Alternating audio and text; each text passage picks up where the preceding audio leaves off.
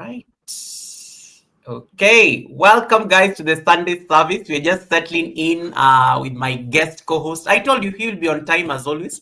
Military precision at its best. I always say the guest was here even before the main host. That is Winston for you guys, and that's why we are going to have this conversation today. So as I wait for you guys to settle in, I want you guys to do me a favor. Make sure you are connected to Winston's channel. The link is pinned on top of my chat where you're able to see the link to his channel. We are multi-streaming. So we are streaming on both Goga's side and also on Winston's channel. So you're able to support Winston on his live stream, and you can also support me on my live stream. So it's happening at the same time, concurrently. Miss V NYC, I see you. Thank you so much, Miss V NYC. Peaceful Diaz, welcome, Peaceful Diaz. I see Peaceful Diaz over at Winston's chat. I see Big Boss Lady T. I see who else is here? I saw Red's Room. Red's Room gave me a super chat, Winston. Oh, really? You want yeah, a super chat.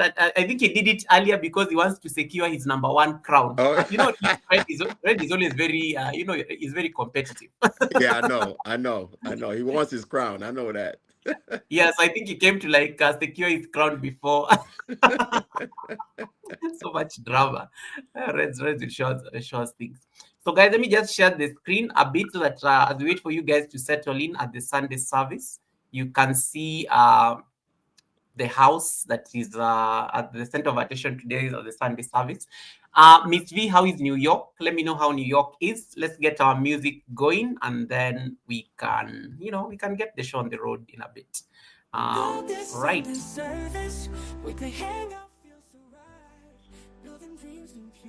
Okay, that's good. Let me check Winston's side. The chat is running perfect. I can see everybody there. I see Season. Welcome, Season. Winston, Hi, Winston Season. has an amazing community. Maybe you want to say hi to them as well. Season, Okay. welcome everyone. Awesome. All right, and then well, I'm #1 on this channel. Thank you so much, Miss V. Yes, Miss V is excited that she's having the crown on my channel. Red Zoom, of course, is #1 on Winston's side. He decided to bribe his way early. Yeah, some amazing names coming through, Winston, in your community. I love this name. I don't know how to say it. Winston, how do you pronounce it? Bredazzle. Bredazzle.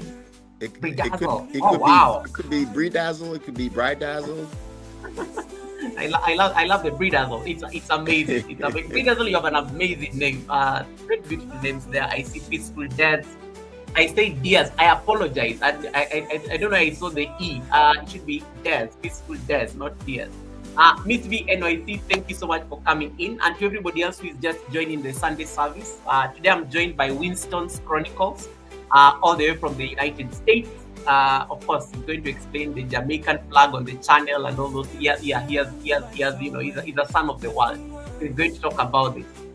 So if you're not connected to Winston's Chronicles and you're from my community, feel free to click on the link that is pinned on top of the chat.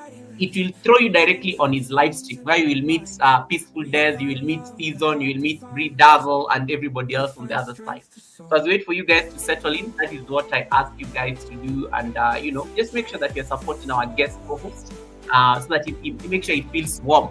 His favorite color is blue, so you can also drop those nice blue hats. You can drop those nice blue hats on the chat to confirm that, Goga, I am here. Goga and Winston, I am here. So yeah, you can drop those nice blue hats. Okay, if you don't have anything to, I know there are people who are like, Goga, I don't want to talk, I just want to listen. Yes, you can be dropping emojis. Emojis is part of talking, and we will know that you are there and you're supporting us. So you guys are bigging up each other. Miss V says, New York is what it is. It is big and loud. LOL. Miss V is saying, I love Miss V. That's it. Miss V, I love you. Look at what she's saying. That's my color. That's my color too. I know she loves blue. She always Winston, you look at your people. Yeah. Yeah. Miss V, I've not seen you signing the register over at Winston's. I know your iPhone is on my live stream. I know your TV is on Winston's Chronicles. I know you are all your devices are like on all these different places because I know you are rich with devices. So yes. So thank you guys. Drop those nice blue hearts over at Winston or even on my chat because his favorite color is blue. Just to make sure that he feels warm and nice and at least let him feel seen. And Miss V, yeah, Miss V, I'm glad that blue used to be my favorite color before I skipped over to purple. I still love blue though. Like some days when I wake up and I'm just feeling some type of blue. I need some blue in my life. I'll always choose blue over over purple. Where is Mr. Stones? Mr. Stones. Winston, where are you streaming from? I'm in Maryland. Maryland, United States. Mm-hmm. That was Season was asking. I thought. Yeah, so I am in Kenya. He's in Maryland, but we are doing an amazing collaboration. So we have on one side we are in the future because Winston is like 7 hours behind. Yeah. I've already seen the night. It is daytime over at Winston's place. And it's amazing how you can meet on YouTube and just have these amazing soulful conversations regardless of the borders. Mm-hmm. And that's why you usually have the Sunday service. And thank you so much, guys, for thanks so much for asking that Season. I think I like that particular question. So yeah, that is the channel that is on the stream today as a guest co-host. I am so honored to have Winston over at the Sunday service. It's been a 1 month plan, like I think 1 month plus plan in motion, and it works. Winston, Red Room just came and said, "Wow, my theory worked." He bought his membership. He got his crown. He bought his crown and he reserved his crown until the Sunday service starts. Winston, this is like somebody going to church early before everybody else, yes, and then putting something on the seat, yeah. Mm-hmm. and then still walking into church late. He put his money in the collection plate very early, right? Yeah. Oh my goodness, that's amazing. Red Room, yes, you have your crown because I've been trying to welcome people over at Winston's and I was not getting that #1 crown because I was camping there because you had already bought yourself into the top crown. Okay. So Peaceful Death is wondering what is Peaceful is trying to explain to Season what's going on. So I'm going to explain it again. So what's happening? My name is Goga. I'm from Kenya. I usually do a Sunday show called the Sunday Service, where we normally feature content creators from all over the world, regardless of where they are in their journey on YouTube. And usually what that collaboration allows sometimes is multi-streaming. So you may be, as much as I may be sitting in Nairobi and Winston is sitting over at Maryland, Winston can actually also stream from his channel and I can stream from my channel, and then it becomes an amazing collaboration where we have, we have the community intermingling, we have a cross-pollination of the community, and that makes us continue growing as content creators, especially on this particular space. And so that's how it works. But yes, I'm the host, and then of course Winston becomes my guest co-host for today because I know you know him as the host of the Tiba Chat. Today is the host of the Sunday service. He's the Sunday service host as well. So thank you so much for asking that, Season. At least you've given us an opportunity to clarify. Hadjoy is saying, "Hey Win, and the chat, how are you all? I have landed. Thank you." Hadjoy is in the building. All right.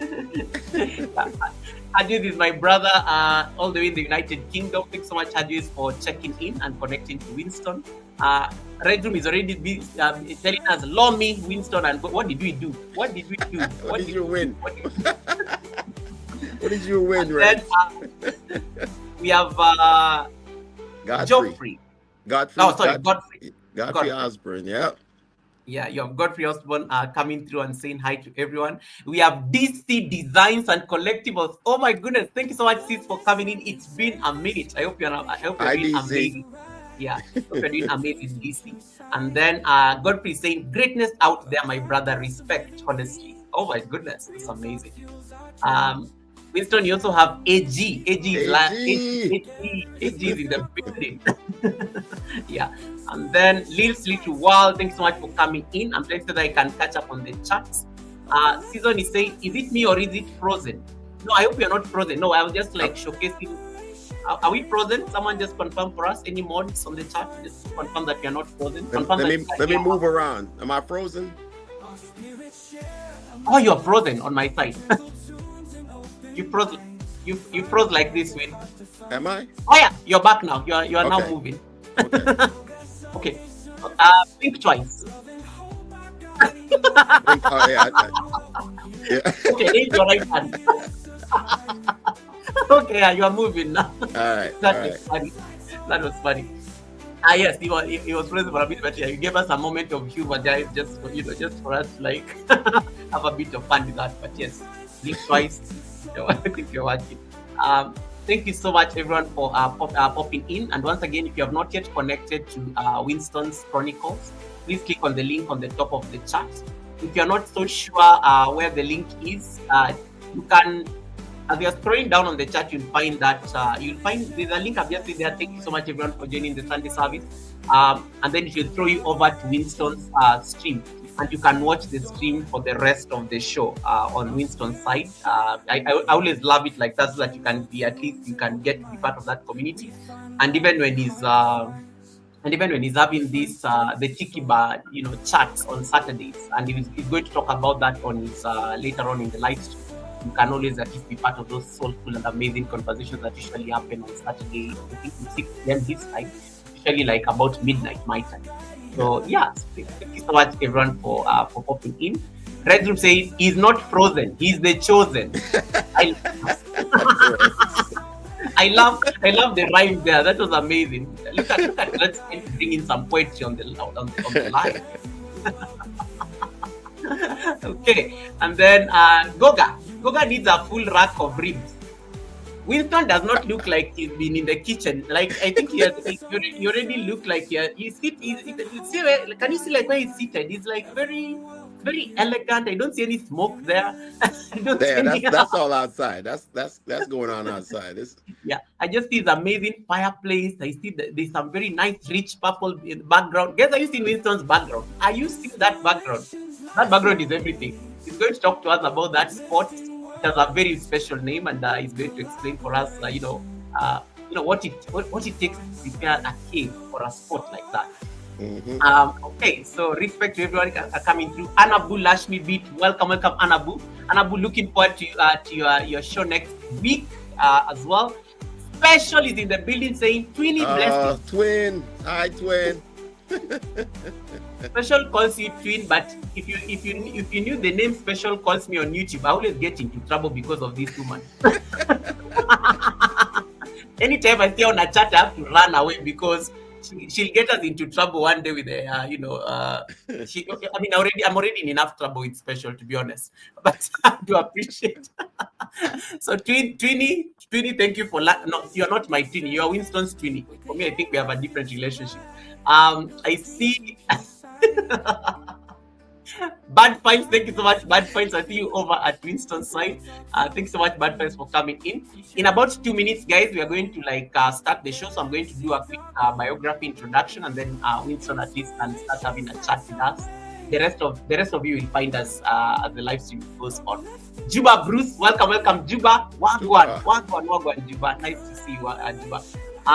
Special has just given us our first blessing. Winston, you got a super chat from your twin.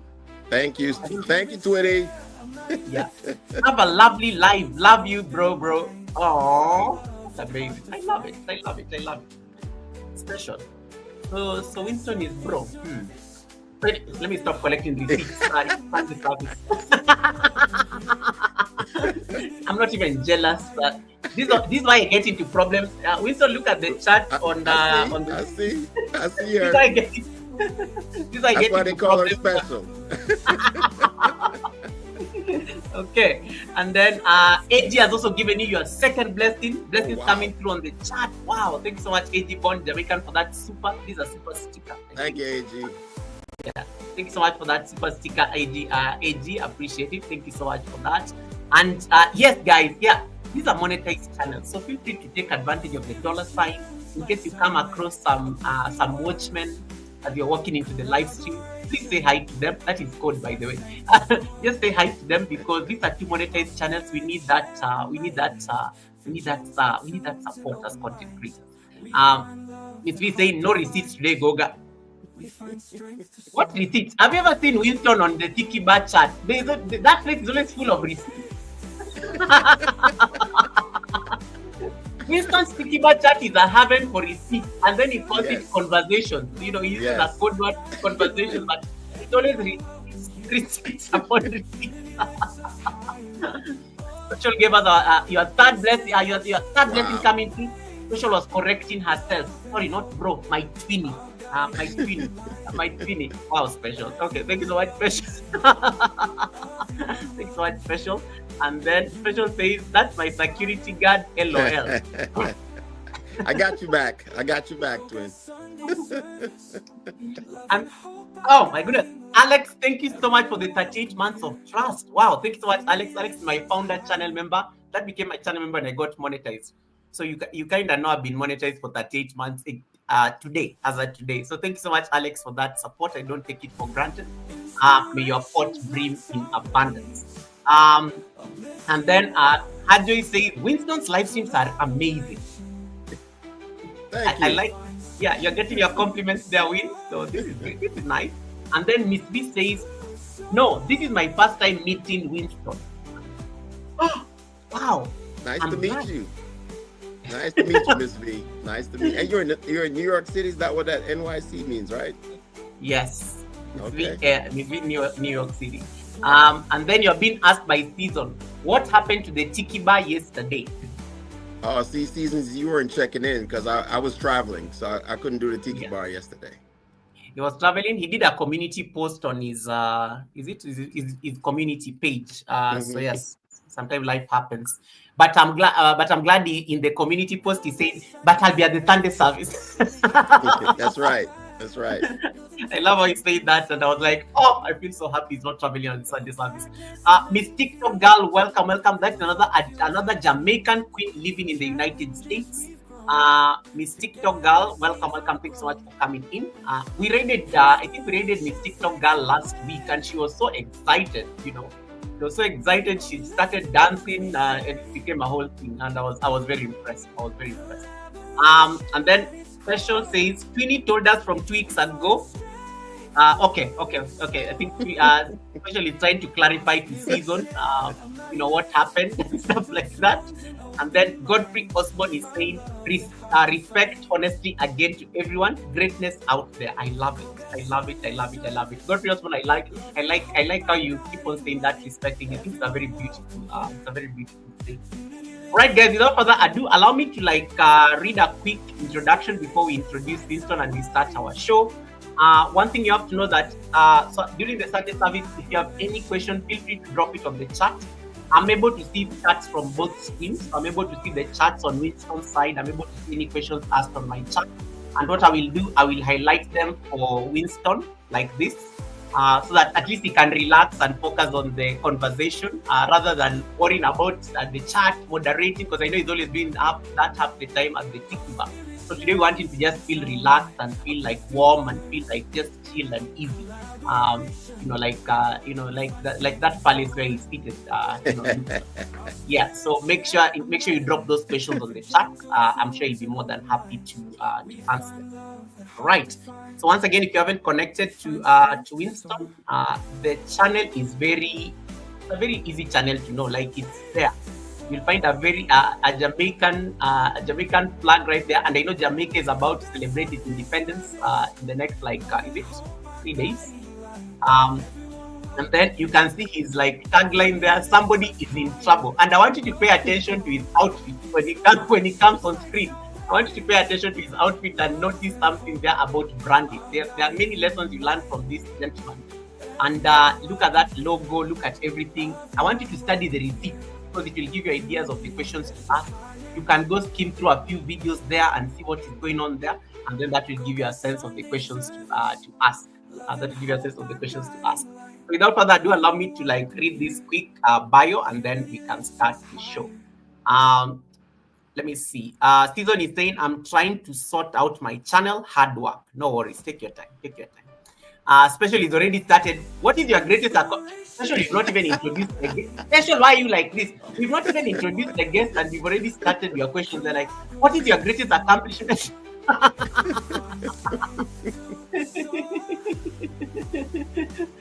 Special, you see I see you from a and I put a star on it. This Special is one of those kids. When the guests used to come like to the house, and then your mom has to give you that look to make yourself scarce because you're asking guests a lot of questions. Yeah, but I'll put a star on it. We'll definitely ask that question. I see just a Yogi. Eric, how are you doing, Eric? My brother, thanks so much for coming in, Eric. I see Service Mix Up Kitchen. Oh my God, I'm so sorry. I did not. It's Service Hot Kitchen TV, not Mix Up Kitchen TV. I always have to correct. Blessing, Service. It's Service Hot. Reds is the mix-up. Reds is the mix-up. Reds and Service are having a birthday on the same month, so we are not going to breathe on this whitey street. These two, I don't even know how they met because they're just a nightmare, the two of them together. Okay, Special is already asking, what is the simple plate of the day Twinies eat Sunday? Yeah, this girl. Okay, I'll give Win a chance to answer this real quick, and then we can read his bio. Win, I know this is going to be easy. What's the special plate for today? I think she meant sample plate, but today's and I'm giving away my next video, but it's steak, seafood, surf and turf as they call it, seafood and steak. Okay. That video will be coming out tomorrow, so you guys can stay tuned for that one. He's such a content creator. He's like, that's my next next video. He's such a content creator. I love it. Like, yeah, that's my next video. You have to wait for it until tomorrow. Like, Winston is a proper YouTuber. He's not a proper YouTuber. All right, so guys, allow me to read this quick introduction, and then we can have Winston come up on the panel so that we can start our show. I have quite a lot of questions for him, but I will try as much as I can to capture some of the things you've always wanted to know about Winston's Chronicles. The channel, his background, having been a veteran, Jamaica, US, family, all those kind of things we're going to ask. So allow me to read this real quick. Let me pause my music a bit. Pin drop silence. It's the Sunday service. Thank you.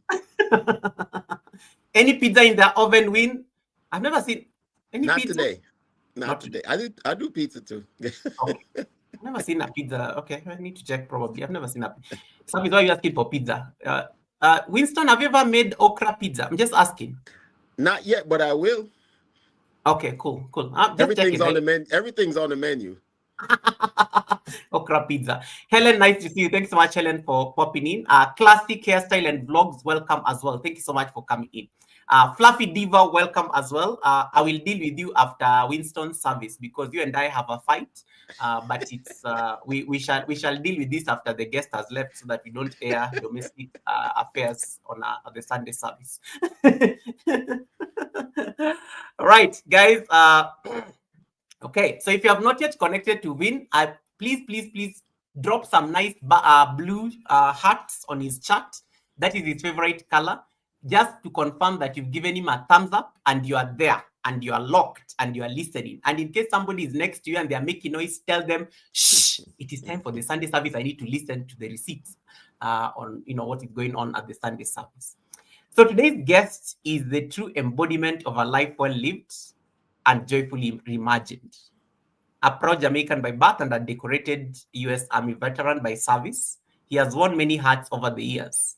Soldier, husband, adventurer, creative spirit, and now content creator extraordinaire.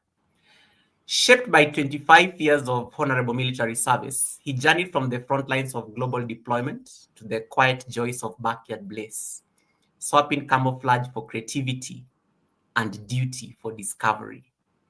5 years ago, while the world was crippled by the uncertainty of the COVID pandemic, he found himself on what will become his final deployment. With unwavering faith, he faced the unknown, uncertain if he would make it back to his beloved family. But through the grace of God, he did. And 2 years later, he retired from service, stepping boldly into a new chapter of healing, joy, and purpose. Since then, he has poured his passion into transforming not just his backyard, but his entire approach to life. With 28 years of marriage under his belt, to the lovely Mama Lynn, and a heart full of stories, he invites us into his world, where DIY projects become therapy, travel becomes testimony, and cooking authentic Jamaican American meals becomes a celebration of legacy and culture.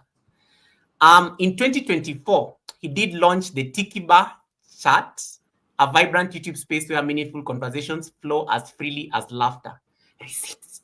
Whether he's sharing creative finds, building something from scratch, reflecting on life, or exploring the great outdoors, Winston's Chronicles is a channel that is a haven of encouragement, community, and good old-fashioned fun.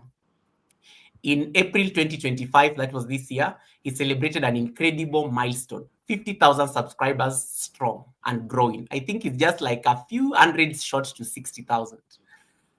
A devoted husband and a proud father to girls, now the oldest being 28 and the youngest, of course, being 22. And a dog dad to his loyal protectors, Ranger and Chloe. He lives every day with gratitude, heart, and intention. Though he humbly calls himself a jack of all trades and a master of none, his growing community will say otherwise. He's a master of perspective, a curator of joy, and a storyteller whose journey reminds us all to give thanks, rise again, and make every moment count. So, guys, please help me welcome the resilient, resourceful, and radiant soul behind Winston's Chronicles. Winston, welcome, and thank you so much for making it to the Sunday service. I may not have done it justice, but please introduce yourself to the community in the best way you know how. All right. Well, thank you for having me. It's an honor to be here. I think we've talked about this for a while, so it's an Yes. honor to be here. And as what me always say, give thanks to another great rise, right? Because we always give thanks to every day that we wake up and see the sun again. All right. As I always say, we're not promised tomorrow. So, every day you wake up. One of my former military officers used to say, every day you wake up on the green side, it's a good day. All right.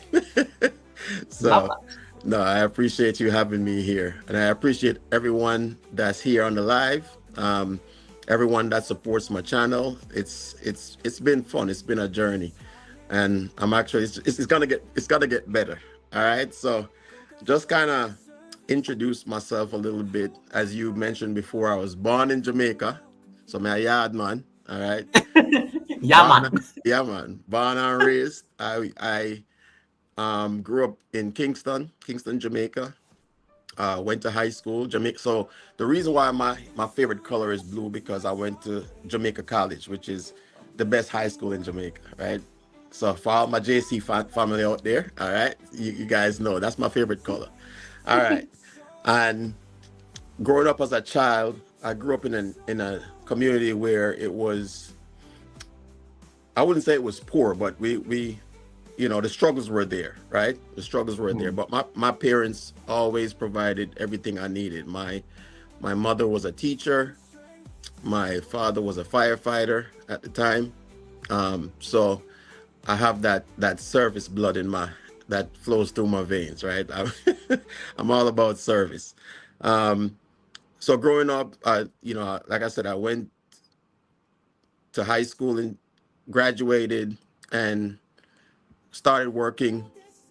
And my first job really was, I used to mix concrete. That was one of my first jobs. It was more of a summer job. So we lived in a new community. We moved from Kingston to Spanish Town, and one of my things I used to do, me and one of my friends, we used to go around, and everybody, it's a brand new community. Everybody is doing additions to their houses. So we used to just go around for a contractor and mix concrete, right? Every day. He would just, hey, go to this house. I'm putting up a fence, mix concrete. So I got we had our shovel, my pick, right? And we would walk, we would dig foundations, and we would mix concrete, right? So that was something I really enjoyed. I think that's part of my journey, was learning a different skill every single time, right? So then From there, once I graduated high school, my actual first, what I consider my first real job, I worked in a stock room at a wholesale grocery store. And I remember it was right up the street from where I lived. So every day I would just put my overalls on, I would walk up the street. So they started me out in the stock room. So basically I would just sit there and I would just weigh out flour, sugar, rice, you know, 5 pound, 10 pound, 20 pound bags, stock the shelf. That was my job. And I loved it. I was getting paid, I had a job, right? My father, being as strict as he was always saying, hey, you need to go back to school, you need to go back to college. And I'm like, no, I want to go to work. You know, most Jamaicans, there are a lot of Jamaicans that go to college directly after high school, but you find a lot of people just want to go to work and be independent. And that was one of the things about me. I wanted to be independent. Not that I wanted to move out the house right away, but I wanted to be independent of my parents, you know. So anyway, I did that job for a couple of months, and one day the owner of the wholesale came up to me and he's like, where did you go to high school? And I told him, and he said, you went to Jamaica College? I said, yeah. So about 2 weeks later, I was managing the wholesale. Wow. So actually, I went from the stock room to being a cashier. And then from a cashier, I went from there to actually being the manager of the entire wholesale. So Wow. I was managing the money, the resources, everything. And I was 16 years old. 16 years old and you're a manager. I was 16 years old and I was a manager. And I was like, man, this is surprising, you know. But I had this mentality where I don't halfway do anything. Everything I do to the fullest of my abilities. And so worked there for a couple of months. A friend of mine, he worked for a construction company. It used to be called West Indies Home Contractors. I think they're still open in Jamaica. So they're one of the major builders in Jamaica. And my friend, he worked there as a timekeeper. And so he got me an interview. I went over there, did the interview, and I got a job as a scale operator, right? So for those of you that don't know, when on construction sites, they have this huge scale that trucks drive up on, and whatever material they're hauling, they'll drive up full, they'll go dump the load, they'll come back empty. So we had to basically weigh them empty and weigh them full, and that's how they got paid, right? And I see what Special Case say.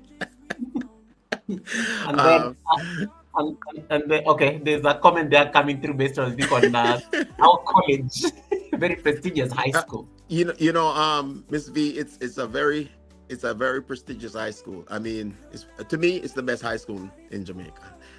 You know, my rivals, my Kingston College rivals would say opposite, and they're purple. So that's the way I tell you, Goga, blue is my favorite color. So, so anyway, getting back to the story. So I got the job as a scale operator. I did that for a couple of months. And I tell you, God is good, because you never know what opportunities are out there for you, right? Again, just doing the best you do at what you do, no matter what it is. So my supervisor, my friend supervisor, who's like the master timekeeper, he asked him, he's like, what high school did he go to? So this is becoming a trend, right? What high school did he go to? And it's like, oh, he went to Jamaica College, right? So, oh man, that's old school right there. So he asked me to become a timekeeper. So I left the scale operations and I went to be a timekeeper. So I did that for a couple of years, and for me, that wasn't enough. One of my dreams as a child was I always wanted to either be in the military or in law enforcement. And I always said if I could combine both, I would have lived my dream. So growing up, when in primary school, I was a Cub Scout, I was a Boy Scout. High school, I was a cadet. So, wow. Yeah. So it's been in my blood. So anyway, I decided to leave that job and join the Jamaica Constabulary Force, which is the police force in Jamaica. So I did my application, got everything set up, everything was done, and I'm waiting. And every day, and I lived probably in the same area where the police academy was. That's my dad right there. So I every day I was going there and I was calling them. When are you guys gonna get me? When are you guys gonna get me? No, never happened. They're just like, we'll get you at some point. All right, cool. So anyway, again, by the grace of God, again, you never know what's gonna happen, right? You just have to be. I always say just have to be prepared for when it happens, right? Preparation is the key. Always be ready to do what your plans are in life. So at the time I'm waiting, I had traveled once before. My mom lived in New York at the time, and I had traveled once before. And I'm going deep into some stories here. So my cousin, me and him went to go renew our passports, and I remember going to the embassy, and they denied me. They denied my passport, right? Denied my visa. And by the time I got home, I got a letter in the mail, and it was literally my mom had filed for us for, previous years before. And the same day I got home, I got this letter in this huge yellow envelope in the mail. And my cousin, to this day, me and him talk about it. He said, I was driving, you were walking, and you got up to my house before I got there. Because I was so excited, right? And ran to the house, showed him the letter. In less than, I had 2 weeks, because at the time I was 20 years old. And once you become 21, you're considered an adult, and you have to go through the process all over again. So in 2 weeks, I was gone. I moved to the United States. Wow. Yeah, 2 weeks. That's the fastest I have ever known anybody go through the process. So I can imagine. yeah, so I landed in New York City on the night of my 21st birthday, night before. New York, I was there for 3 months, and I walked into a recruiting station, and I joined the Army. At the time, my mom was working, and I remember her coming home, because I used to take her to work all the time. And then, she wasn't a New York driver. Mommy, I hope you're watching, but yeah, she wasn't a New York driver. So I taught her how to drive in New York City, right? And she came home one day, and I said, Mom, I joined the Army. And she said, really? I said, yeah. She said, when are you leaving? I said, in like a couple weeks. She said, okay. And the one thing about my mom, she is the most supportive person in my life. I mean, my dad is too, but my mom is like, if I told her I was going to go out on the corner and sell biscuits tomorrow, she'd be like, okay, at least you have a plan, because she trusts me enough to know that I'm doing something with my life, or I'm doing something right, because I'm not going to go out there and do something crazy. So anyway, joined the Army, went to Fort Sill, Oklahoma for my basic training. My job was an artillery surveyor. And then my recruiter, he got me. I honestly can say I enjoy it now, but he got me, because he asked me, he said, well, you want to make an extra $110 a month? And I was like, doing what? And he's like, oh, just jumping out of planes. And I was like, okay. Didn't even think about it, right? Didn't even think about it. I was like, all right, extra $110, sign me up. So I get to finish basic training, come back to New York to visit my mom on my way to airborne school, which is in Fort Benning, Georgia. And now my mom is like a beast at driving in New York City. So now she went from like this very shy person to I'm holding on to the rails in the vehicle, like, I created a monster, So I finished airborne school. Then I was stationed at Fort Bragg, North Carolina, which is where I met my wife, Lynn. Oh. that was a interesting story because I chased her. I chased her. I'll tell you this: when because she was in the army as well, but she was in the National Guard, which is, they're part time, they're not full time. Yeah. And she came down to Fort Bragg to train. And I remember it was a weekend, and I was standing in the line, and it was her and one of her friends that they were in front of me, and we kind of made eye contact for a little bit, but I said nothing to her the first time, right? Ooh. So next, and the dining facility was right next to my barracks. So the afternoon we had dinner, and this time I'm in front of her, and she's behind me with her same friend, and you know we went in, got it was me and one of my Jamaican friends that was stationed in the army together, and to this day we're still friends. He actually lives down the street from me now. So he was there when I met her, and we actually lived together for a short time. But anyway, her and her friend comes up to the table and we're like, "Can we sit with you guys?" I said, "Sure." Goga, I was on my last $20 that weekend. My last $20. And I remember we took her to the movies. Back when $20 was actually worth something. So we went to the movies, and we had a good time, and I was like, I can't believe I so from there, you know, we got married. We dated for about a year, and Oh then wow. we got married at soon after that, and then we moved to Germany for about 3 years. My first daughter was born during that time, before we went to Germany, and then we lived in Germany for 3 years, where my second daughter was born. And then during that time, I deployed overseas. I went to Kosovo in 1999. I went to Iraq in 2003. That was actually when my twins were born. So I was actually overseas when my twins were born. So Oh. my twins are boy and girl. Um, so then we came back to the States. I deployed again in 2007. So by then she got out the military, then I got out the military in 2004. Um, and I decided I didn't want to give up all that time. So I had 10 years in the military, in the army at that time. So I joined the Air Force Reserve. And that's where I finished out my military time. I retired as a Chief Master Sergeant, which is the highest uh, enlisted grade that you can achieve. Um, and then from there, my dream was to be in law enforcement. So my current job, I'm a police officer. That's my civilian job. You don't hear me talk about it a lot, but Yeah.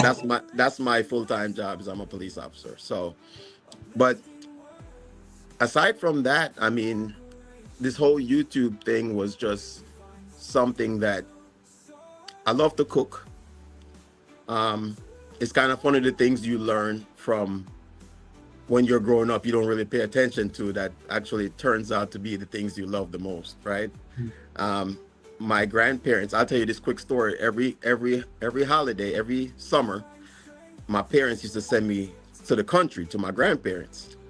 And being from Kingston, we have light, we got running water, we have TV, we got all the amenities that people love to have, right? When I Yeah. went to my grandparents, they had none of that. No running water, no light. They used the old kerosene lamps, like all this stuff, you know. And I used to be like, man, all my friends are downtown hanging out, and I'm in the country with no running water, no, I got to go to the river to catch water, all this crazy stuff. Yeah. But I tell you what, I never realized the life lessons I was learning, because that's what got me into like learning to cook, watching my grandmother cook, um, just hard work in general.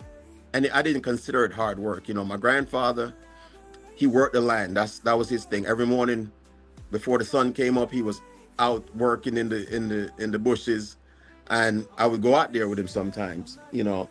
And I had a cousin that I grew up with, like a brother, and he taught me how to swim, how to fish, like all this other stuff. All the stuff I love now. So it's kind of funny that when you're growing up, you never really pay attention to the things that is right in front of your face, and as you get older, you kind of realize, wow, this was a life lesson that I was learning. So that's the reason why you see I love to cook, I love the outdoors, I love to build stuff. That's where all that comes in. Yeah. Wow. Wow. That's a very wholesome introduction story. Like I think guys, I think he has literally finished the entire Sunday service. just by giving that introduction. And Winston, you're an amazing storyteller. Like, I like how you just kept on flowing, even just by introducing yourself and giving us all these insights. And you have amazing reactions on the live stream, and I just want to highlight those ones, a few of those, just before we proceed. First of all, your twin needs to be like, somebody needs to rain on your twin, because she's trying to say, shh, listen, don't tell them our secrets. Don't tell them our secrets. Scream there on the chat, but the cat is already out of the bag. The one of Bragas gave you a super blessing and saying, Thank you. sending my Thank you. regards, sending my regards from Germany and thanking you for your service, sir. But you look pretty good in civilian clothes too. Yeah. And I then appreciate it. and then you also said your mom is not a New York driver. I think for driving in New York, you need to switch off the brain and start constantly praying. Yes. Yeah. Yes. And then there was a question here from him as well. Winston, can you still speak some words of the crowd's language, or did you prefer to forget all the nice swear words we have? Ragos is watching you from Germany, and he's a From Germany. German. Yeah. So Yeah. honestly, I learned just enough to get me in trouble or out of trouble, and once I got back to the States, it just kind of, I can still understand some things.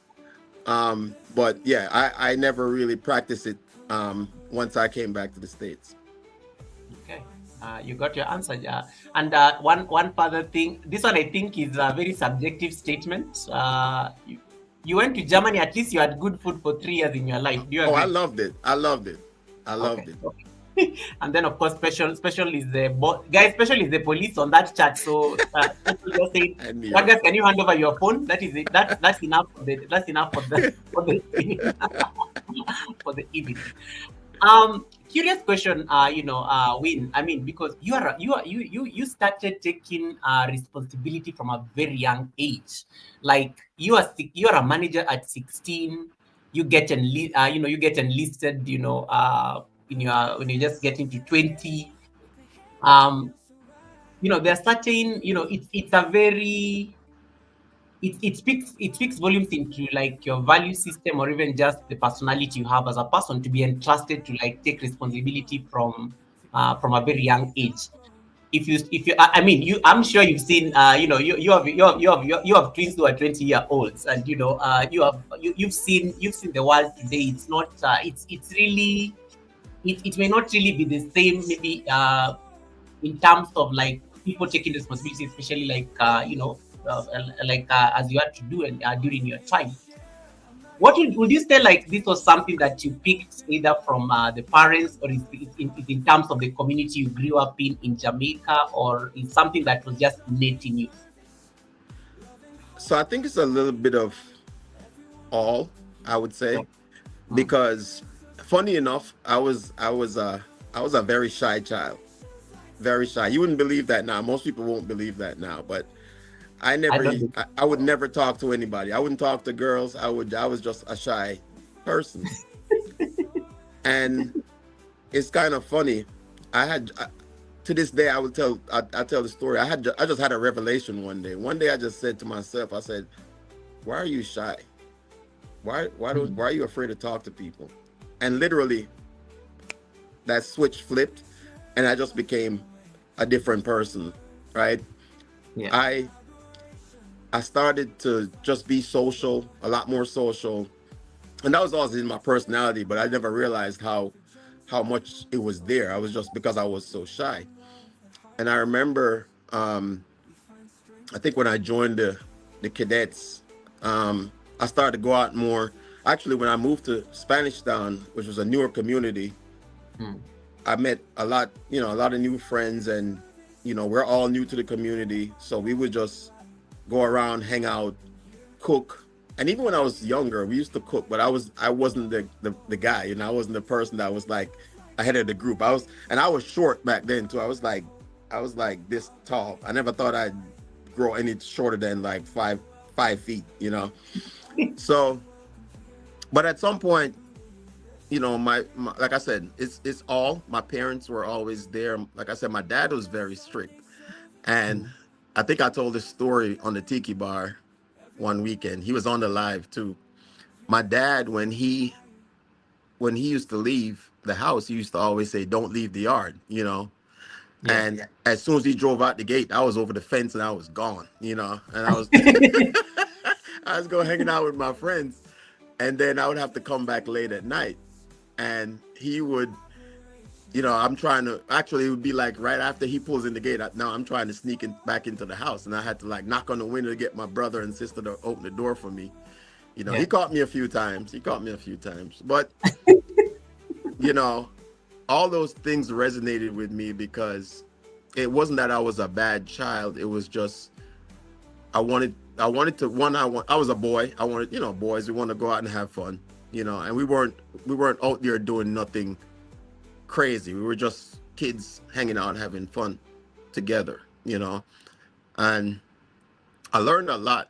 I mean, I had friends that got into trouble that sometimes I wonder how I'm still alive right now, because and it's one of those things where the company you keep, you can't judge Mm. people by the company they keep, right? Because not all the times, because you True. hang out with, because you never know what people are involved in, right? Your friend is your friend, and that's the limits of what you know about them. And you might know, all right, they might be a little troublemaker here, but not to the extent that they get to, that you don't even know about, right?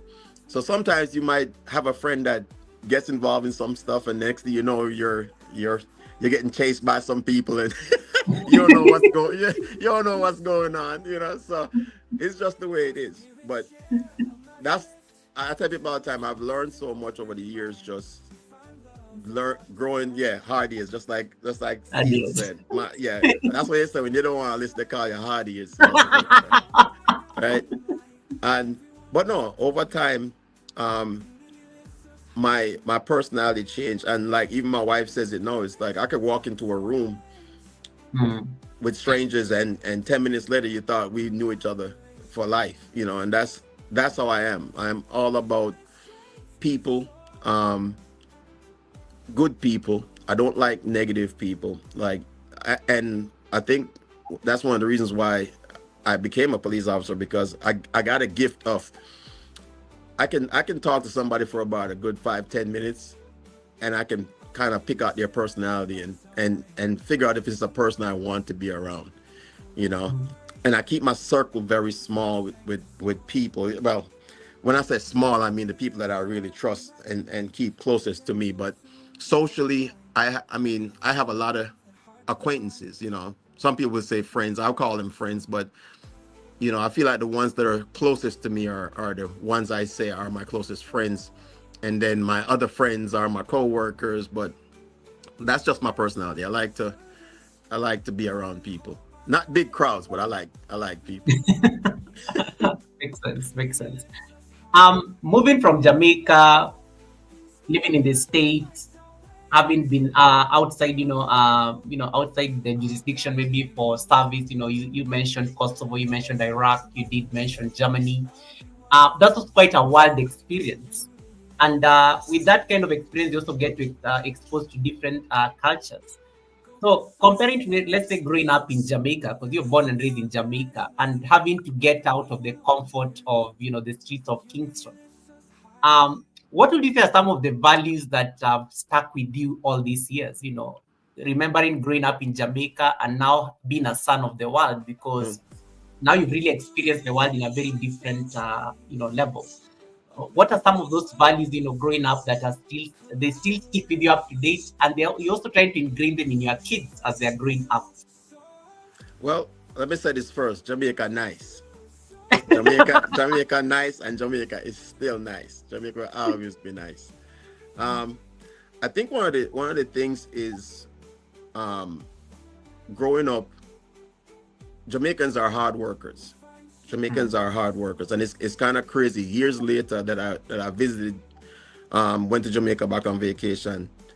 It's almost like it didn't change because you see the, you hear the stories, you see the news, and you hear people, oh, Jamaica is this, Jamaica is that.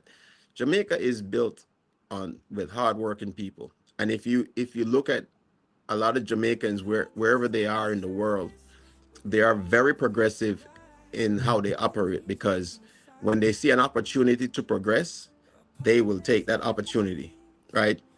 Whether it's in the military, whatever career field they decide that they're gonna go into. Um, I feel like you understand the value of a dollar, right? Because when you don't have it, right? And like I said, I don't consider myself to be poor. I never considered myself to be poor. I wasn't rich, I wasn't middle class, but I was happy, right? Because my parents provided for me, right? And I think that's the biggest value is understanding the value of a dollar and what hard work means. And essentially it doesn't have to be hard work, just knowing what your goals are, going after them, and following through with it, and going from that having that ingrained in me already, because I always knew what I wanted. I was one of those kids, I knew exactly what I wanted to be, what I wanted to do. um, so having now the opportunity traveling to another country, the opportunity was there for me to get what I wanted. And I also learned the world was a lot bigger than people think, right? Because it's crazy that even people that live in the States, there are people that have never left the state that they live in, right? So they live in the United States of America, and there are people that have never left their state that they live in. Yeah. And for me, it's when you put yourself in a bubble, and again, circumstances dictate, right? Like some people don't want to leave the comforts of what they know. You know, for me, it was once I got out of that, what I knew at Jamaica being, got to the United States, and I saw the opportunity to just see the world. I'm like, I'm taking it, right? Because then you start to read and you start to understand. You're like, oh my God, what somebody said wasn't really true, right? Because you see it for yourself now. And I'm one of those people, like, you can tell me anything. I want some proof. I want to prove it for myself, barring anything dangerous. As long as it's not dangerous. Well, granted, I was in the military. And I jumped out of planes. I don't know how that happened, but anyway. But I like how you say I like you say jumping out of planes randomly, like it's a normal thing people should be doing, eh, like taking coffee. yeah, it felt normal to me because it was just a job at the time, and the average Yeah. person. But the one thing I won't do, I won't free fall. So this was the military jumping is different from civilian jumping. So I will not free fall. But yeah, like I said, that instilled in me just understanding that the world is a lot bigger than you think, and the more information you get, the more you see the world in a different light, and the more you get to understand that there's more to life than just the material things and all this stuff. It's about seeing, if you get the opportunity to go see the world. And same thing, there's a lot of Jamaicans that live in Jamaica that never left the parish that they grew up in, or never traveled to another side of the island, never took the opportunity to go to a resort just to kind of see how tourists live, right? So, and I always say, what's important to you is what's important to you. You can't miss what you don't have, right? So if you've never had, right, if you've never, there are people that don't have running water and all this other stuff, like my grandparents, but they were happy. They never worried about having a cell phone. Granted, cell phones wasn't invented yet when I was a kid. It was yeah, actually it was the big one, the big giant phone. But it's just, to me, the material things don't matter. It's the memories. The memories are what's most important, right? Um, for me, having deployed, I've missed a lot of time with my kids and stuff as they were growing up, but now I have the opportunity to give them those memories, and it's never too late to build those memories, because that's the most important thing in life is the memories and the legacy that you leave. Sorry, I'm kind of long-winded on that one, but No, no, no, it's fine. I mean, it's perfectly fine with me. As I said, guys, he's an amazing storyteller. And once again, allow me to thank everybody for jumping over to support Winston from my community. I really thank you for that. And I can see all of you there, like, interacting and connecting and, also just, participating in the conversations. And thank you so much for that. I have there are a few reactions coming through on this conversation. There's one particularly I wanted to highlight for you. Miss TikTok girl said something very nice. Growing up, I thought you were rich too because my mom worked hard and provided for us. I tell my kids I never went to bed hungry. yeah, So I think I totally like that. And then Anna Boo, who is our guest next week, says in Canada as well. I think she was just trying to agree with what you were saying earlier on the same point. And then Keisha says, that's funny when I discovered parts of my home state here in the USA only after marrying my West African husband. He loves to travel. Now I love to be on the go exploring the world. that's it. That is it. Yeah. Yeah. And then I think Masha T says, true, true, true. More to live. Still, many can't miss what they didn't have. Simplicity in life and building memories is key. Just trying to agree with you in terms of the value system. Absolutely. Yeah. Oh, wow. You guys are really concentrated at the Sunday service. I'm impressed. I'm impressed. And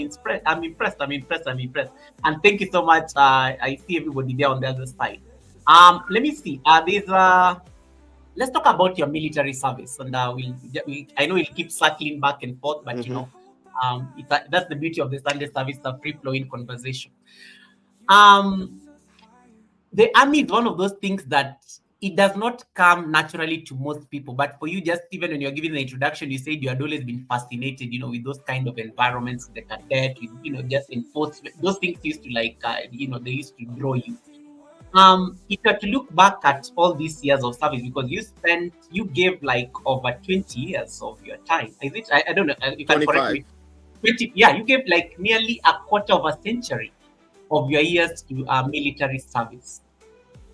What were the biggest life lessons the army taught you? Because that's a long time. I think you spent like more time in the army probably than anything that you ever did.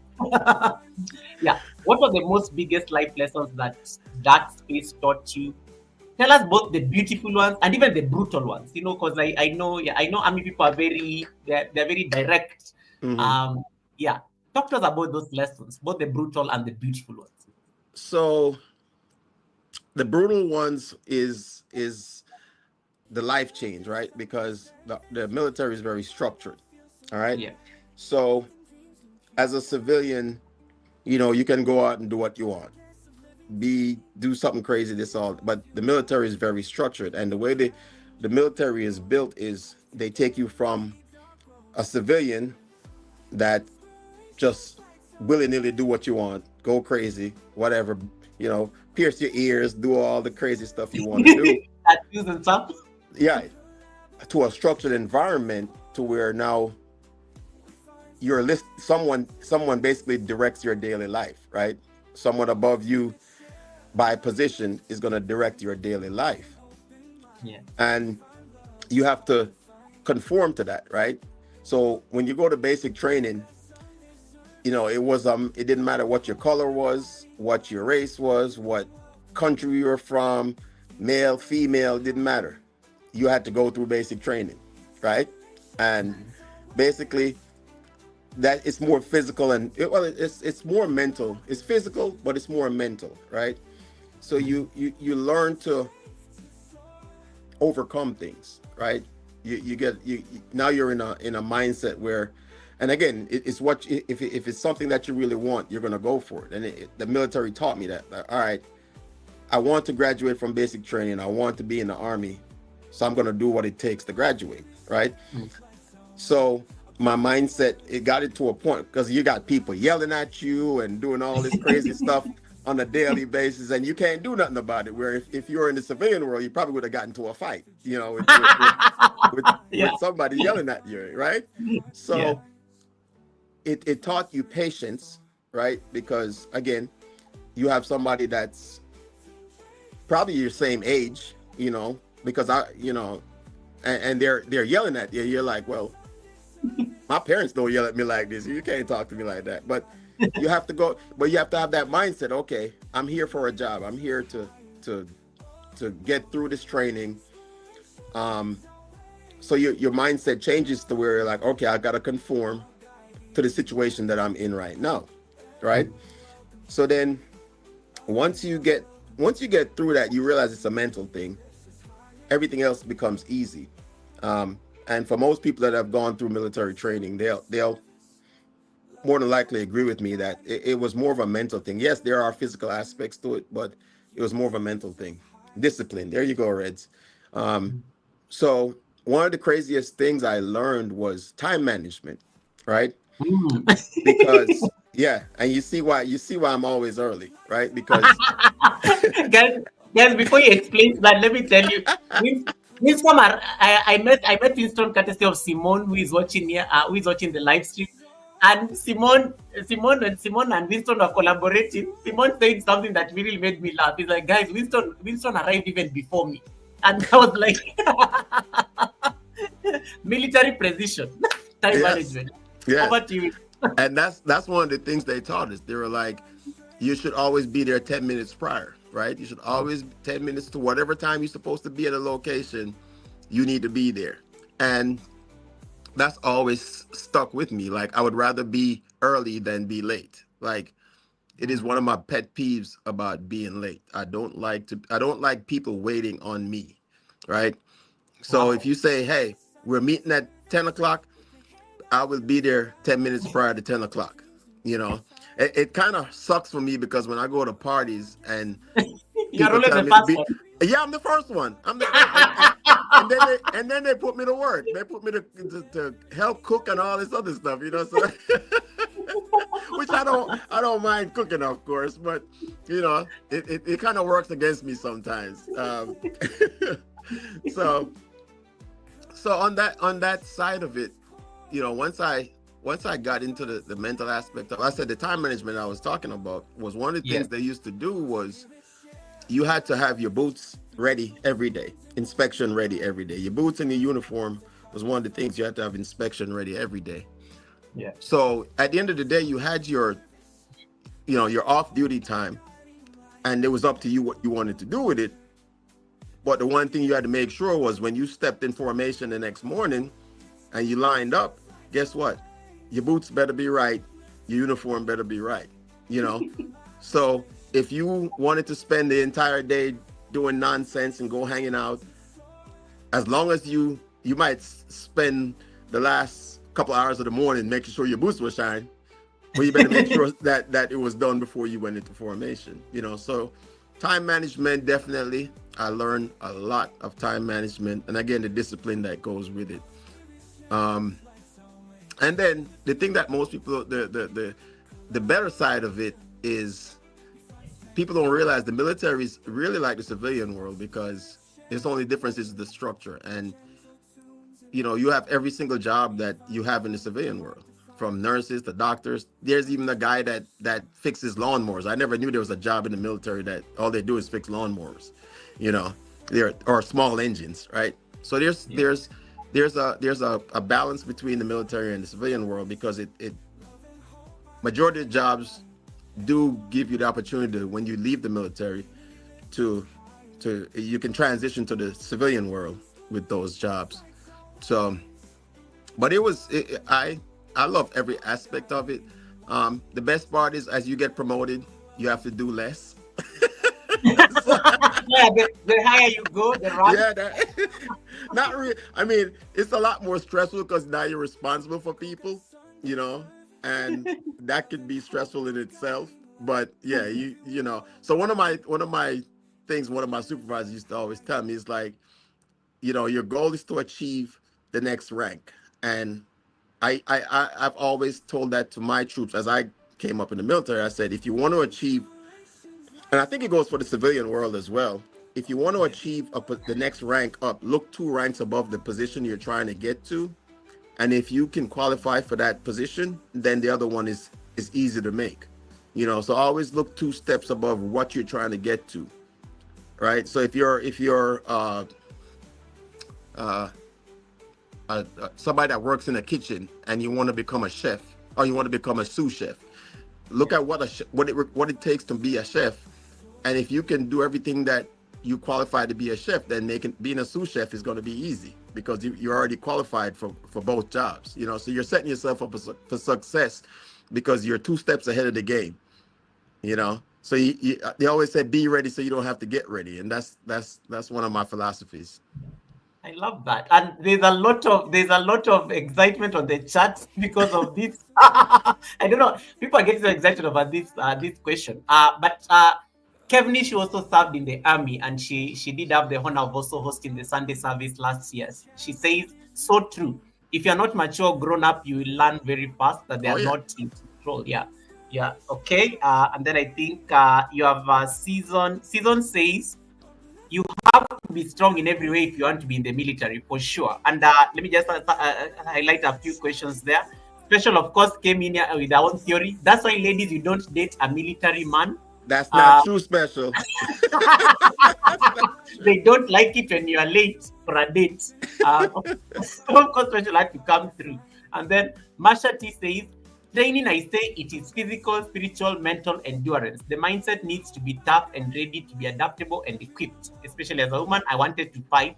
I have never fought in my life. So Masha T just capturing some experience. Auntie Marge says, I have 3 nephews in the army in Jamaica. And then Miss V is wondering, I am told basic training can be physically grueling. So just tell us in a very few words, Winston. Everybody seems to be like very obsessed with the idea of physical. Talk to us about the physical training. Do we need to be strong? Do we need to go to the gym? What was that experience like? So honestly, what they do is they look at you from a perspective because you're getting different people at different uh, levels of fitness that's coming into the military, right? So if you came in as a fat person, no disrespect to fat people, but if you came in as a fat person, they're going to get you skinny. If you were too skinny, they're going to feed you. It's just the way it is. And they were very good at that. If you were like a little, because when I went in the military, I was 132 pounds. I was 132 pounds. I'm 197 now. So by the time I left basic training, I was 165 pounds. So the physical part, everybody has to endure, right? Everybody gets through the physical part. And at the end of the day, they're training you to be a warfighter. They're training, it's sad to say, but they're training you to be to take somebody's life at the end of the day or defend your country, right? And I always said it didn't matter what your job was in the military. We all have a role, but once you get out of basic training, there is still the physical training because you have to do a required fitness test every 6 months. Some places every year, depending on what branch of the military that you're in.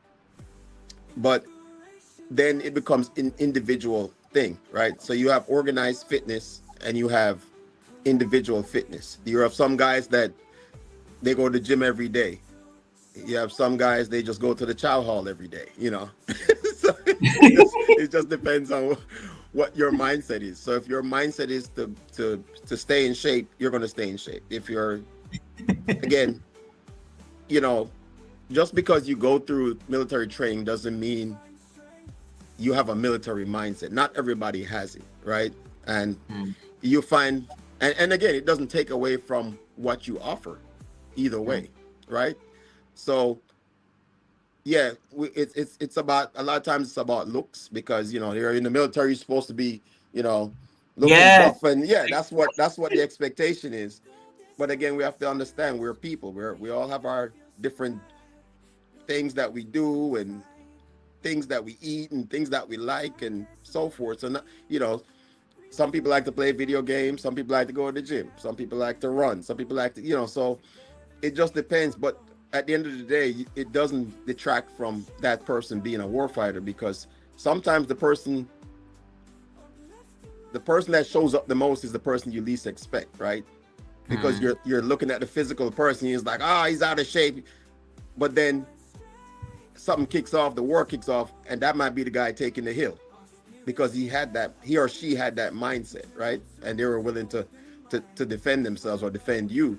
So that's what it just goes back to show that, like I said, just because of how people look, don't judge people based on how they look, right?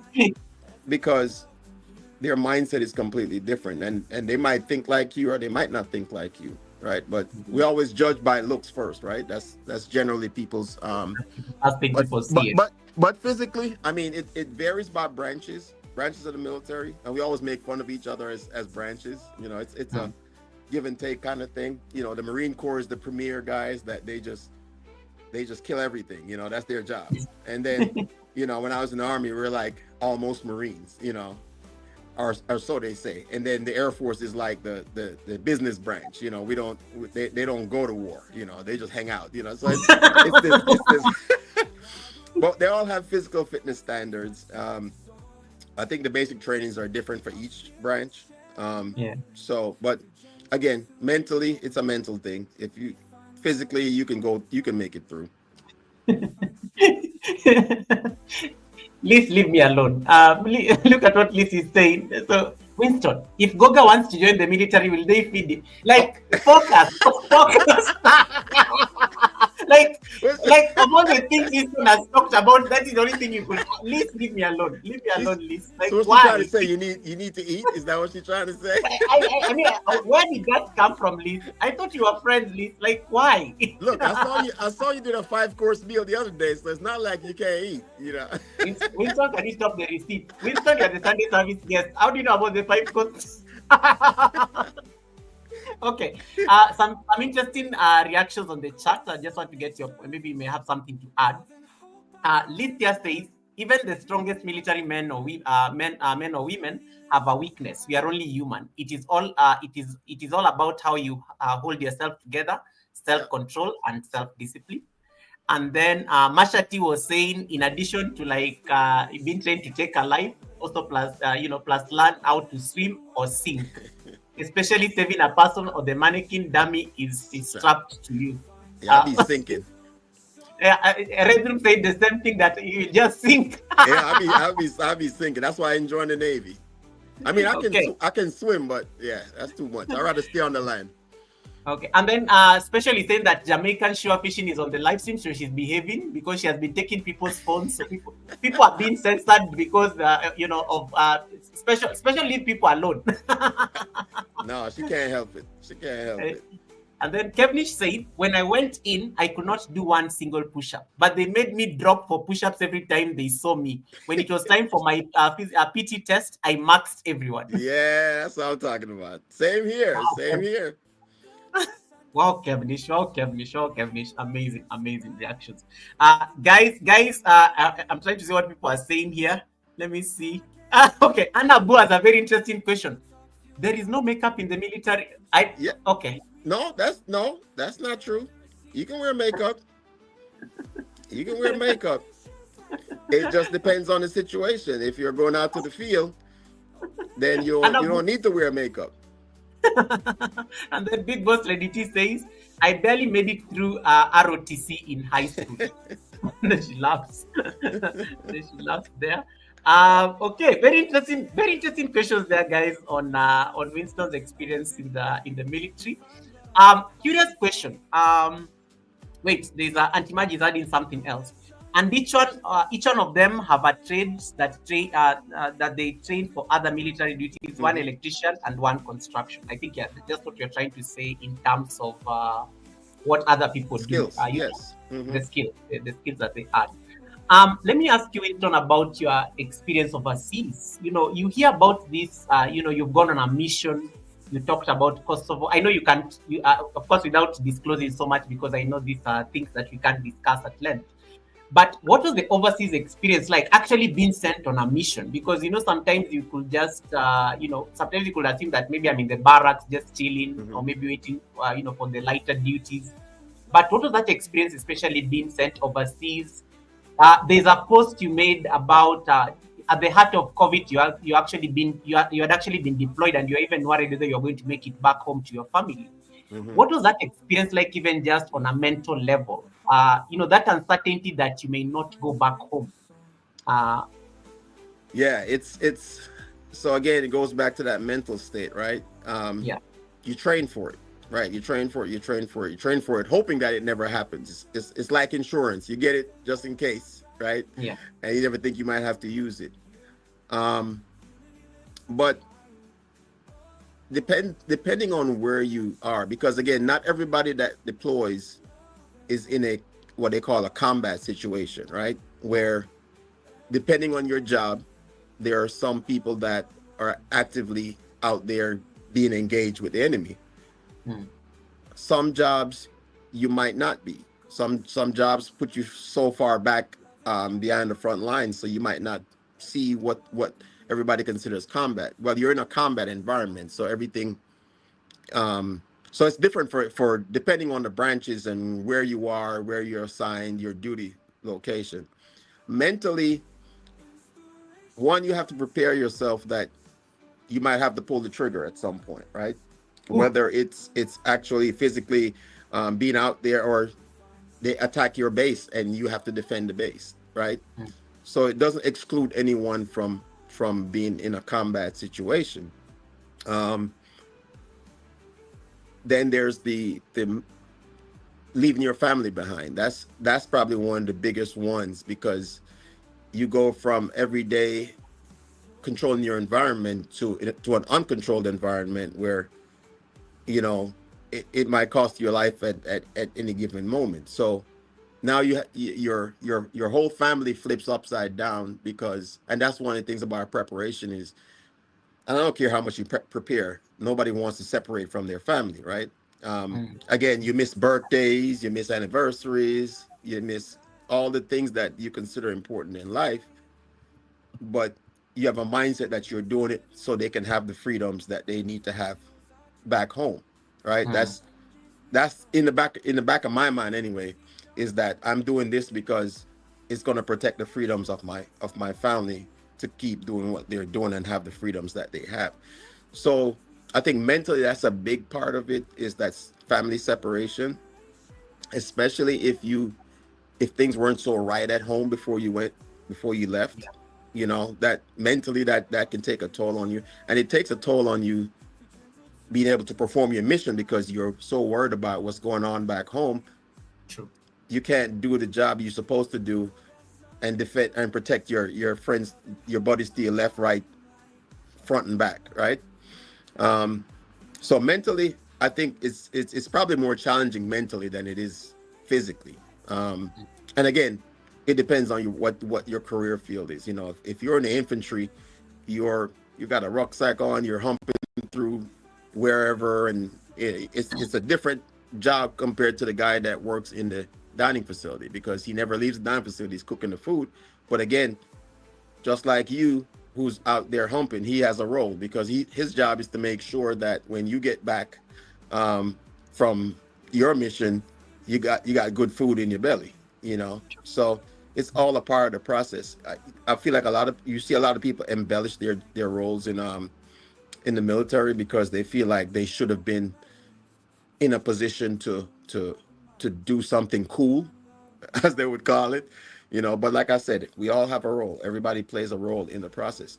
And I would tell you a quick story with that. I remember one of my this was when I was in Iraq in '07, and we used to go out and do what we call post checks, where we just go check on. So I was police, military police in the Air Force, and we are the ones that defend the base, right? Mm. And I used to go out and just do post checks and check on the troops, just to make sure they're doing okay. We go out there, we talk to them, make sure they're okay. And I remember this one young kid, and I talked to him, and I said, "How are you feeling?" And he said, he looked at me, he said, "Sarge, I feel like a high paid security guard," right? Because he was one of those guys that wanted to be outside in the all the activities, right? Yeah.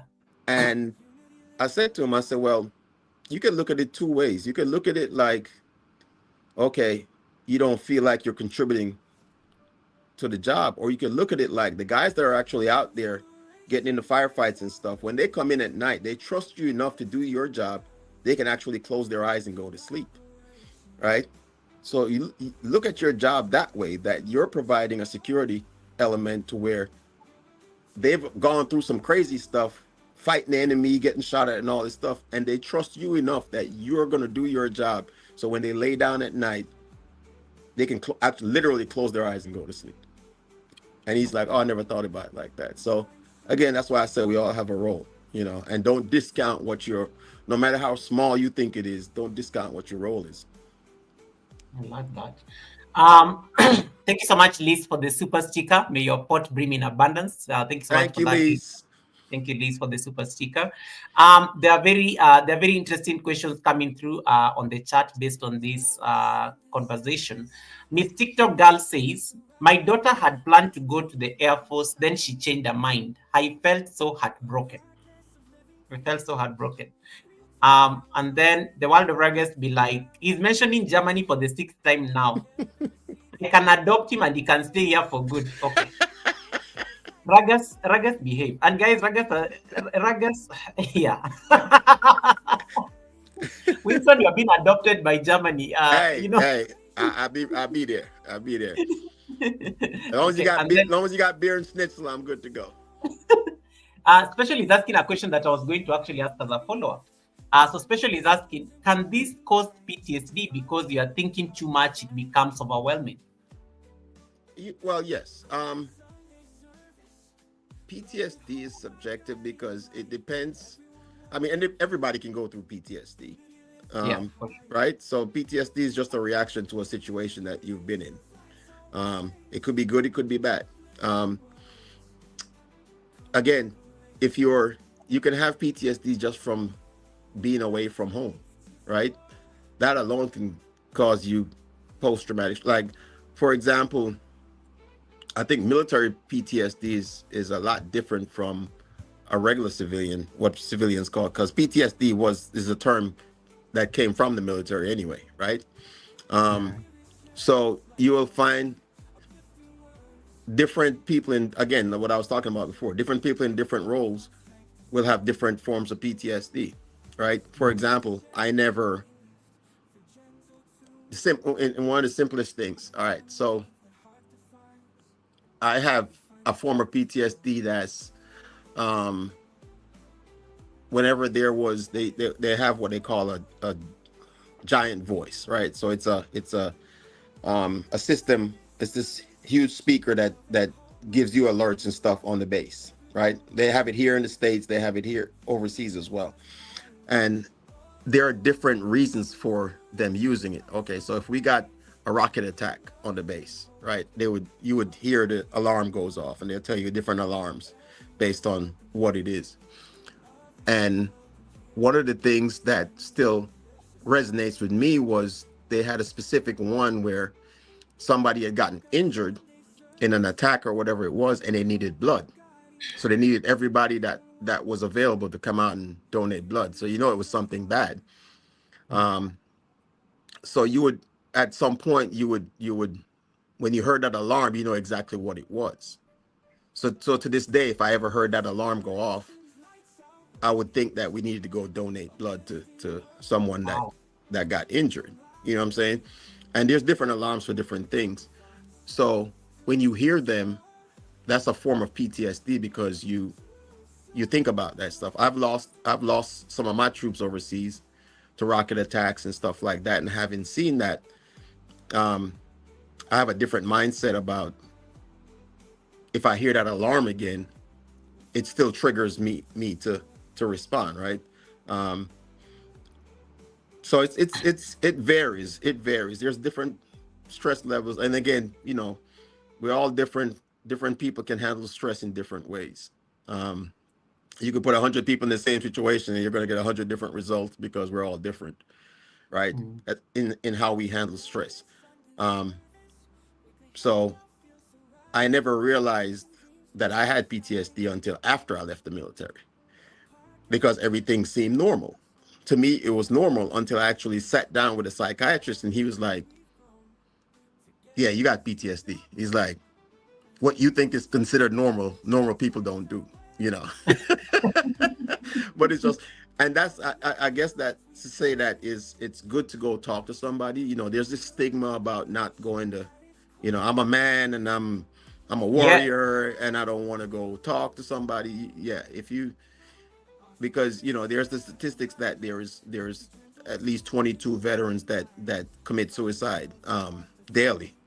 I don't know if I don't think it's exactly 22, but it's even one is too much, you know.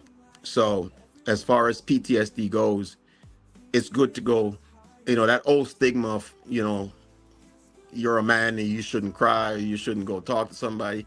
Yeah, the resources are out there. So I encourage anyone that has been in the military and has those thoughts to go out and speak to someone, because there's like 100 times what it was. I guarantee you the guys that went to Vietnam wish they had some of the resources that are out there now for veterans dealing with PTSD. And again, you see it as normal, but it's not normal. So, and it's some simple things like I never thought about. Like, I give you one example. I tell the guy I check all my doors at night before I go to bed, and he's like, "Yeah, regular people don't do that." It's like, normal people don't do that. They don't. Like check. You might check the front door, but you don't. Because the Check out. training, you're Yeah, literally wired. It's already wired in you to be checking for. yeah, yeah. And that's and I'll check it 2 or 3 times. Even if I just checked it, I'll go back and check again. So that is a form of PTSD, even though I think it's normal to just go check all my doors and make sure everything's secure. Like the average person probably doesn't do that. So again, I always recommend that, I tell you this, one of the things that and this is kind of personal, but I think I need to put it out there, is I remember when I retired, and that's how the whole PTSD thing came in, was I found that I started to drink a lot more, right? When I retired from the military, because I didn't have that camaraderie that I had with my friends on a daily basis, right? And I felt like I'd gone into some kind of depression, just from not being around my military family. I was home, and yeah, I was home with my family, but I also was like, man, I never realized that I was going to miss my military family so much, Wow. and it's a separation of life, right? Like my home is my home, the military is the military, and it's like two different things. Like we do our stuff on the military side. I got my friends on the civilian side. I got my friends on the military side, and it's like two different things. So yeah, that. I never knew I kind of self-referred myself to that, because I talked to my doctor, and I was like, yeah, I think I'm drinking too much. And he's like, all right, you need to go.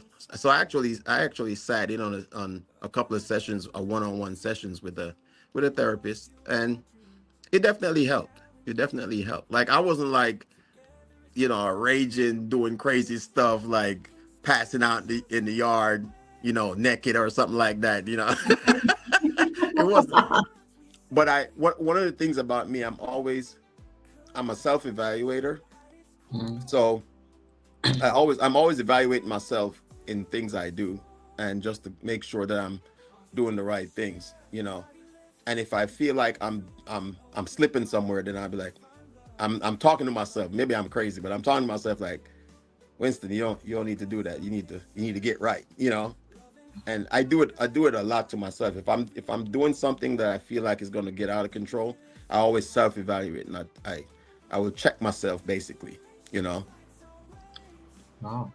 You have an important question here by Rebecca Prince. Rebecca was asking, Winston, what were your expectations about the military life before you joined, and how did they change after you served? And then she adds there, you are appreciated. Thank you, Rebecca. Um, I honestly, as far as expectations go, I did not know what to expect. I did have some experience. Like I said, I was a Boy Scout, I was a Cub Scout, I was a cadet in high schools. And a cadet in Jamaica is almost, you're almost in the military. A cadet in Jamaica is like you're close to you can actually go straight into the military from being a cadet in Jamaica. So I had the expectations of discipline, and that's what I like. I like the discipline. I like the structure. That's what attracted me to the military. Um, and then, honestly, I don't think anything changed. I think the only thing that changed was I learned that you could be as successful as you want to be with the work that you put into the military, right? Um, and it was so easy. Like all you had to do was be in the right place at the right time in the right uniform. You know, when you think about the simplicity of it, that's literally what it boiled down to. Right place, right time, right uniform. And you could be successful in the military. You could move through the ranks and get promoted. You know, the difference was as you went up, and now you're responsible for as a they call it a non-commissioned officer or an officer. You have to now you're responsible for other people's careers. You know, so I think it didn't really change my my personality. And I always say there's good people and bad people. If you had a bad personality before you um, put some rank on and some position on, you're probably going to be a bad leader. You know, True. if you're a good person, then for me it was more about reaching up and pulling up that next person. If you talk to any one of my troops throughout the years, and that's because of my leadership that I had some good leadership that brought me up, that showed me the way to say, hey, don't forget where you came from, and when you're in a position to help somebody else, use that position to help somebody else. So I'm always about spreading that knowledge and telling the next, because I always say, prepare your subordinates to take your job. That's what you're supposed Mm, to do. powerful. Yeah. You're supposed to prepare your subordinates to take your job. That means you're mentoring them and making sure that they know everything, because that's what I get. Hey, chief, how did you get to that position? You know what? I work hard and I had good leadership, and Mhm. I replicated that as I moved up the ranks, is making sure that my troops were taken care of and they had the opportunity to progress. I love that. There was a very nice comment by Liz. Liz said something that is going to transition me into maybe what I'm going to ask you next. So Liz said, having a family member in the military seems so similar in feeling to having a family member with a rare disability and unexpectedness that comes with it. You always have to be prepared and ready. Hmm. Winston, as a husband, first of all, did it help that Lynn Ados was also like in the National Guard because she had the mindset. In case anything happened, of course, she also had that training, she had that mindset, also with that military background. Uh, um, what kind of support, has the family been, especially when you're in service? You missing out on birthdays and things like that, and still assured that the family is fine, the kids are doing well. What kind of family support at least anchored you as a father and a husband? Well, I can tell you, Lynn is a blessing, because just it's hard for a parent to take care of children when you're gone. True. I think it did help that she was in the military, so she did understand a little bit more. Not that she wanted me to be gone, right? For sure.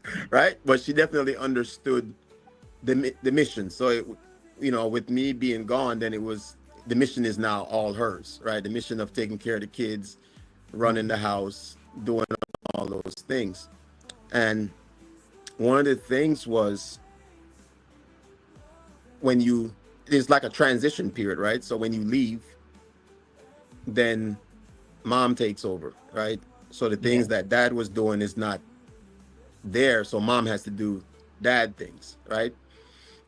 And then when you come back, it's you want to jump in right away and take over dad duties, but you Yeah. have to understand that mom's not that she doesn't want to give it up, she probably does, but Mhm.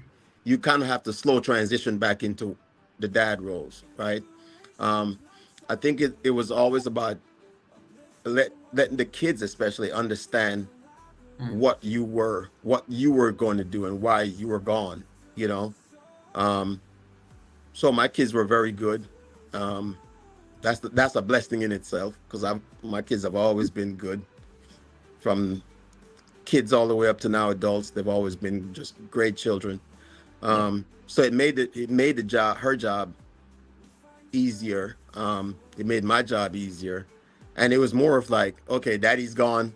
How long is he gone for now? Yeah.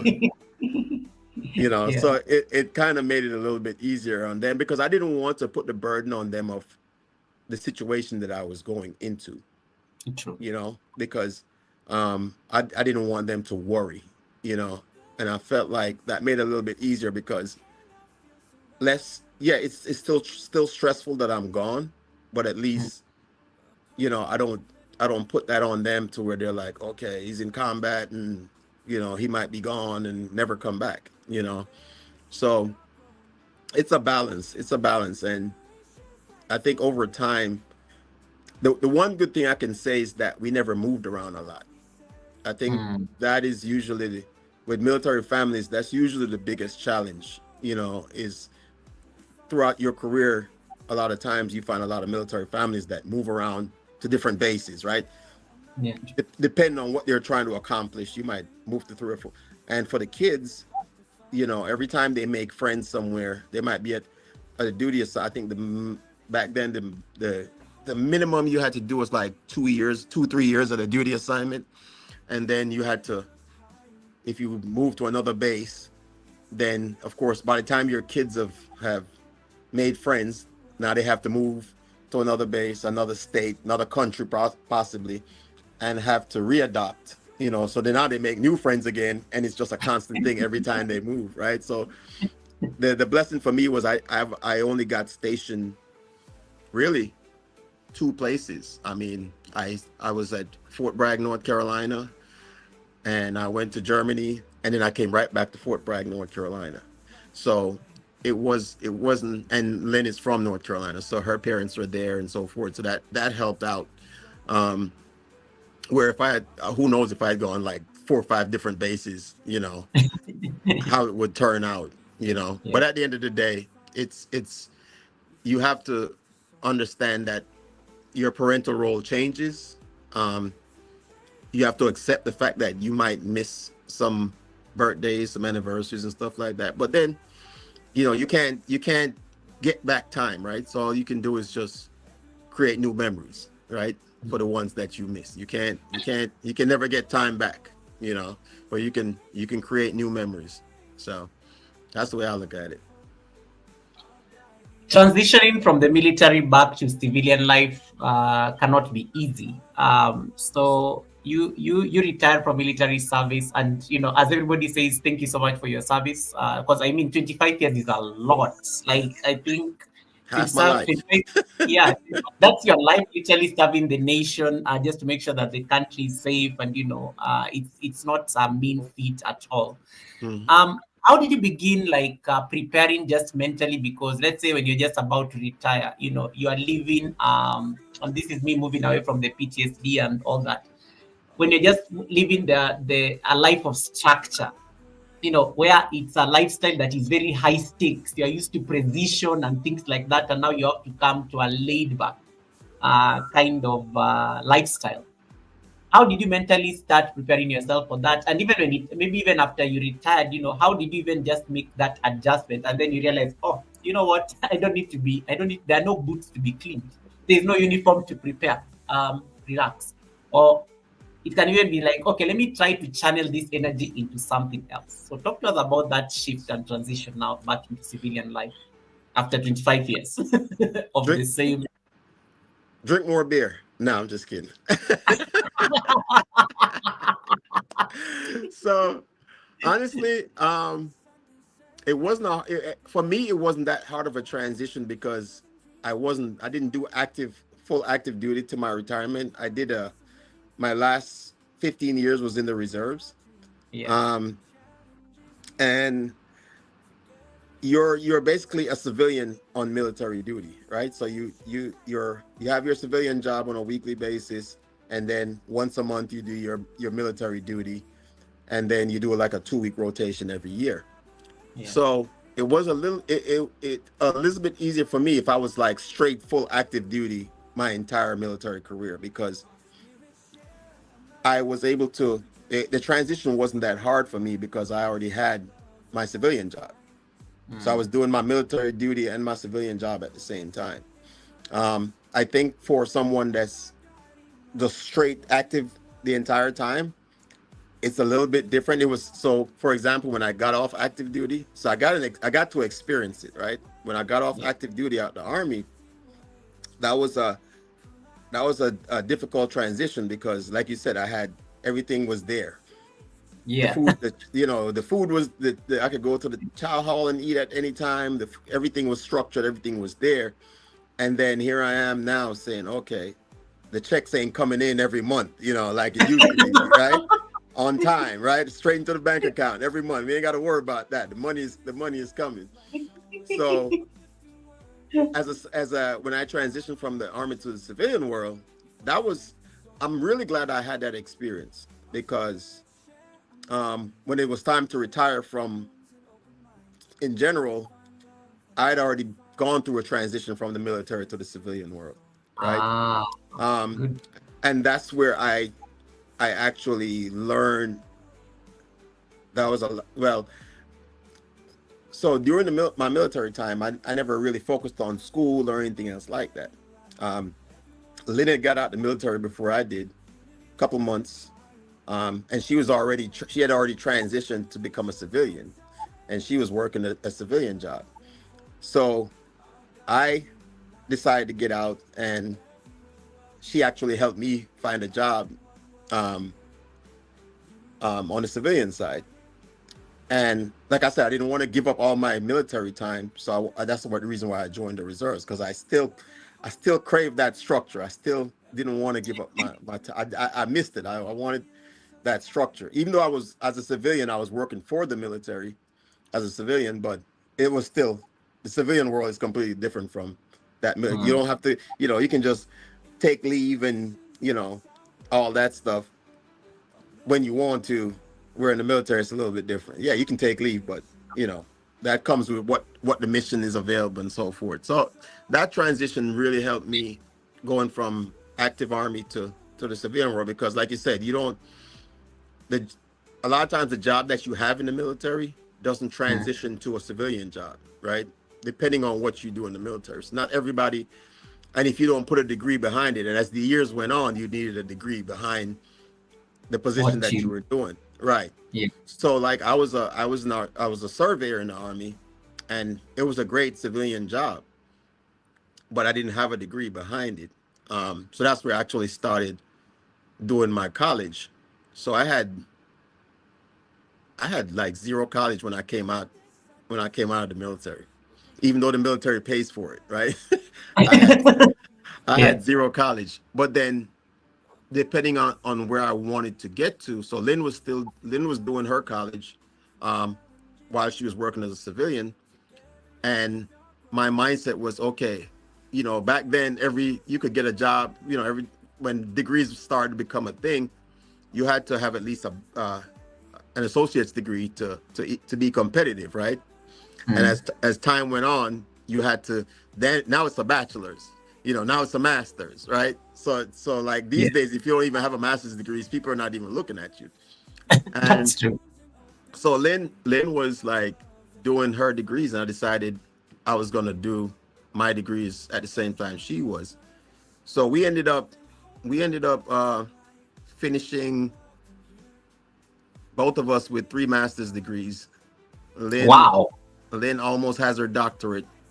I think she's gonna finish that up now that she's retired. So, um, you know, but I never thought that I would have or do that much education. But I thought, because I get bored very easily. so, so, so, so, but segue into that kind of transition into YouTube for me. Mm. That's where kind of YouTube came in, because now I'm not in the military anymore. I don't have to go to my drill weekends and all that. So I'm like, I got to find something to do.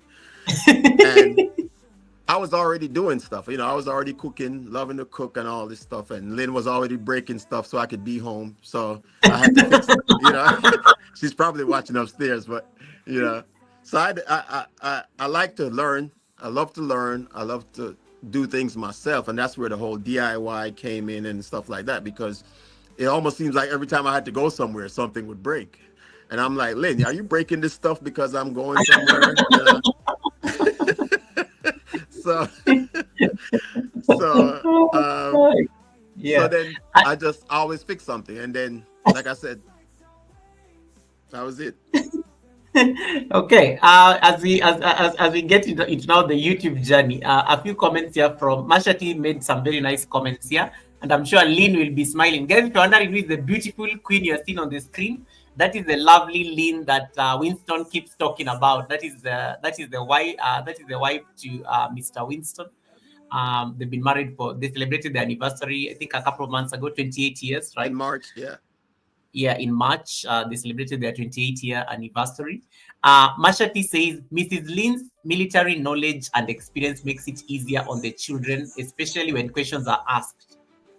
She understood and and she had an assurance of the heart and mindset of each child. That's a very beautiful comment. And then Mashati is asking you a question. I think that will be our final question on the military experience. Guys, you can go and ask him these things on the Tiki Bar chat if you have more questions next Saturday. And the Mashati is asking, based on your experience and Sister Lynn's experiences,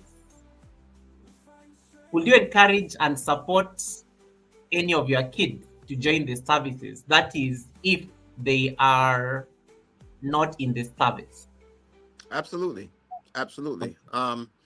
Again, people go in the military for different reasons. I don't think anybody goes in the military just to be, well, some people go in to be war fighters. Not everybody, but everybody goes in the military for different reasons. I will tell you this: on the back end of military service, even if you only do one term, Yeah. the benefits are exponential if you use them, right? I would not discourage anyone from joining the military. I've actually had a lot of my friends reach out to me to talk to their kids about joining the military. I almost thought my baby girl was going to join the military because she was in ROTC, Yeah. but she didn't, but I'm not disappointed that she didn't either. But yeah, honestly, I would encourage anyone, if your kids have that mindset that they want to join the military, it's only going to benefit them, especially on the back end when they are out of the military. There are so many benefits to it. I'm living proof of that. That Amazing. you can, and it's kind of funny that there's a lot of people that go in not intending to stay and end up spending their, like myself, spending it at 25 years or 30 years in the military. Yeah. So I definitely encourage it. Yeah. And thank you so much, Auntie Maj, for that comment. Yes, guys, we have to pray for our families when they go in the military for their mental and physical health. Thanks so much, Auntie Maj, for that Thank particular you, Aunt comment. Madge. Thank you. Yeah. There's a very beautiful comment that came through, and that is going to be an interesting transition into our next part of the conversation. Guys, don't worry, I will try to capture as much as I can. Anna Boo says, where does the passion come from when you're cooking? Not a lot of Caribbean men love to cook. Let me tell you, have you gone to Winston's channel, guys? Like me, I go there sometimes and I'm stuck there for like an hour watching him cook. It's amazing. It's fascinating. It let me see that I can pull up some part of that. Wait. I get it for you. Hold on, Guys, give me look at 1 second. Let me go get my charger for this thing. I'll be right back. all right.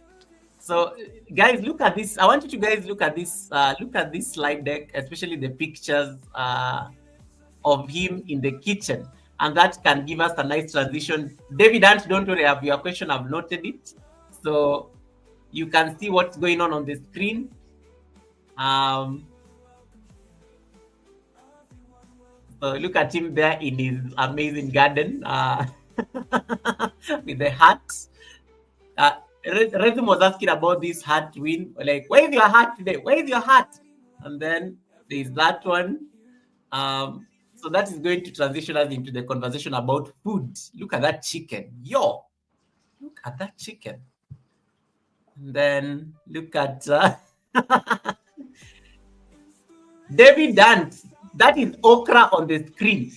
I don't even think I need to ask Winston that question. I don't think I need to ask Winston your question, David Hunt. It is very clear beyond peradventure that the man is okra certified. So as I wait for him to get back on the screen, I will leave this at that particular point for purposes of the conversation. Season says most Jamaican men cook. Their mama teaches them from early. Winston, when he was introducing himself, talked about the experience from the grandmother, and he was very grateful for he used to observe the grandmother a lot and picked some of the lessons from here. So so Winston, back to the question that you're being asked. Mhm. Anna A Boo is passion.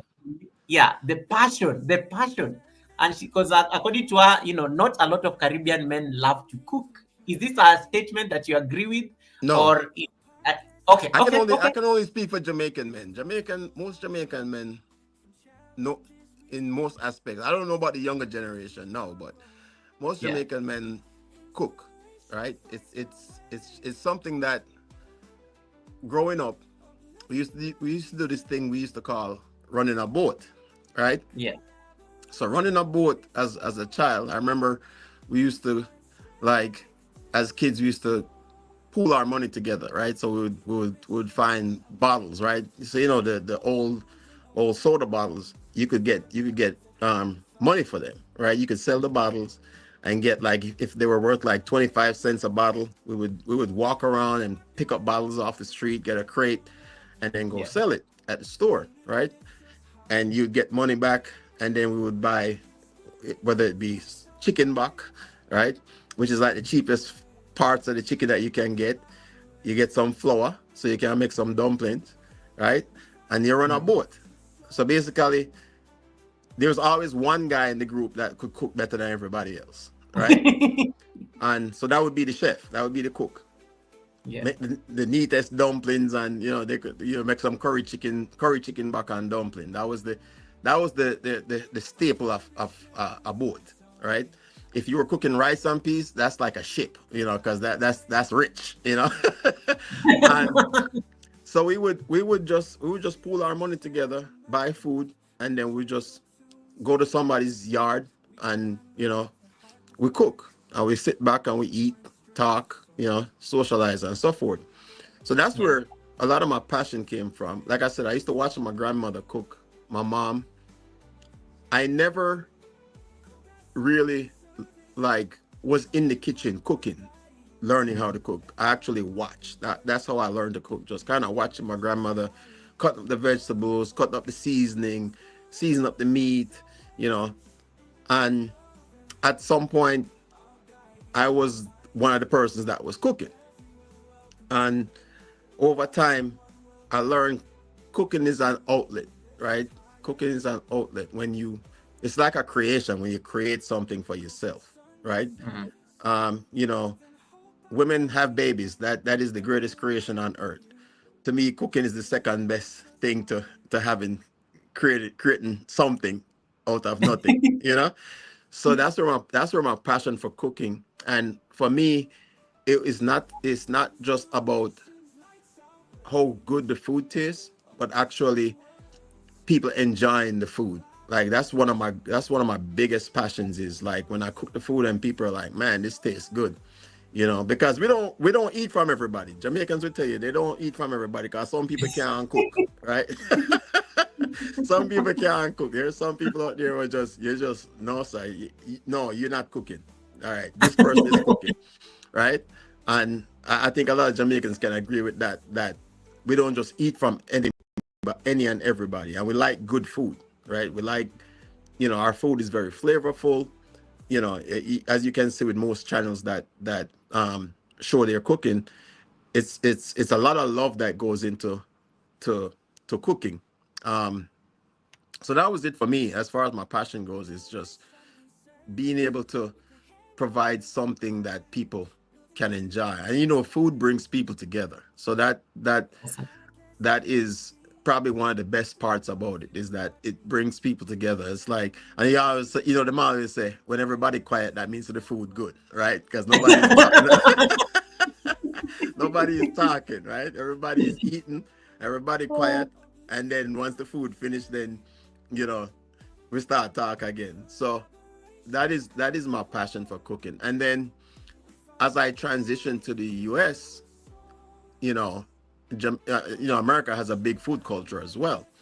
Mm. Um, so that's where I got into barbecuing and stuff like that because I love, I love to eat. I love food. As I said, food for now, right? So I, Continue. and How do you say that again? I only see it on your shirt. yes, Uh, food food for pinyam. now. Yes, Yeah, our food in English it means food for eat. yeah, So it's and it goes back to um we all like what we like, right? We all come from different cultures. We like different types of food.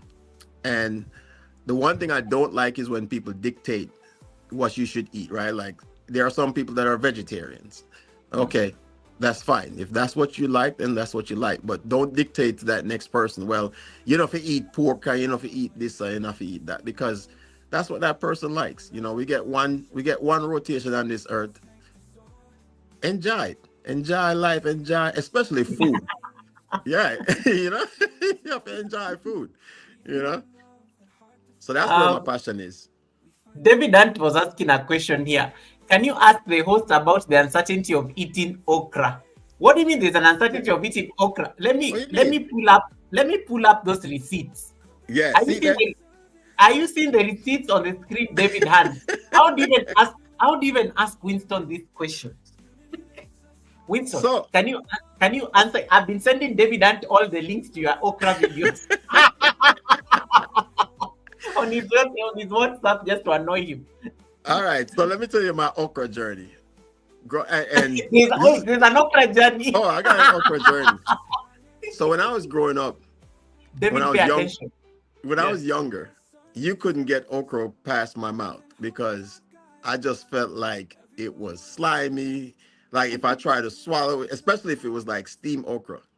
Yeah. And over time your palate changes. Over time you certain things that you didn't eat when you were younger, your palate changes and you start to like certain things. And I'm telling Yeah. you, I love me some okra. Love me some okra. What?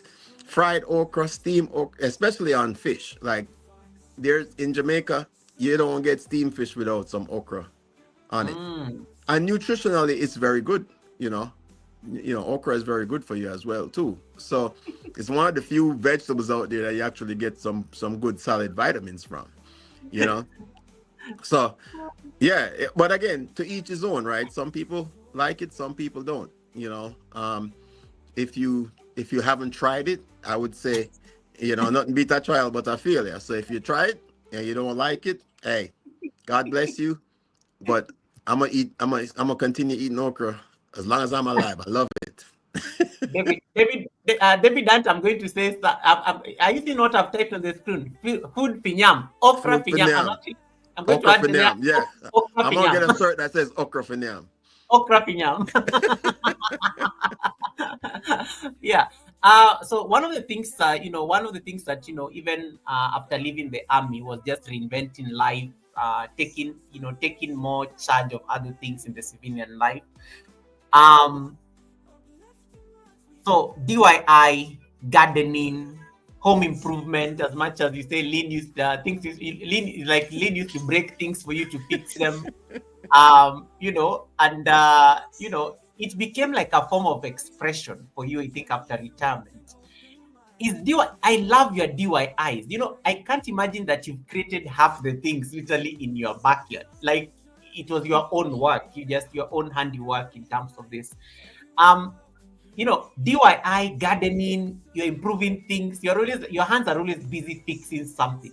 Is it something that was always with you, or is it something that you like intentionally said, oh, I need to go fix this, let me go learn how to bring parts together, or is it something that you always just used to do even from a young age, and you just fix things?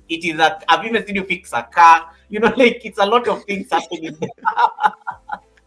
So it's kind of funny. A lot of it has to do with one. Like I said, I get bored very easily, so I like to Yeah. stay busy.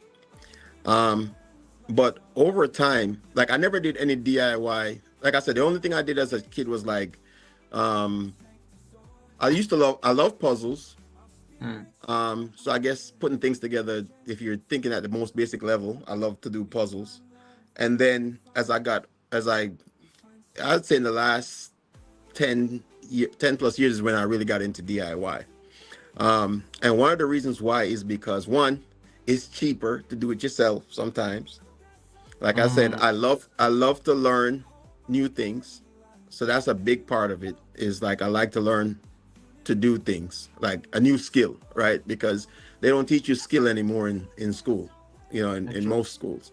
So I found that if I had if for example something broke in the house, and I paid a professional to come over and fix it, I would stand there and watch them, and I would ask questions, and they would be like, "Oh yeah, you would need this," and I was literally watch them.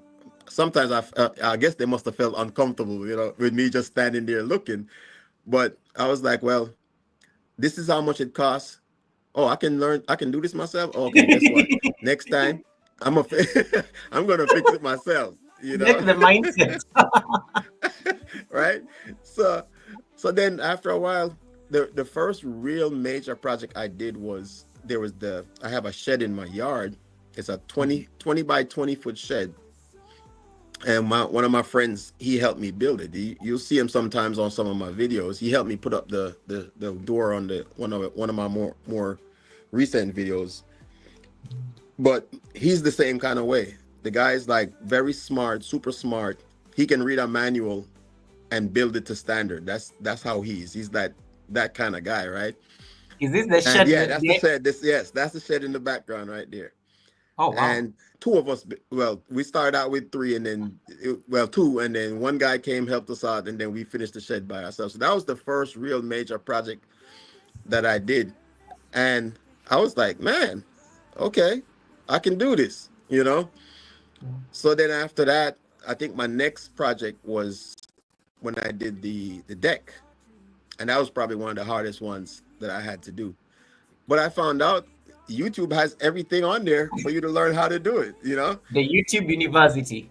Yeah, YouTube University. So, Yeah. anything that you think there's something that you need to learn, you can go on YouTube and look at it, and then of course you kind of put your little spin on it. But that's where I really kind of got into it. And like I said, there's nothing better than doing something yourself. The satisfaction of getting something done yourself is like exponential. And then if I decided to do that after I retired from my second job, I have a skill, I have a skill, so that's the way I look at it when it comes to DIY. I'm always looking for something new I can try out and learn. And like I said, when you own a house, I mean, everything breaks. The only thing I don't mess with is electricity. That's the only thing I don't mess with. When it comes to electricity, I will call the professionals. And even then, I'm still watching. There's some things I'll do, the smaller stuff. Yeah, like But I'm on yeah, this. yeah. But like the high voltage stuff, I don't mess with. But other than that, I will fix anything, and I will build anything within my comfort zone. Yeah. Saniki got excited the moment you said DIY. She literally crawled out of the bush where she was hiding. Because anytime you mention DIY, Saniki DIY just comes out of the bushes because like, Goga, did you call me? I'm like, no, we are talking about DIY projects. Another amazing DIY project is this that you established last year, the Tiki Tiki Bar. bar. Yeah. The Tiki Bar is one of your amazing creations, and also what you call the Stones Purple Palace. The These are Purple very, Palace. Yes. yeah, these are very interesting projects that you added also as part of, and they were DIY projects. Talk to us about the Tiki Bar and why, where did the idea of the Tiki Bar, strike you the first time? And just looking at the pictures that are running through the screens, just seeing you like in your element, trying to like do the setup, paint it up. Where did this idea of the Tiki Bar come from? So the tiki bar is actually something I wanted to do for a long time. So I'm always doing cookouts. So I Yeah. have my friends and usually come out, especially like now it's football season, so I'm definitely gonna have a cookout. So I haven't had a major cookout since I did the tiki bar. Mm. So the tiki bar actually came from the fact that I did my first in the here in the basement. I built the another bar, Mm. and when I decided to do it, that was really one of my first projects inside the house, because when I got the house, the houses here have basements, and when we bought the house, it was carpet and all this stuff. So I was like, you know what, I don't like carpet. It's too hard to maintain. I don't even know why they put carpets in houses. Yeah. But pull the carpet up, I put the floor down myself. So I bought the wooden floors, I put the floor down myself. So that was my first project, and I'm like, okay, now I got open space to work with, so I'm going to build this bar. So Yeah. me and Lynn built it. So we the concept is actually all in my head, and I just started building from the ground up. And as I build, I added, just so I looked at like different projects from other people, and I'm like, all right, this looks cool, but you have to tailor it to the location that you have. Yeah. And so I went in, I built the bar, and it turned out great. All right. So when I got ready to build the tiki bar, I came downstairs and I looked at this bar down here, and I'm like, I don't remember how I built this. I was like, I don't remember how I built this thing. And I was like, man, this thing looks good. So then I It looks said, amazing. and I wanted to, as you can see, I have a pond. I have a koi pond right there by the tiki bar. So that koi pond I built myself, me and my same friend, D. Wait, this is a pond that has like a waterfall thing behind it. Yes. It's a waterfall. I got koi Wow, fish. Winston. I Winston, got, you're one of those people. You have like that is like, oh my, you created that thing. yeah, yeah, Wow. yeah. Guys, you need to go and watch one of Winston's videos. You will see this pond and there's like a whole waterfall. Like it's so bougie as hell. Like you need to go watch. The first time I saw this thing, I was like, is this Winston's compound or it's like a restaurant or something?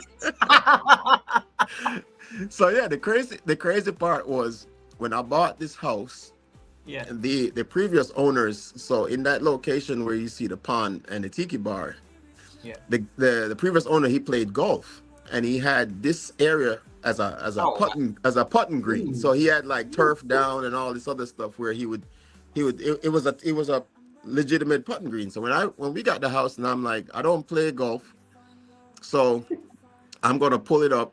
And I always wanted a koi pond. I love fish. I have like 4 fish tanks in my house. So throughout my house I have fish tanks. So I love fish, to raise fish. So I was like, you know what? I'm gonna build a tiki bar. So I dug this up. And matter of fact, this was right after my hernia surgery as well. So I had just had hernia surgery. I was in the house board, and I'm like, all right, I need to recover. I can't just lay here. So I'm gonna go dig a pit, right? So and the same thing, the concept was in my head. I didn't even look at anything else, and I just know how I wanted it. So I started digging this thing. My friend Buddy helped me out, and we've had that koi pond now for about 6-7 years. So Wow. that so then over time, that's I had a gazebo on there, and I moved stuff around, and then finally I said, you know what? I could put a tiki bar out here. I said, this is perfect. The waterfall is right there, the ambiance and all that. And the same thing, I started from scratch with no concept. I had the concept in my head of what I wanted. And as I Wow. built it, I just kind of moved along. And that's where it is now. Yeah. Nice. Louis is asking you any kind of fish inside. I Yeah. think you So mentioned. I have koi fish, Japanese koi, and I have catfish in there. Actually, I Oh have some wow. good catfish. They can eat.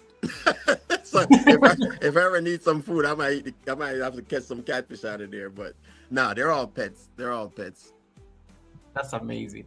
Let's talk about the Stones Purple Palace, which is where you are seated today. And Yes, this sir. is the picture on the screen. Guys, Winston, like the first time I saw your palace, I thought you're like at a, I thought you're literally like at an establishment. You make these places look like you're visiting a restaurant or some high end spot. I did not know that this is all in your house. Like, Yeah. what do your friends say when they come to your house and they see all these things and Oh, you're putting it? they love it, and it just keeps growing. Like I'm running out of space to put things. But it's one of the things they say everybody needs a man cave, right? And this is the Purple Palace is my man cave because it's like it has all my trinkets and stuff like I like to collect and so forth. So all the stuff where I traveled over the world and so forth. The bar concept was when I came back from Germany. Yeah. I had brought back a bar that I bought over there, and it was a corner bar. It was just a little corner bar that comes with a fish tank. So the bar itself was a fish tank, and I decided I was going to make a full bar. It's like when I upgrade this place, I'm going to make it a full bar. So that's how the concept came about, and then I built the bar, and then now whenever we have like football games and stuff, sporting events, this is it. We just sit down here, relax, and just have a good time. I cook, and then we come inside and eat and hang out, and it's just a nice place to hang out. Is this the same place where you are seated today at Yeah, the that's where purple? I am right now. Actually, I could probably show you around. So that's my that's my coin, Wow. that's my coin collection over there. So one of the things we do in the military is we collect coins. Let me see if I can give you a close up of it. So we collect coins. Collecting coins and patches is That's a lot of coins. yeah. Ooh, And every coin that I have here was given to me by somebody. amazing. And then, you know, even the bathroom is dedicated to my football team. So this is the locker room. I call it the Ravens locker room. And then here's the bathroom, just so you guys can see. Look at that wall. So I did the whole thing myself, painted everything. And I'll show you over here by the bar. So this is the bar. That's the bar that I built. Ooh. Wait, Actually, can I get a close up of the seats? The seats. So, What is yeah. going on? So me and Lynn made these. Nice. Yeah, we wrapped these. We got the fabric with the logo for the team. And me and Lynn rewrapped these. I'll show you the bar. So this is the back side of the bar. So this was the original, the Purple Palace sign right there. Alright. Yes. So you took the picture. Nice. So the original bar was this. This is the fish tank. So this used to be a corner bar. So you see it's a bar with a fish tank in it until I built the full bar. And then I just kind of kept building. And then over here is my other logo, my recliners. Look at those seats. and then over here is my video games for anybody that wants to play video games. Wow. So like I said, whenever they try to beat my high score, I just unplug it so they can't beat my high score. I tell my friends, don't come over here and try to beat my high score, It's the color scheme for me. It's all the simple things, the details and the loyalty to your team that is going on in that particular space. Is the Purple Palace out of bounds for everybody else in the family, considering it is No, they can come down here, but they generally don't. oh yeah, because they know it's like it's like that my is space. Yeah. Yeah, it's like wow. my space. I totally agree with Masha T is saying that you need to build a cottage next to the pond. We are coming to visit. Oh, I just you gotta watch the video. I just built Lena she said, but the palace is her space too, because she comes down and hangs out with me down here during football season and watches football games. So I love yeah. I know it's very beautiful just thinking of this creativity. What inspires, like for me, I like how the tiki bar, for example, has become like a very nice it has become like a very nice like Saturday show. Just that space you guys do in your live streams and you call it the tiki bar chat. I think it's amazing creativity just around how you curate that. And of course, now if you are to like you are hosting the Sunday service and you're right at the Purple Palace, very creative names. Very creative names. Did you ever envision this as part of your content creation journey, or how did these ideas just strike you and you're like, oh, we could call this the Tiki Bar and we are going to have like a show here every Saturday? Um, like, how do you just randomly think, come up with all these amazing, names that have become shows in their own right? So it goes back to just little phrases that you like. For example, what's on the shirt, right? So I give Somebody's you the in trouble. Yes, this is. I give I you thought I first saw this on your channel, on right, the. and I actually have it. It's patented too, so I got the patent for it. Um, Wow. yeah. Okay. So if somebody uses it, you owe me royalties. Just letting you know. Um, so so where it came from was when I was still in the military.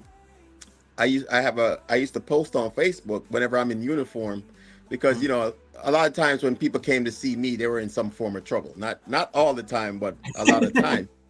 So I would always post it on Facebook, and I would just put somebody's in trouble in the comment section. That's the only thing I would say, and people would Yeah. be like, "Who's in trouble now?" And that's where the whole phrase. So all my military troops know about my phrase, about somebody's in trouble. So I would just make a serious face, and I just type somebody's in trouble, and people were like, okay, who's in trouble right now? And I was like, it could be you.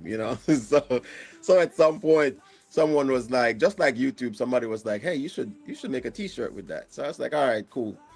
Um, and that's kind of segues into me doing YouTube. Mm. So the reason why I even started YouTube was, like I said, I'm funny. My older brother, he was like, you're always cooking and you're always doing this stuff. Why don't you put it on YouTube? And I'm like, well, I'm a very private person. I don't really, Yeah. Then but should start. yeah, and I'm like, because believe it or not, like I said, one of the things about me, I was not good at standing in front of a crowd, right? Even though it was requirement for my job as a senior leader, which I had to stand in front of thousands of people sometime and do speeches. Mhm. And I still had that shyness in me, right? And I said, well, so I started watching. I have a friend that owns a Jamaican restaurant in Florida, and I was there one weekend hanging out with him, and he had uh, a YouTuber on there that what's his name? Oh, Yard Life is Good. So big up yourself. Yard Life is Good. You started me out on this journey, but Yard Life is Good. He's a Jamaican YouTuber that goes out and he just goes to different restaurants and sample the food. That's his thing. He just goes out and then he highlights different Jamaican restaurants, and he'll talk about their food, and it's not just restaurants but like street food and all these different cultural places in Jamaica that a lot of people don't know about, except for like that local community to that area, right? So he would Is it? highlight all these different places. Yes, that's him right there. Okay. Um, so he would go out and just visit these different places and highlight their food. And I was like, man, that's when I was like, you know what? I won't do that, but I will cook my food and show my food, you know, Yeah. and started thinking about, all right, how am I going to build this channel? What is it about? And I didn't want to limit myself to just cooking. I wanted to showcase other things that I like to do, and it was more of an outlet for me, right? So like I said, not having the military anymore and all that stuff, it was like, okay, I got another outlet.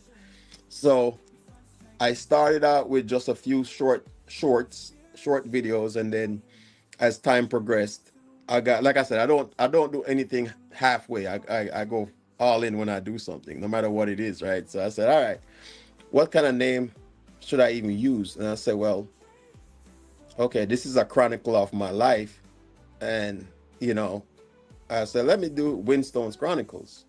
Mm. um so Winstone is actually my first name. It's Winston, but the difference is people used to call me Winstone. Some people say, is your name Winston or is it Winstone? And I said, whatever you want to call it, all right, as long as you keep the E on my first name, right?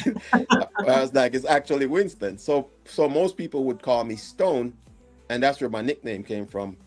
Is most of my co-workers and stuff call me Stone, and so that's where I separated the Win from the Stone.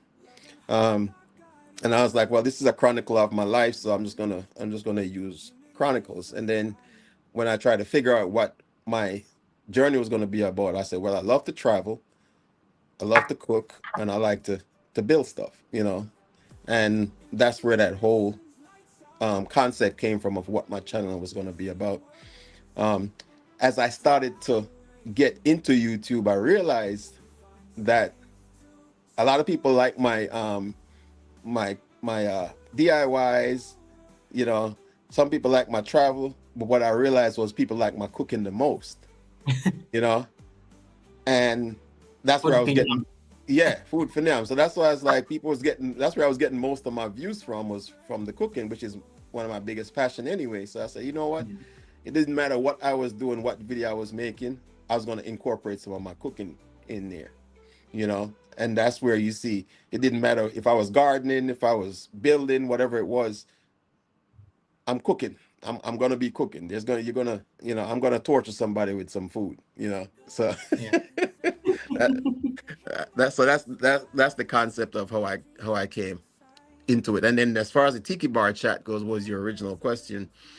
Um, I found that we had a platform where we could incorporate a lot of YouTubers into to kind of link up. So I got that concept from actually Jamaica Shore Fishing, Jerry. If you've been on his channel. So Yes. Jerry, Connection. Jerry has his Wednesday night lives, and Jerry, one of his things was just to link up people with other YouTubers and kind of form a community. And I was like, well, we could have a concept where we just discuss any and everything, every day, from something everyday life to just having fun. And that was the concept of it, being respectful for each other, at the same time having a good conversation, a serious conversation, and still having fun doing it without being disrespectful, and actually respecting each other's opinions. That's probably the most important concept of the tiki bar, is that we can agree to disagree, right? We don't have to agree with each other, but we have an understanding of how we feel, why we feel on a particular topic. I love that, and it's very. I've been I think to quite a number of sessions since I got to. I met you through Simone, and I like how laid back it is. I like how casual things are discussed. They are fun. There's a lot of laughter as well, and I think it's an amazing space. I also love how Miss Lynn normally drops in some nice gems, and I think the other day she was just talking about post-military kind of Hmm. life, and sometimes I love listening to her perspective because I think that's where you get to hear more, more of a voice. I think in Yes, the yeah, yeah, in the chat yeah. in the channel. Special was asking about the black snake in the shed. Started to find out what is the drama around the snakes in the shed because Mashati is already packing her bags, coming to live in your compound because of a pond. And now we are being told about snakes. No, I don't like snakes, but I do have a snake in the yard. Well, more than one snake. I just found another one yesterday. But they there are different types of snakes here, and there's one is Wait, called you're actually talking about Winston? You're a real serious? snake. Yeah. I thought it was a joke. No. I never take special seriously until she's serious. Yeah, there's actually a couple of shorts on it, but there's a they call them black racers or rat snakes. And as much as I don't like snakes, they're actually good for the environment because they keep the The rodents rodent. away. Yeah, they keep the rodents away. So yeah, I've had some running with some snakes in the yard. We actually just had a running. I found one in the garage yesterday or the day before yesterday, and he was stuck on one of my mouse traps. So yeah, yeah. Guys, I love how people have these yards, how they always speak. They even give the rodents and all these things, all these animals personalities. And then got stuck in one of my mouse traps. Yeah, Goga, I got a couple of snakes. It's not a problem. Like, yeah, we kind of coexist, and they're good for the environment. Yeah, yeah. As much as I don't like them, yeah, yeah, they're still good for the environment. Like, they don't mess with me, I don't mess with them. That's the way I see it. I stay out of their way, they stay out of my way. I actually ran into one going into my shed, And actually, I was going into the shed. He was coming out, and then he turned around and went back in the shed. So I closed the door, and I'm like, "It's your shed now. It's your shed. Until It's you like, hi, leave, it's your shed." it's like, hi Snake, how you Yeah, doing? yep. Yeah, It's take your care of shed yourself. now. Yep, yep. Then he finally left. He finally left. But yeah, I don't mess around with snakes. Even Anake Thompson says, you are so calm talking about snake. I know that's why like that's what I'm saying. He's like, hi Snake, how you doing? Go back to your shed. Oh, It's like, Lynn will not come. Look, even when I sent her the picture of the snake, she didn't like that either. So she don't mess around yeah, with them. yeah, I'm like, yeah, yeah, right. So okay. That was a good commercial break. Winston, one of the things that is also very explicit on your channel is the branding, and you see it in things like this. Let me see. Let me see if I can go back. It's not just the T-shirt you're wearing, but Hmm. look at your. I think I noticed your apron, and it has certain writings. I looked at Lynn's T-shirt as well. Hmm. When Lynn is about to sample the food, Sample the food, yeah. so, guy, I cook as good as I look. Uh, and then look at Lynn's t-shirt, sample time. She's always having this t-shirt when she's coming to taste the food, and I think it's very deliberate of you. There's also another t-shirt I think that you have that you're a human. It's called like you're a human service something. Oh, So my service shirt, yeah. yeah, your service Service, shirt. it's a service human, yeah. Don't Yeah, pet, that do one. not pet, There we yeah. go. This one. This is also another one. A service human emotional support. Yeah, it was the creativity around these t-shirts. Do you make this on your own? Talk to us about this and what inspires this kind of branding, because I totally love it and I think it's a great benchmarking thing for content creators who are watching you right now. So the funny thing about that is I actually I am known for wearing some funny t-shirts, right? I'm known for wearing like all my friends that know me, because it's always a conversation piece, right? Yeah. Um, so I wear a lot of funny T-shirts when I go places, and if I think it's a conversation piece as far as branding goes, I will Mm. make it. So like, I have a shirt that I was wearing in one of my videos that said I just rescued a beer. It was trapped in a bottle. Yeah, I saw that. I saw So that little things before. like that, and it's a conversation piece, because when I go places, people will see a I was like, oh my God, I love your shirt. Um, and it's always a conversation piece to kind of interact with people, you know. People be like, who's in trouble, and I'm like, it might be you, it's just so that part of it, it's more of a conversation piece more than anything else. Yeah. More lately, like I said, like this particular phrase, I got it patented. So for anyone that, if you're building a brand, and for example, like Color Smith has his brand that says Isa, take your time, stuff like that. If you're really serious about, I see a lot of people that have products on YouTube Mm. for sale, but it's probably not patented. So at least at some point somebody can just use your brand. So if True. you're really serious about, and I think people, as people watch your channel, they get used to certain phrases, right?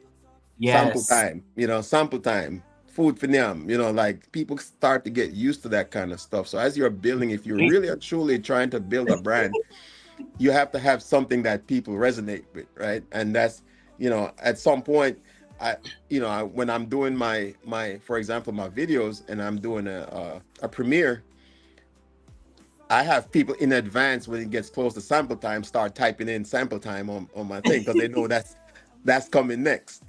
Or food for them, they know that's something I'm gonna say. So I feel like that, as a content creator, that resonates. You have to have something. Everybody has something that resonates with their audience, you know.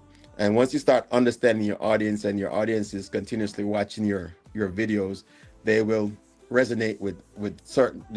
Yeah, there you go, okra for them. See that? so, you I gotta had to get do it. you gotta get that shirt, Goga. You gotta get I'm that gonna shirt. get it. I'm gonna get it. You've given me an idea. I'll get it, and then that's what I'll be appearing when David Ant is coming on the panel. I'll be doing those kind of things. You know, so that's what I like about it. Like I said, it just came from me wearing to this day, and it's funny where I found them is just I'm just scrolling through Instagram and YouTube and all these different, mostly Instagram and Facebook. I will be scrolling through and I see a shirt that I like, and I'll buy it, and I'm like, okay, that's my next. And people have always like, dude, you wear some of the craziest shirts. But it's more about bringing fun to people, bringing enjoyment to people because they see the shirt and they're like, oh, that's funny. And then it becomes a conversation piece. Like, and it doesn't matter who the person is, old, young, black, white, whatever. People see this, Yes. they see the shirt and they're like, that's pretty cool, I like that shirt. And it gives them a conversation. And same thing with my hats. I'll have hats that say, some crazy stuff on there. I have one that says grumpy old vet, and people, you know, if I'm on a flight, people's like, I love that hat. So it's more of a conversation piece to interact with people, and you never know who you're gonna meet. Facts. All right. For me, I love the branding, and I think it's a great, especially it's a great idea, especially for the merchandise, and Mm-hmm. it's yeah, especially looking into that angle of merchandise. Red says Winston's hats are the best. Winston's hats are the best, 100%. For me, I was just like I like the t-shirts because I'm always like, okay, there's a message on this t-shirt. Let me read. So I even post just to, like, see what is on that particular t-shirt, and it's amazing. It's amazing.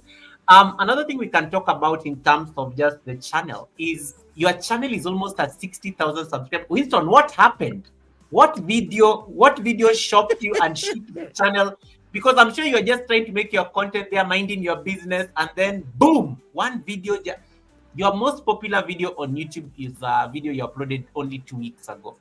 Mm-hmm.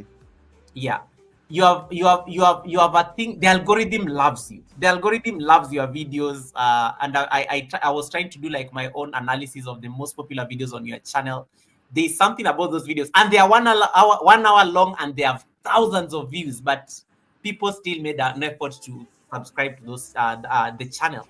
Mm-hmm. What was that big break like? When was that day that the channel was there's a lady who was seated where you are seated at a Sunday service, and her channel got to like 100,000 subscribers, and she said at some point she was getting a heart attack because her channel was like a meter, a count. It was just going one, two, three, four, Yeah. five, six until it reached 100,000 subscribers.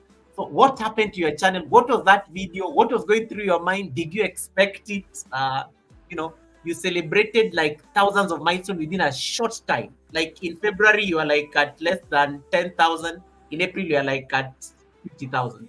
Mm-hmm. So what happened to the channel? So it's I think that one of the first ones that I got a lot of views from was when I did a this massive cookout for one of my friends' retirement. I think that was the first one I got over like 20K or something like that from views. And actually that was kind of the turning point where I was like, you know what, I need to put more of my cooking into my channels or Yeah. my videos. Not even though I have, like, if I'm traveling, of course I can't cook, but there's going to be some kind of food in it because everybody knows I'm a foodie. I love Yeah. food. So at some point I would say, everybody is building their channel, trying to figure out what they do best. um and at some point, they always say find your niche and stick with it, right? That's always the term. um that's the one. The cooking for 300 alone was probably one of my first ones. The 49K right there. Or 1 year ago, this one. And now it's, yeah, Yeah. nice one. Yeah. Yep. That was the one that really and truly was the highest one I had. And like I said, it's you have to stay consistent um in what you do, but also try to think outside the box and do more, right? If if you notice, I am consistently trying to do something different each time, right? Because I watch a lot of YouTube channels as well. I support a lot of YouTube channels as well, but it's almost like you're seeing the exact same thing every week. It's like every time you go on, even though again, I still watch it, even though I know what I'm gonna get, right? Yeah. Because, but at the same time, for me, it's more about, again, cooking is my passion. I can do, I mean, there's no limit to the amount of things I could cook in my backyard, you know. And I feel like if people are enjoying that, they'll continuously come back. Because even some of my DIY videos, they're like, okay, when is the cooking starting? People they're like, yeah, I understand you're on the range and you're shooting, but where's the cooking? When does the cooking start? You know. So it's And just about she has a T-shirt for sampling. So yeah, yeah, yeah, yeah. So it's like, you know, people are starting to get used to my channel. And like I said, and you have said it on a lot of times, because I watch a lot of you're very versatile in YouTube operations, that you want to build your channel organically, right? I have heard that so many times. Like, it's good to have other YouTubers on your channel, yeah, as far as a community, but as far as your people that watch your videos all the time, you want to build it organically, where people just love your channel for your channel. They're not YouTubers that have all this time, because they got to do their channel too. They got to do their videos and stuff. I try to make it a point, when you were doing the what was it, watch five videos a day. 5 a day, yeah. I try to make it a point to even just go over to a lot of the channels. So a lot of times I don't leave a comment, but I will still go. And if it's even just putting it I'll watch the first video and leave it on the loop.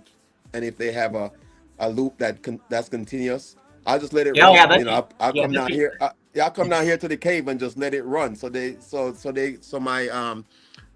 my subscriber, or the channels that I subscribe to that are YouTubers, get some views. So not all the time you might see me comment on everybody's channel, but I'm definitely watching, and I make an effort to watch. And I think there's a lot of people within our community that comes out and watches my lives and always Yeah. tunes in, and we definitely appreciate that. But at the same time, I still love my audience that is just here for the food, the torture.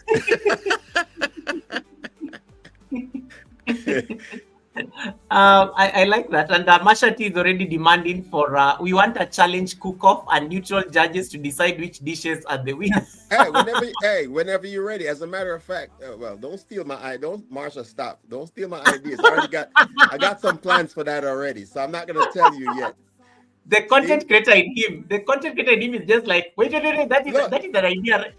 you know what's crazy is it's Yeah. when you have an idea, Yes. and you turn on somebody's channel and they're already doing it, and you're like, man, I was just about to do that. And then you don't want to do it no more.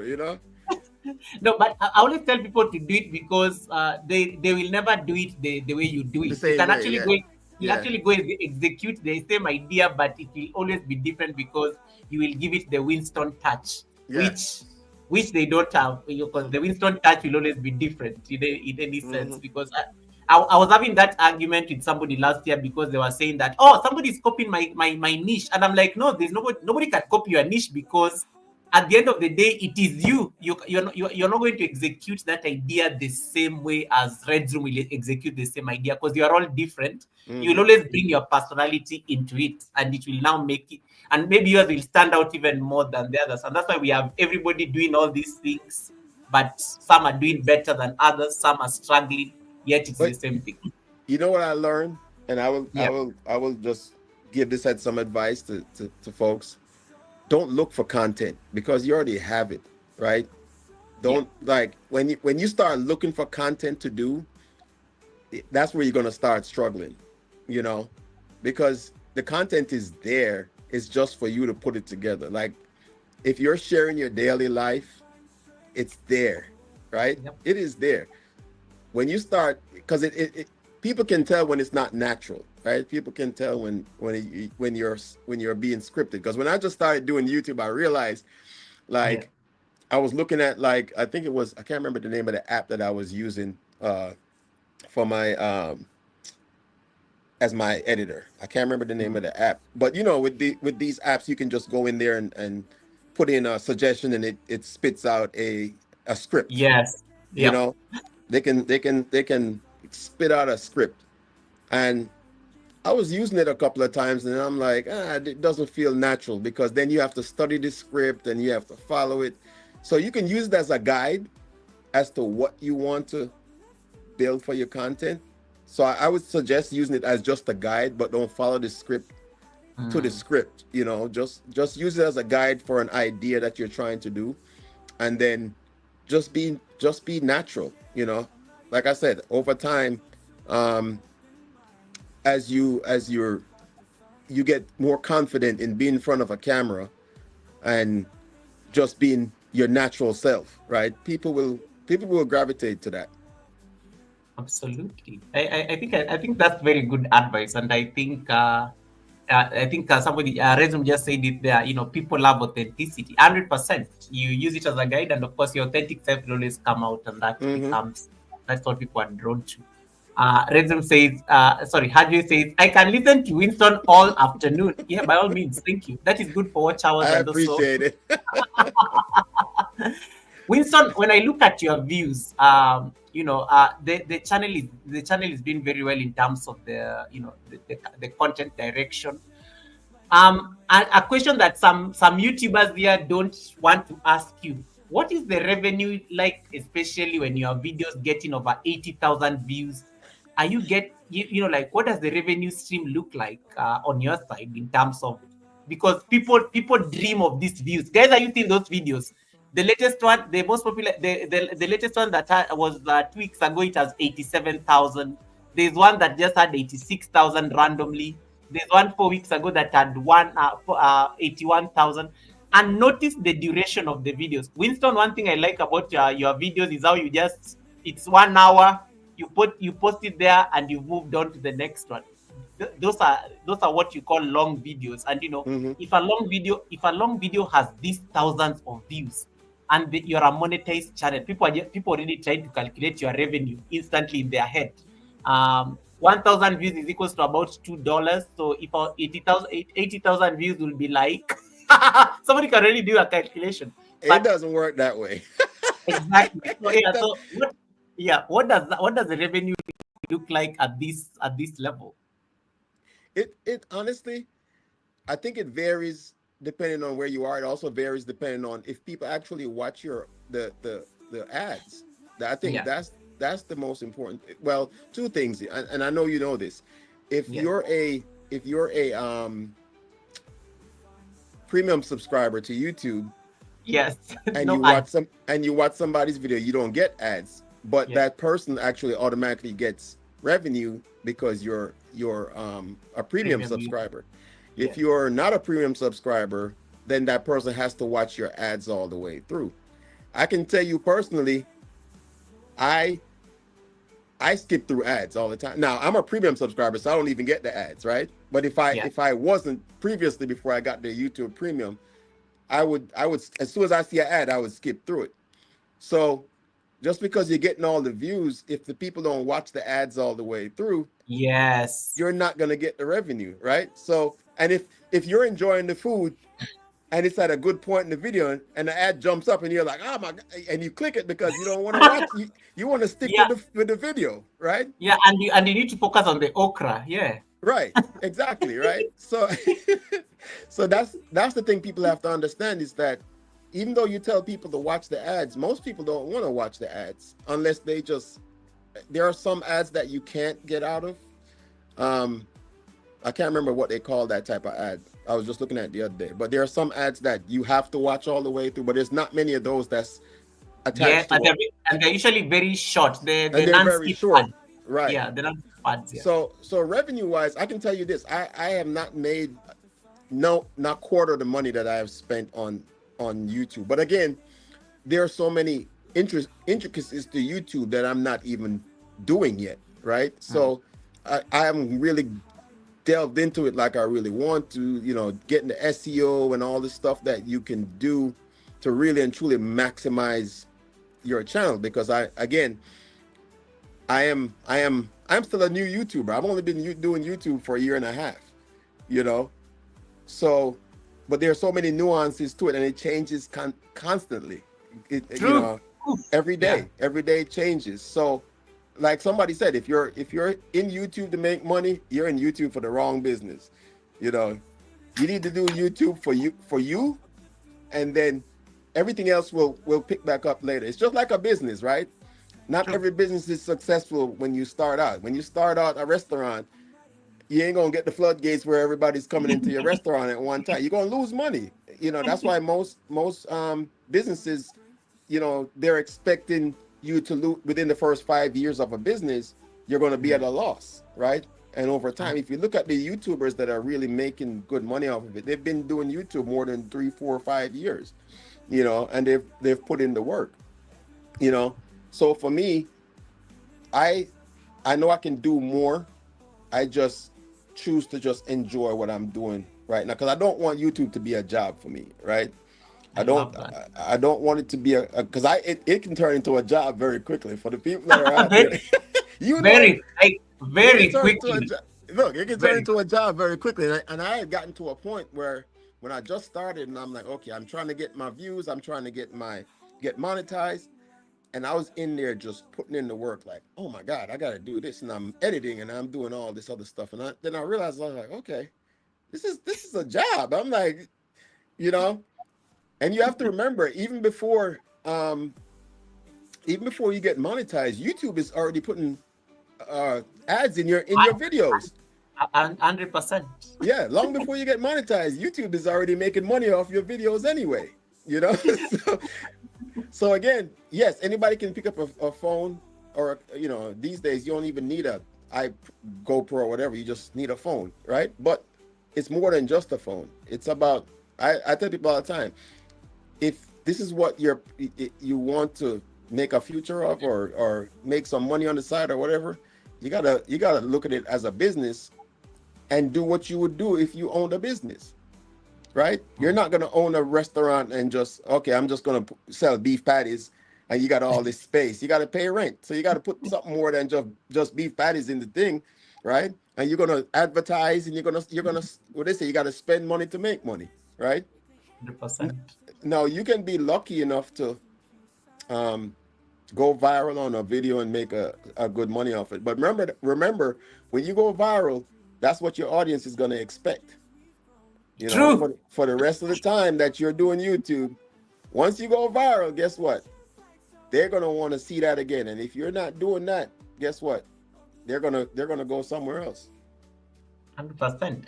And I like that point, because there's always like a lot of we all dream of going viral, but one of the things that I've always, and I remember I picked this from one of my mentors on YouTube, and I remember he said, are you ready with the pressure that comes with going viral? Because in case you wake up tomorrow and you're like at 1 million subscribers, Goga, are you able to sustain 1 million subscribers with content back to back?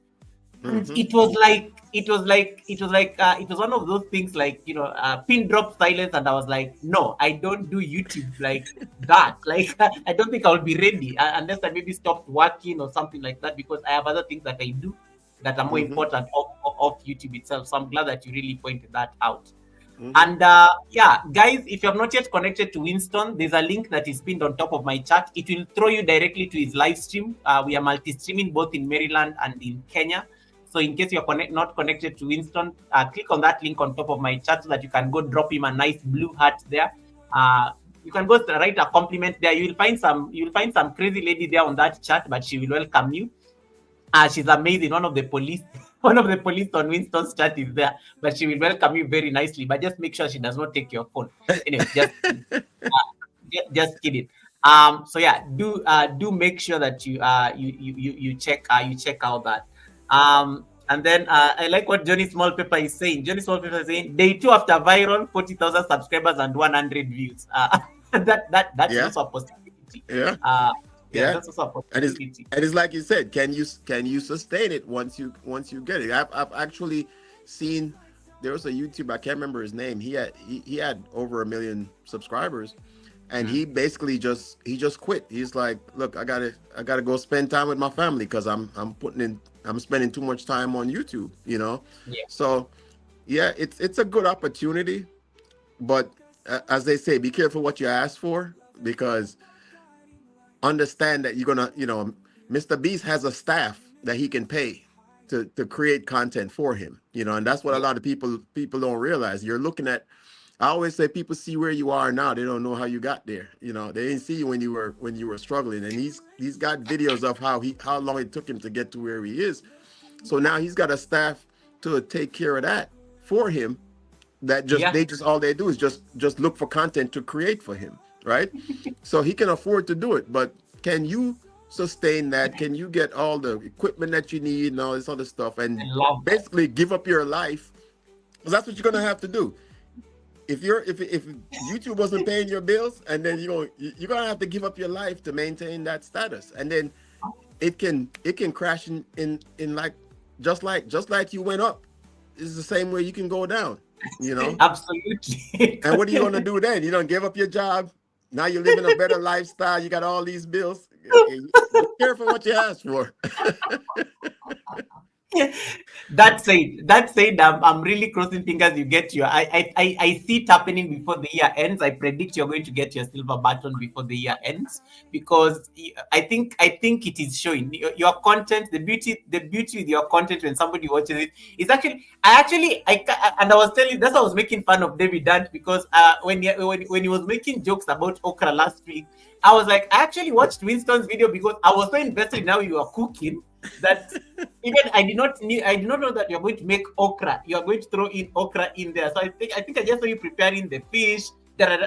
Let me tell you, the moment I saw okra, I was like, okay, now I have to like sit down Sit down and properly watch. Yeah. because of David. But because of David, of course, I had an intention. I needed to make David's life a bit hard. But David, okra pinyam, okra pinyam. Okay, for now. Winston, let's talk about gear. Like, what is the investment you put on your channel in terms of not just devices and gadgets, but also just the time? Because you're also busy. You do have a job that you have to attend to. You do have other competing interests. You love traveling. I have seen it in a lot of the pictures there with Mrs. Mama Lynn. So this calls for like a lot of time. Even sometimes you normally update us on your community that, hey, guys, I'm traveling, we're not going to have the tiki bar chat today. What is the investment that goes into you creating content, not just in terms of devices, the internet, editing software? Talk to us about the investment for a video to pop on our screens by Winston's Chronicles. So, well, a lot of it is a mixture of equipment. Like, I'm a gadget person. So if I see something that's gonna make my life easier, Mm. and if you watch my videos, I always talk about it. I like to work smarter, not harder. So if I find something that I think is gonna make the content better, I'll Mm. get it. So for example, GoPro, or a drone or something like that. Like, I haven't used my drone in a while because I really haven't had a content that I could use Did you just drones. did you just like randomly say you have a drone? Like, Yeah. So the thing about it is, like I said, for me, everything I do to 100%, right? Again, not everybody can, and again, it's not like I just like, all right, I'm gonna go buy a drone. No, there's ways to do it. I do it over time, right? I do it over time. yeah. Um, but it was more the fun of it than the because I tell people all the time, I always think about the differences in locations where you are, right? Like, not everybody in Jamaica can just go buy a drone, right? Or, you know, True. so it just depends on one, your monetary situation. Um, and then, as I'm gonna say, if you're looking at it as something long term, because I'm looking at it long term, so I'm investing in it for the long term. Like, where do you see yourself in YouTube 10 years from now? Are you even gonna be a content creator because you're so burnt out and doing all this other crazy stuff, right? So Yeah. you have to know that technology is going to get better. You're going to probably have to upgrade to a newer version of whatever device that you have now, because now it's, instead of 4K, it's 8K, all this other stuff, you know? So I try to stay on the forefront of what's out there. I don't buy everything. If I have something that's working very well, I will stick with it. So most times I'm using my GoPro on my iPhone. Like just recently, and I look at other people's channels and how they go about doing certain things, right? So like Clark's Legacy was one of the guys. I just saw him. He had a little necklace GoPro attachment, right, Mm. where you just wear it around your neck like a necklace. And I had never seen that before. And I'm a big Amazon person, so if I see something I like, I'm buying it right away. I don't wait. Like if I see something that I like and I can get it, I'm going to get it right away. So it's just, again, what's financially what you can afford, um, and then is it going to help you? Is it worth it, and is it going to help your channel based on what you're trying to build? You know. Mm. So like I said, the amount of money if I was like legitimately going to spend money on YouTube, I'm doing it for the fun of it, right? For me, YouTube is fun for me. If I was really like doing YouTube as a business, I probably would have spent 3 times as much as I've spent prior to now, you know? So it's more about just me, one, keeping up with technology, and then being able to give good content and still stay within my means, you know? So I'm not gonna go out there and buy some outlandish piece of equipment, you know, camera, you know, like I got lighting and all this other crazy stuff going. I know, because I'm right now what I have is enough to offer my audience what they need, you know, That's you good. know. And so you have to think about it. Like I said, you think if you're gonna really and truly get into YouTube the way you can, and you're thinking about making money on the back end, well, think about how much money you're gonna have to put into it and how much money you're gonna get out of it. Because trust me, I have not made. I will tell you this: I've only made $310 from YouTube. Wait, That's it. what? Three Wait, did you hundred mean and ten dollars.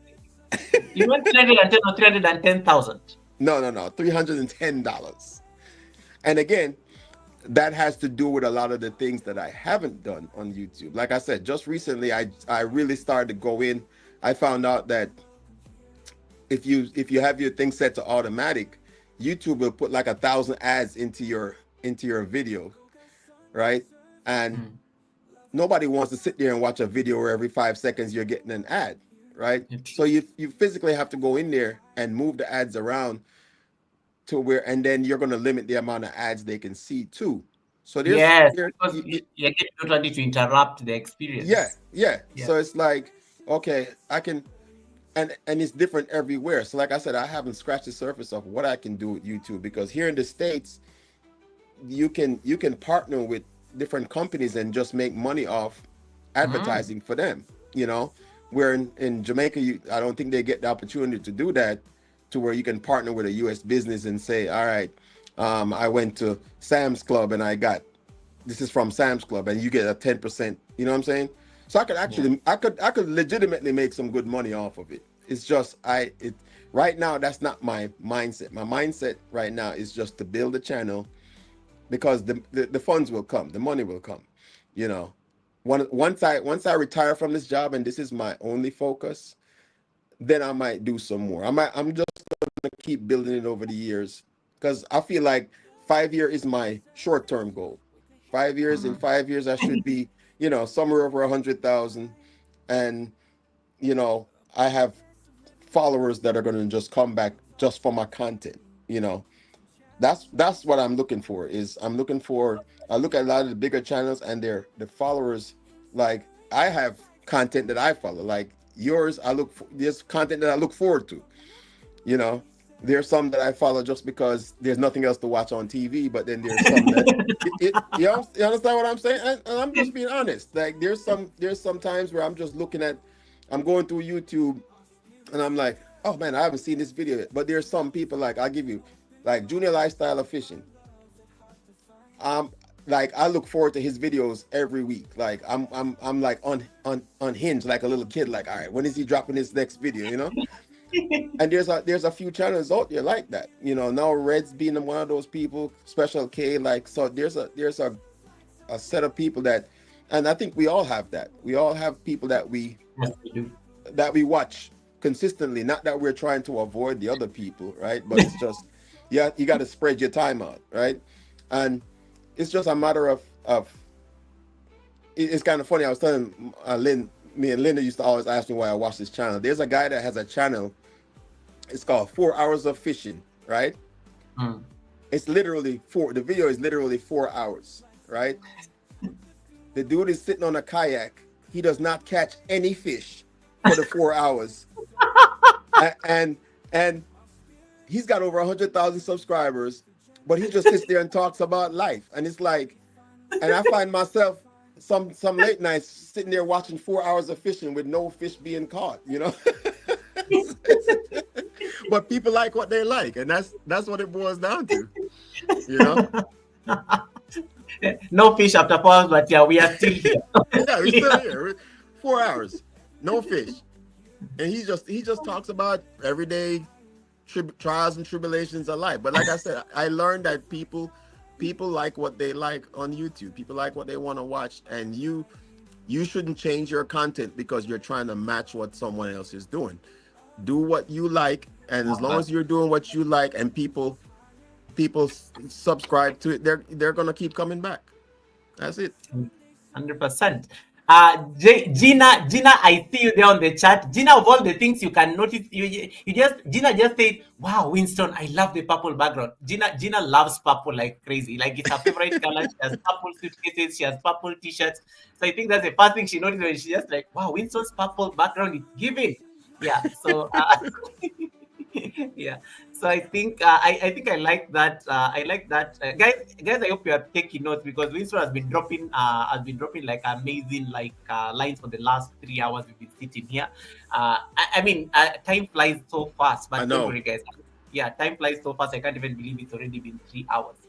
Would you say, like, how you approach your content creation, just organization? Would you say there's some elements of your, having spent time in the military for like 25 years, do you normally find some elements of precision, even organization, when it comes to your content?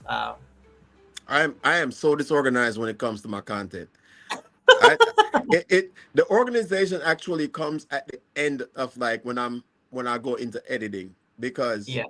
like I said, sometimes, like for example, I will start a video, and then I go type it into my search to say, okay, this is what I want to talk about, and it spits me out a script, and I look at it and I was like, man, I should have said that in the first video. I could have used this before I started the video, right? So remember I said earlier to use that as a guide, not a word for word, right? So you can go into whatever app you use and say, okay, oh, what's it? vidIQ?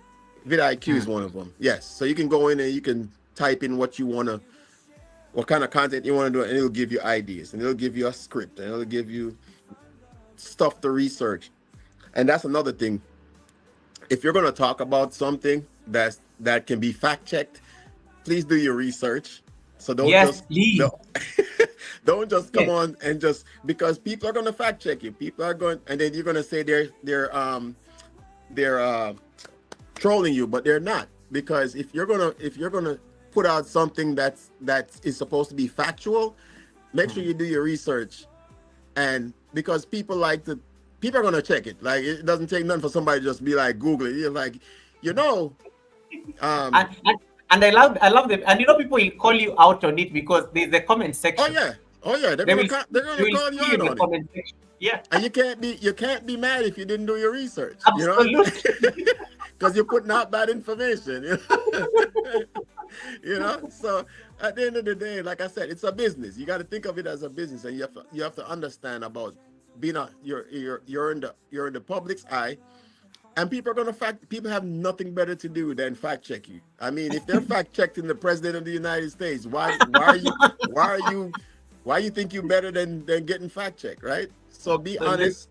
yeah, be honest, be genuine, you know, and do your research. Do your research. Think about the content that you want to put out there, and then understand that somebody's not gonna like it. You know, somebody's gonna say something crazy to you. Because I always read the comment. Every video I look at, I always read the comment section. That's probably one of the most Me, profound thing me too, I I can't in the comments. oh my god, I read the I love comment section, comments. and some of the things people say sometimes, and you're like, did you even watch the video? You know, you're like, that has nothing to do with what's going on in the video, you know. But there are people that are out there that, you know, I see a lot of people that have gotten frustrated because certain people say some things in their comment section. Look, Mm. brush it off and keep rolling. You're gonna have people are gonna say what they want to say just because they have the opportunity to say it, right? You can't be in the public's eye and have get hurt feelings. It's just the way it is, right? You see, Absolutely. yeah, you see a lot of people get frustrated and try to lash out. And the worst part is if you lash out at your audience, YouTube can shut you down. so so so they can say what they want to say to you, but you can't say what you want to say to them because you're the content creator, right? It's just like your business. Somebody can walk into your restaurant and cuss you out, but you can't cuss them out because you're gonna lose your job, you know, or you're gonna get some bad reviews, like as you should, right? Because you're in a customer service driven business. As people don't realize, this is customer service. That's, you know, you have to think about it in that aspect. That if you go to a restaurant, you don't want the server to talk back to you if you say, I don't like how the food tastes. Even though I wouldn't say that. If I don't like it, I'm leaving because I don't want you to spit in my food, you know. So, but you have to think of it as a customer. It's a customer driven. Um, you know, YouTube is a customer driven platform. You know, so you can't have hurt feelings. Just do what you got to do. Maintain your professionalism, as I always say. That's the military side of me, right? I maintain Yep. my professionalism. I don't let people get under my skin because you have to expect it. You have to expect it. And once people get under your skin, that's what they were looking for, and Absolutely. they will ride it till the wheels fall off. You know. Uh, and I've seen that happen actually on the at 351 Cleveland. Thank you so much for coming in for courtesy of Johnny. I appreciate you stopping by, brother. And I've seen that happen. You know, like people are just triggering the host, and the host just like Falls for it. Yeah. yeah, totally fell for it, and it became like a meltdown. And they Mm-hmm. were having fun on the chat. They were literally just, they were just going at it, and I was like, yikes. Yeah, so I totally, I think, resonate with what you say. And I even Mm. noticed it on your live stream because there's a time I think you are doing a vertical live stream, and I think somebody was trying to get your attention by being weird. And I mean, you are having the time of your life. You are I not just even bothered ignore them. about. Yeah, you just ignore. I just ignore him. I just ignore him. That's the one thing. You know, they have a saying, right? They say a soft answer turneth away wrath, but grievous Yeah, words stir up anger, right? yeah. And that just essentially means like when people try to get under your skin and you ignore them, they go away and they go back. They go find somebody else that they can Exactly. annoy. Yeah, And nowadays they just need to scroll down and they've moved on. yeah, They moved on to the next yeah. person. You just ignore them and move on. They'll move on to somebody else. I've had so many people try to troll me, and when they didn't get the answer they were looking for, Uh-huh. they just never came back, you know, because they were looking to get a rise out of me and they didn't get it. So they're like, all right, I'm gonna find somebody else that I can annoy, you know. Guys, It's the world. It's the world we live in. I like Winston's perspective on think of it as customer service, and you can't you're the content creator. You should know better. You are the one who knows the rules. I mean, a typical viewer never knows the things you have to do as a content creator. They don't even know half the things they are saying that are wrong, and YouTube does not encourage them. But you're the Hmm. one who's going to take the brunt of that punishment when it comes to it. So I think I like how he really cemented that particular point. Winston, just as we're getting to the cool down section of the Sunday service, one of the as much as you enjoy making content, I know there are aspects of your life that you still prefer just keeping private because it could be the kids. Of course, you don't see the much of them in the content. It could be other aspects of your career. It could be maybe your time with Mama Lynn. Um, How do you balance storytelling, your creativity, and even authenticity while still protecting your peace and privacy? And these are, these are questions Simone asked when you spoke to her. Yeah. I wanted to get your answer here at the Sunday service as well. So, I mean, it. So, like I said, I'm a very private person, but Mm. if, for example, if you notice, I don't show my kids, and kids, they're adults, but I don't really show my kids because they don't want to be on there, right? Um, I try to incorporate them as much as I can because it's a family atmosphere. But as you know, there are crazy people out there, right? There are untrustworthy people out there. So it's also a part of protecting your family as well. Um, the world is a crazy place, and you have to know what you're comfortable showing about your life, right? Because people can piece together things about your life, you know, based on what you show. Mm. If you're willing to give that information, that's fine. Again, like I said, I don't have a situation where I'm worried about anything um coming back to haunt me or bite me or whatever, so for me it's I keep it within a small realm, right? So like I said, if you notice, I it's food, it's cooked, is I don't get into nothing Yeah. outside of that circle, right? I don't there are people that do reaction videos and all that stuff. I don't go outside of that realm because it's not that I'm afraid of anybody else out there reacting to my videos. I just I'm not a combative person. I don't like to argue with people. So I keep myself out of that realm. I if for you to come at me, and even if you did come at me in some way, I'm not gonna respond to you, right? Because my grandmother used to say word is wind, right? And for me, as long as you're not putting your hands on me, we have no problems. You can say what you want to say, right? Mm. That's because I'm not gonna give you a response that you're looking for, and that's what most people are looking for. Is again, there's a lot of people that just troll people's channels and look for a reason to try to draw them out, you know. So for me, it's keeping it within the realm where it took a long time for Lynn to come on the channel. So if you look at a lot of my previous videos, Lynn was never Lynn was never on the channel like that. Lynn is actually a lot more shy than me, but don't get her on her wrong side.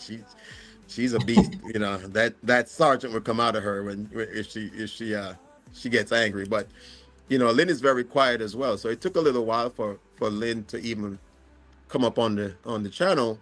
And then what I realized was people like seeing her around as much as and the relationship that we have and the fun that we have together, and I feel like a lot of people resonate with that as well, you know so I would say little by little I add things, but I still keep it within the realm of just a lot of my privacy, right? So you can see me going to Walmart and what state I live in and so forth. But I feel like there are things that you don't need to put out there outside. You have to figure out within the realm of your content that you're putting out there, how much information you're willing to share, right? Mm. And the consequences of that information that you're willing to share that people can or cannot use against you, right? It's like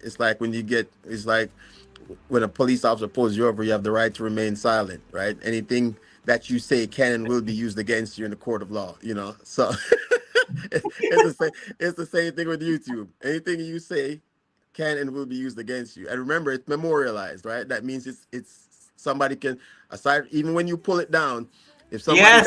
if somebody downloaded it before you pulled it down, guess what? They still have it. So it's memorialized somewhere, you know.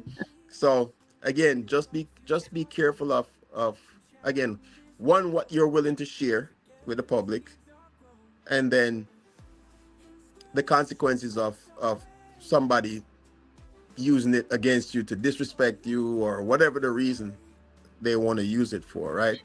So Mm. you have to be willing to defend whatever you put out there.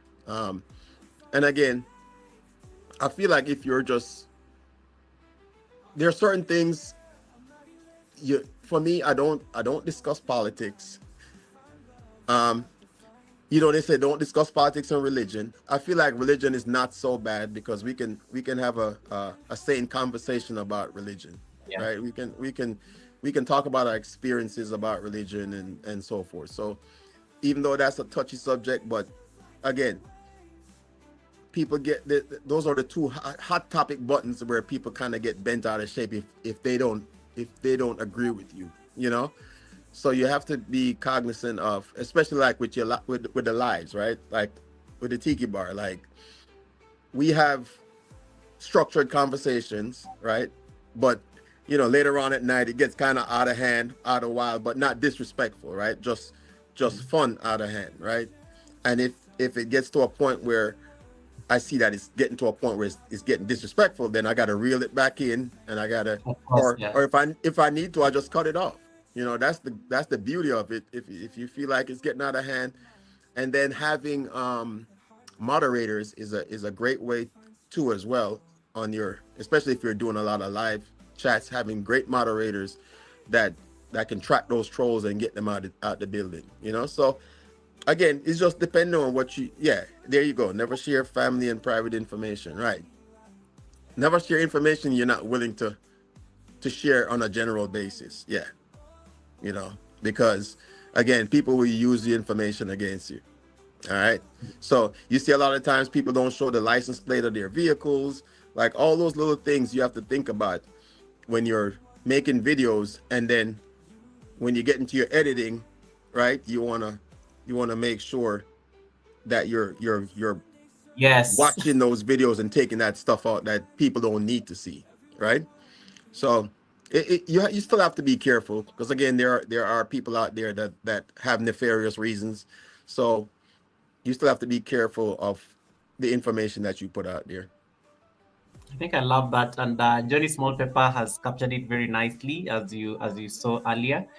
Never share family or private information. You don't know anyone on YouTube without years of trust. Don't do it. Don't do it. Absolutely. And then Simone says, "I'm very intentional about what I share. It's funny how sometimes people think that the small percentage of what I share is my whole life. That is it. You're a content creator, guys. You edit things out of content. They will never Hmm. yeah, as Winston just said. Winston is also like, just trying to wrap up the conversation about content creation so that we can get into the closing.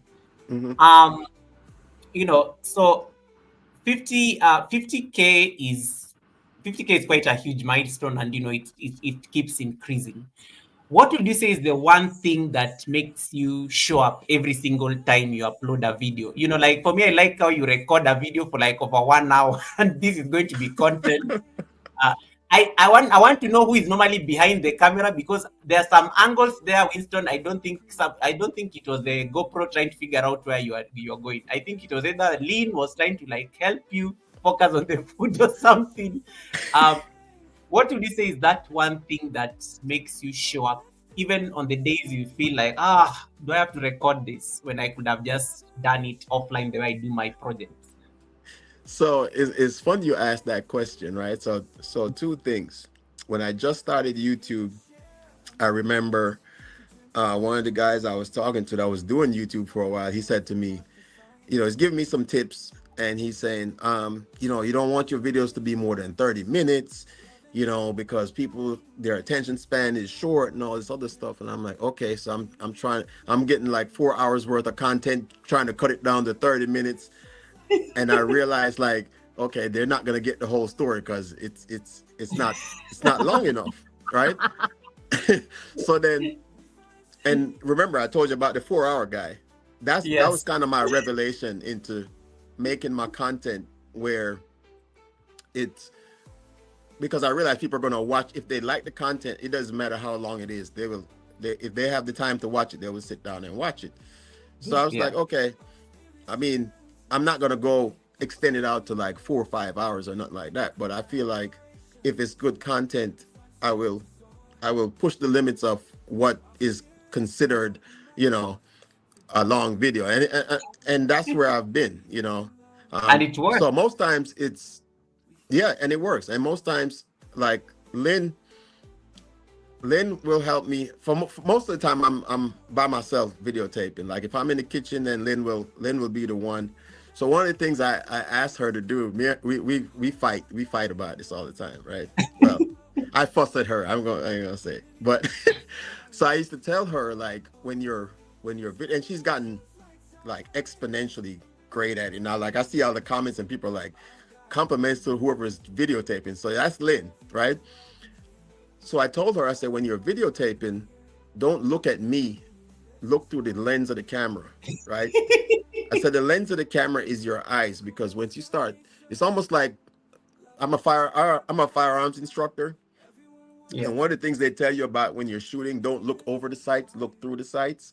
It's the same thing with a camera. If you look through the lens of the camera. So if this is the camera in front of my eyes. I'm looking through the camera. I'm not looking over the camera to see what you're doing, because that's what people are looking for, right? Yeah. People don't realize like videotaping is an art. Photography is an art. And if you talk to photographers, they'll tell you they look through the lens of the camera. They don't look through their eyes. So the camera is now an extension of their eye. And think about what people want to see, right? And so if I'm talking about the food, focusing on the food, if I'm showing you something, focusing on that, and then you can pan back out to me. So people just see content and think it's just like that. And it's more to it than that. It's about art, right? Creativity. Yeah, like if you put some art and creativity behind what you're doing, you find that people will, like, you're telling a story essentially, right? You don't need to, you might need to add a little bit of music here or whatever you want to do, but think about it from a perspective where you're packaging a product, right? From the wrapping all the way to to when you get inside to the goodness, to all the way till the end. It's a product. It's this good package, right? It's like, what is it? A Klondike bar, you want to get you or a Tootsie Roll, you want to get to the center of the Tootsie Roll, right? So you got to eat it all the way through, from the wrapping that grabs your attention to the meat and potatoes of it, and then what's in the center of a Tootsie Roll. Well, you want to find out what's in the center of a Tootsie Roll, so you're gonna keep licking it till it melts down to the center, right? So that's what you got to think about, the content that you're putting out, because a lot of people just, like I said, pick up a camera, take a video, and publish it. You can watch, if you watch a lot of videos, you can tell the videos that some people take time to really edit and put some work in on, and you can tell the ones that's like, I'm gonna get the views anyway, so I'm just gonna throw it up there. And then you see some stuff, you're like, okay, they should have edited that out. And it's kind of funny. Me and Lynn were watching a video the other night. It's the first time I can't remember the name of the channel. First time I've seen the channel, but the guy his narration was on point, but the videos didn't correspond with the narration.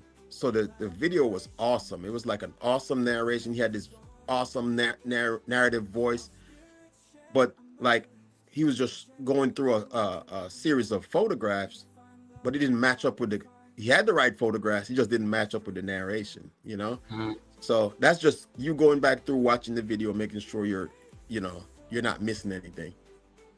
It's a lot of work. It's a lot of work. And I like how Johnny, I like Johnny is normally very direct. He says, do what you think is right. Do you be intentional in your content? Crap content is disrespect to viewers. There you go. The idea content is nonsense. That's true. I agree.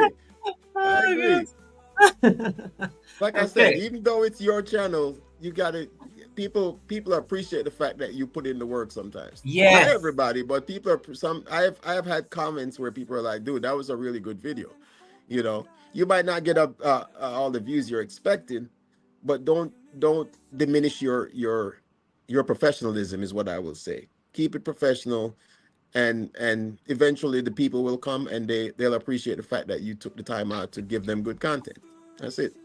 I love that. And I always say that it's also important that the views may not be coming now, but I have videos on my channel that I did like 3 years ago. They are gaining traction today. Like Yep. it's fascinating. And I appreciate the effort I put in those videos back then, because Mm-hmm. I don't have any regrets in terms of their quality, because oh, it's good this video is picking up at this point.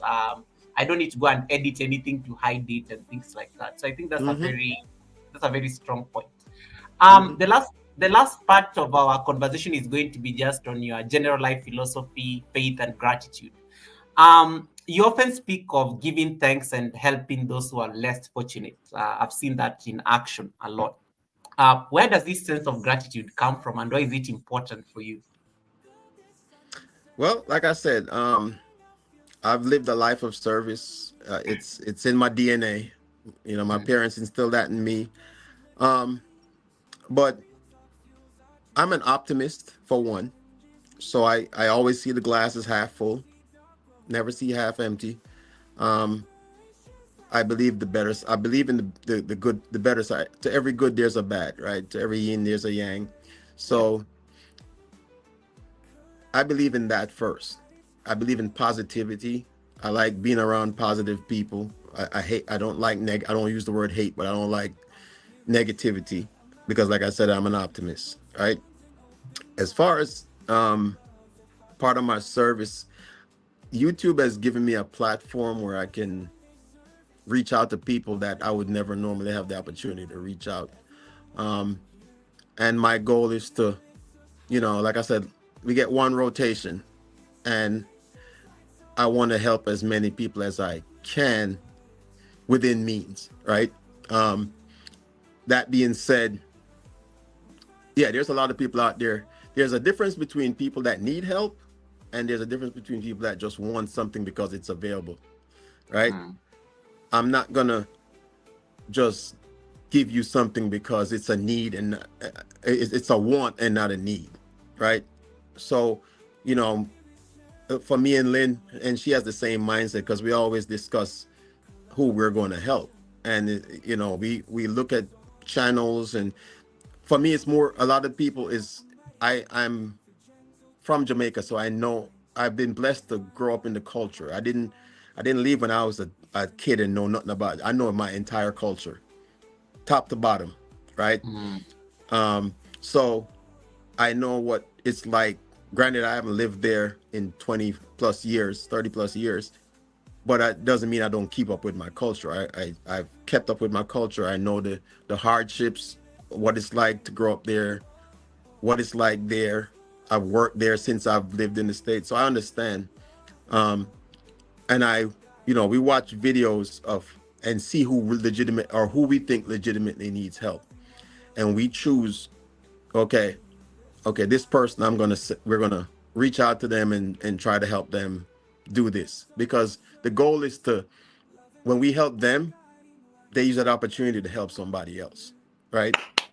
paying Because it forward. yeah, you always got to pay it forward. I 100% believe in paying it forward because people, you know, I see a lot of things going on YouTube, not just in Jamaica but all over the world where people get things that are just what's the word I'm looking for?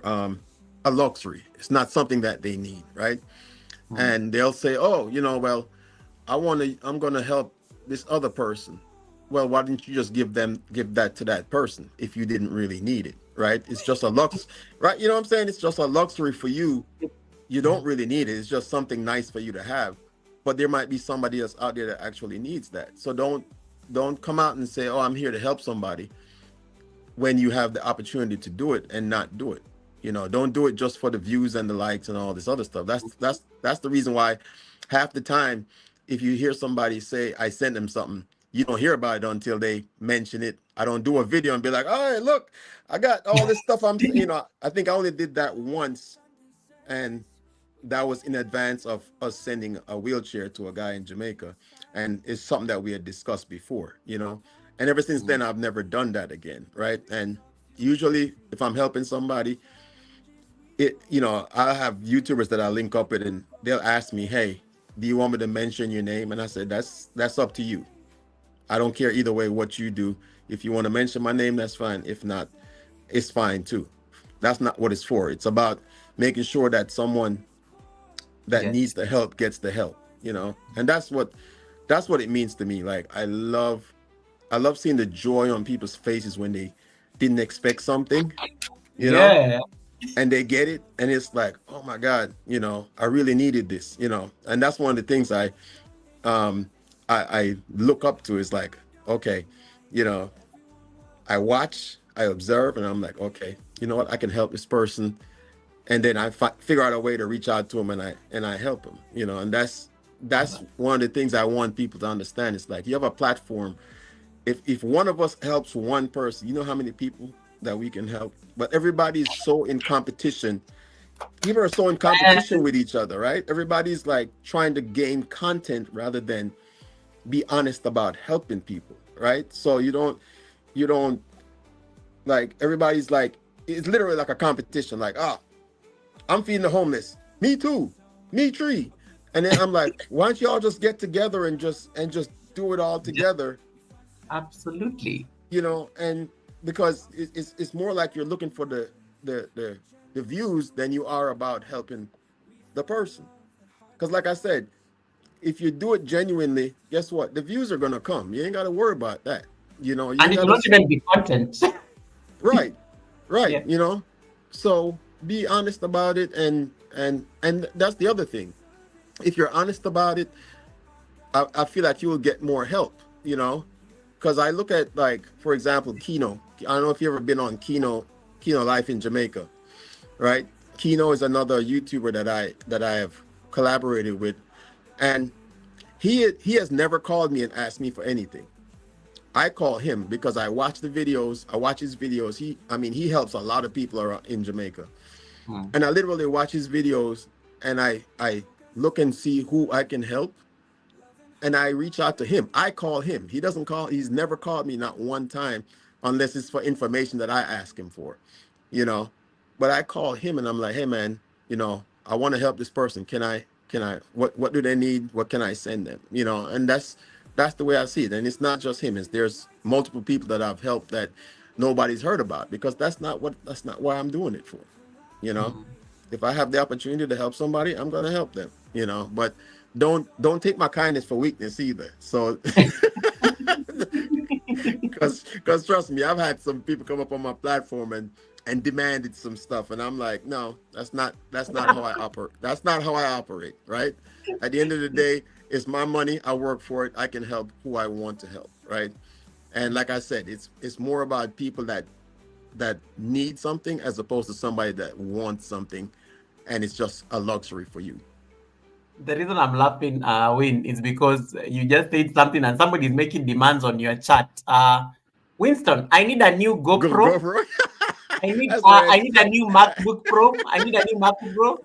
Some Jordans, please. Some Jordans, please. And then he finishes by saying, "Oh, and a bottle of white rum. Look, is this even a priority?" And then he has the audacity to say, please send them express, please." All right, I'm packing the barrel right now, Reds. Red Room is a mess. Red Room is such a mess.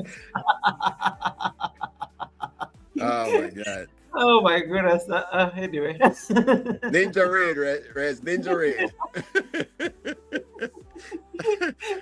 Red Room, why are you like this? Why are you like this? Are there any daily, maybe or spiritual habits that help you stay grounded, especially when life is uncertain? Just to make sure that also you are working optimally, your mental health is, up top. Um, I know you talked earlier about getting help, and it's important to always get help if necessary. But do you have any other daily practices, routines that help you stay grounded?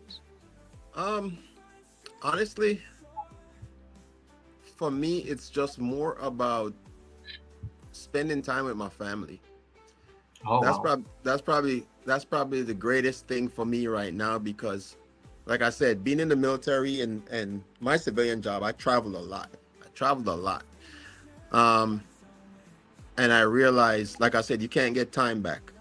And just having my family here around me, that's really the most important thing to me in my life. Because even though I wasn't there for the birthdays and the holidays and all this other stuff, I'm here now. And like I said, it's more about making the memories now more than anything else that I didn't get to make. Because again, you can't make up for time, but you can make Mm. new memories. You know, for years we couldn't travel, you know, all this between the kids and work and the job and all this other stuff. So, you know, being able to spend more time with Lynn, I mean, and the kids as they get older, Yeah. it's a blessing. It's the most important thing. I always say, you know, one of my supervisors, my boss, he has this phrase, and it's so true. He said, you know, at the end of it all, none of this material stuff, none of it matters. The only thing that matters is who you love, who loves you, who you support, and who supports you. That's the only thing that matters in life. Everything else is material, you know, and that's to me is the most important thing in life. Like I kind of wish I would have known that maybe 10 years ago, you know, 20 years ago. But you know what? I also say that nothing happens before it's supposed to happen, right? Everything happens when it's supposed to happen. And, you know, we pray whatever, whoever you pray to, whatever you believe in, you Mm. know, we get up and we pray every day, right? But God helps who helps themselves, right? Our path in life is every day you wake up, you go down a road, and every intersection you run into, it forks and it keeps forking off, right, to different directions, and you have to choose a path, right? You choose a path, and then when you choose that path, it's going to fork off again into multiple paths, right? Mm. Because every decision you make is going to affect the next decision that you make. So we can pray all we want to, and God puts us in the right situation to be successful in whatever we pray for. It's just, do you recognize it? Do you see it when it's there in front of you? Because a lot of times it's there. You prayed for it, I believe you. He's giving it to you, but are you paying attention and taking advantage of it? You know, we get so blindsided because we got the blinders on and we're not paying attention. You know, situational awareness is a big thing for me, right? Especially as a military guy, as a police officer. Like I'm always 360. I'm always paying attention to what's going on around me. If you see me walking through the mall, you don't see me with my phone like this. My phone's in my pocket and I'm looking around, you know. And I feel that's life in general. People get caught Mm. not paying attention to what's in front of their faces, you know. And like I said, you pray, he gives it to you. You just got to pay attention and go after it. And like I said, I feel like I've been blessed in my life. I feel like the more I bless people, the more blessings I get. You know, just being able to wake up every day, like I said, see my kids be growing up and, you know, living their own lives and being, you know, successful in what they're endeavoring in. That's the most important thing to me right now. That's literally what keeps me grounded now. Just memories, making memories with my family. You know, me and Lynn, like, I can't wait to retire because once I retire, you think I got content now. It's about to be on.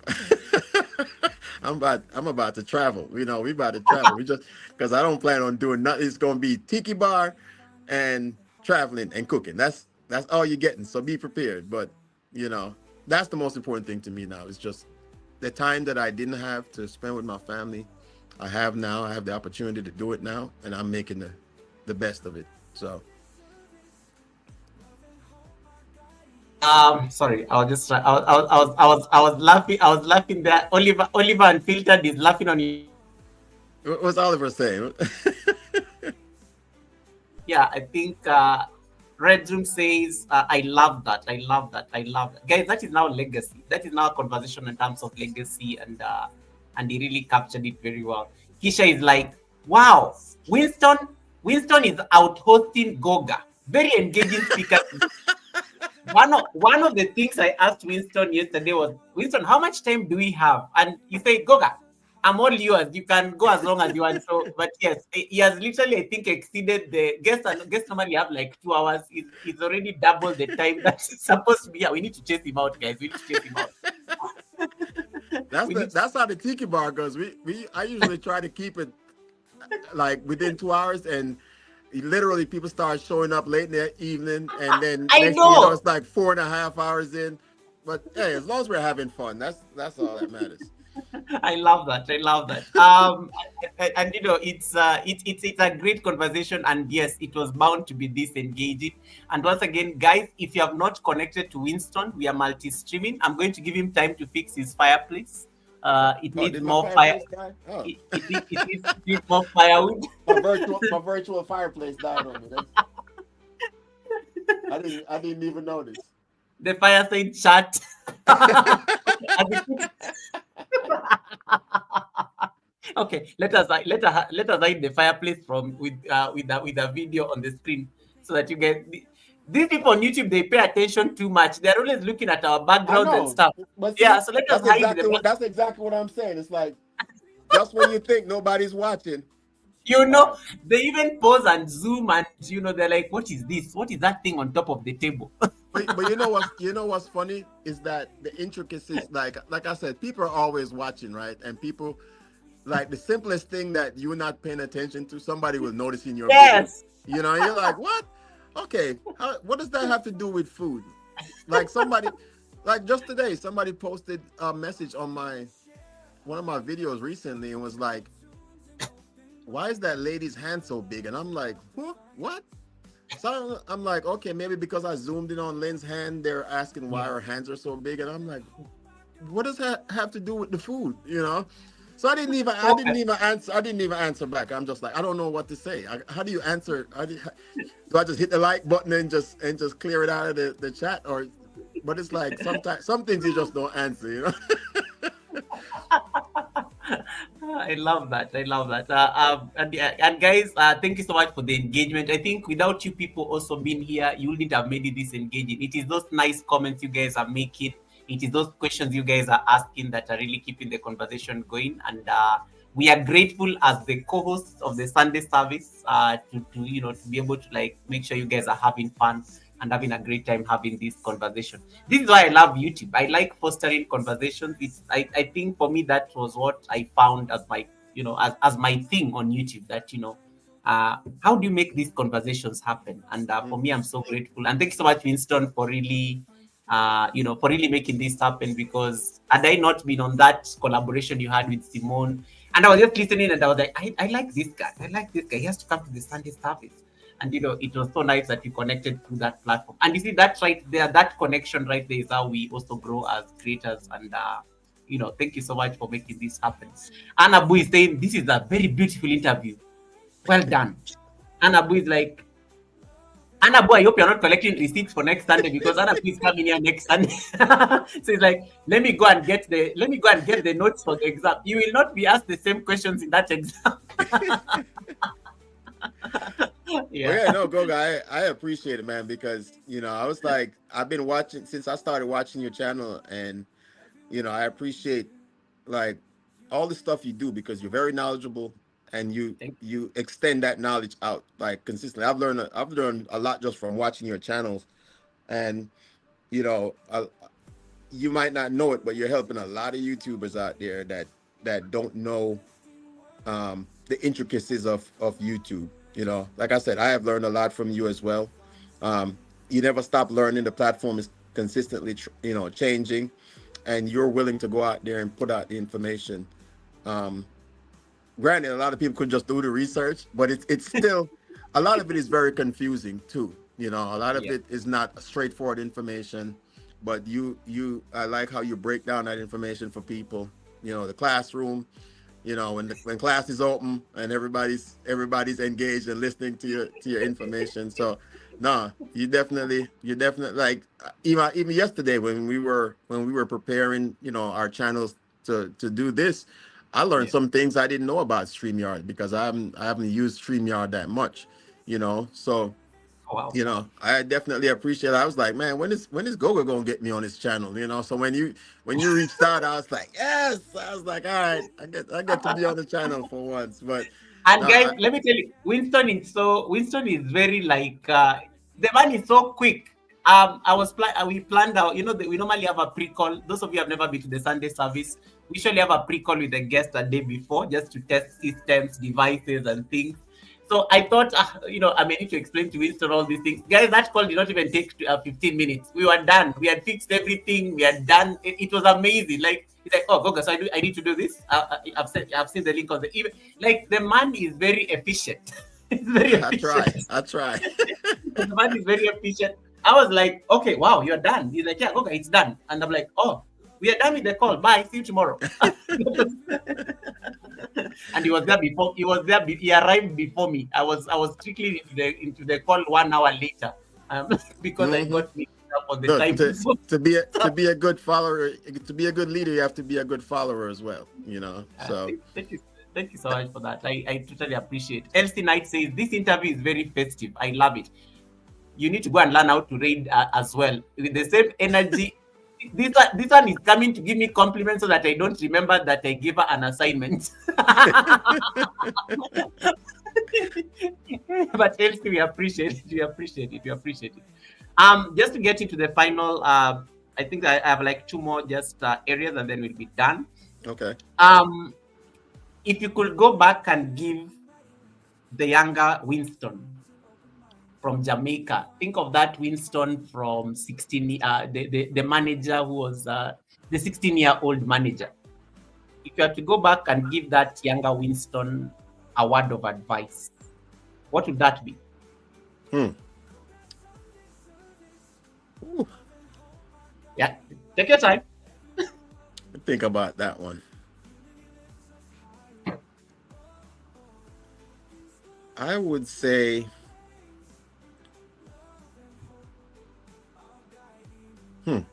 that's a tough one, Goga. Hold on. Let me think about that. Oh, and the only reason why I say it's a tough one is because I honestly have no regrets in my life. Oh wow, But powerful. if I could have say something to my younger self, was to take advantage of the opportunities that you had earlier in life. Like I said, there's some things I know now that I wish I knew in advance. I don't know if that would have um, made a difference in where I ended up in life. And that's one of the reasons why I say I have no regrets, because I think the journey is different for everyone. So we can, they said hindsight is 2020, right? So you can look back and say, what if, right? But I feel like the journey is the journey, right? We are all destined to end up somewhere, and it's the choices that we make in life is how we end up where we are, right? So you can be frustrated for where you are in life right now, or you can just be happy to be alive, right? Because I have friends that have passed away that are of the same age, went to high school with me, so forth, in the military, so forth. But I would definitely say just take advantage of the opportunities that you have early in life. So, I would maybe give that to my advice to my kids now, right? Make use of the opportunities that you have, because you never know when one is going to go away, right? Or something that you could have needed to make your life better, you don't have anymore, whether it be a family member, whether it be a job, whatever it is. I feel like, again, it goes back to the choices that you make in life. I've had this conversation with so many people about choices, and sometimes people say, we were having the conversation on one of my tiki bar chats, and I can't remember who it was I was talking to, and they were saying, we're talking about, are you a product of your environment, right? And I always said, yes, you are a product of your environment, but which side of that environment you come out on is based on your choices that you make, right? So the physical environment, yes, it's going to limit you with doing certain things, but you have to think outside your physical, right? You have to think about the mental, you have to think about the opportunities that you're given. I'm going to share with you just one story before we end this, on why I say choices are different, right? Our choices make a difference in life. When I was in the Army, I was stationed at Fort Bragg. I was working as a security guard part-time, right? So the military don't pay a lot of money back then, so you got to get a part-time job, right? So I was working on at Fayetteville State University, which is a historically black college, right? And it's in a bad neighborhood. And so I'm out there, I'm doing security, and I see this young white guy walking across the campus.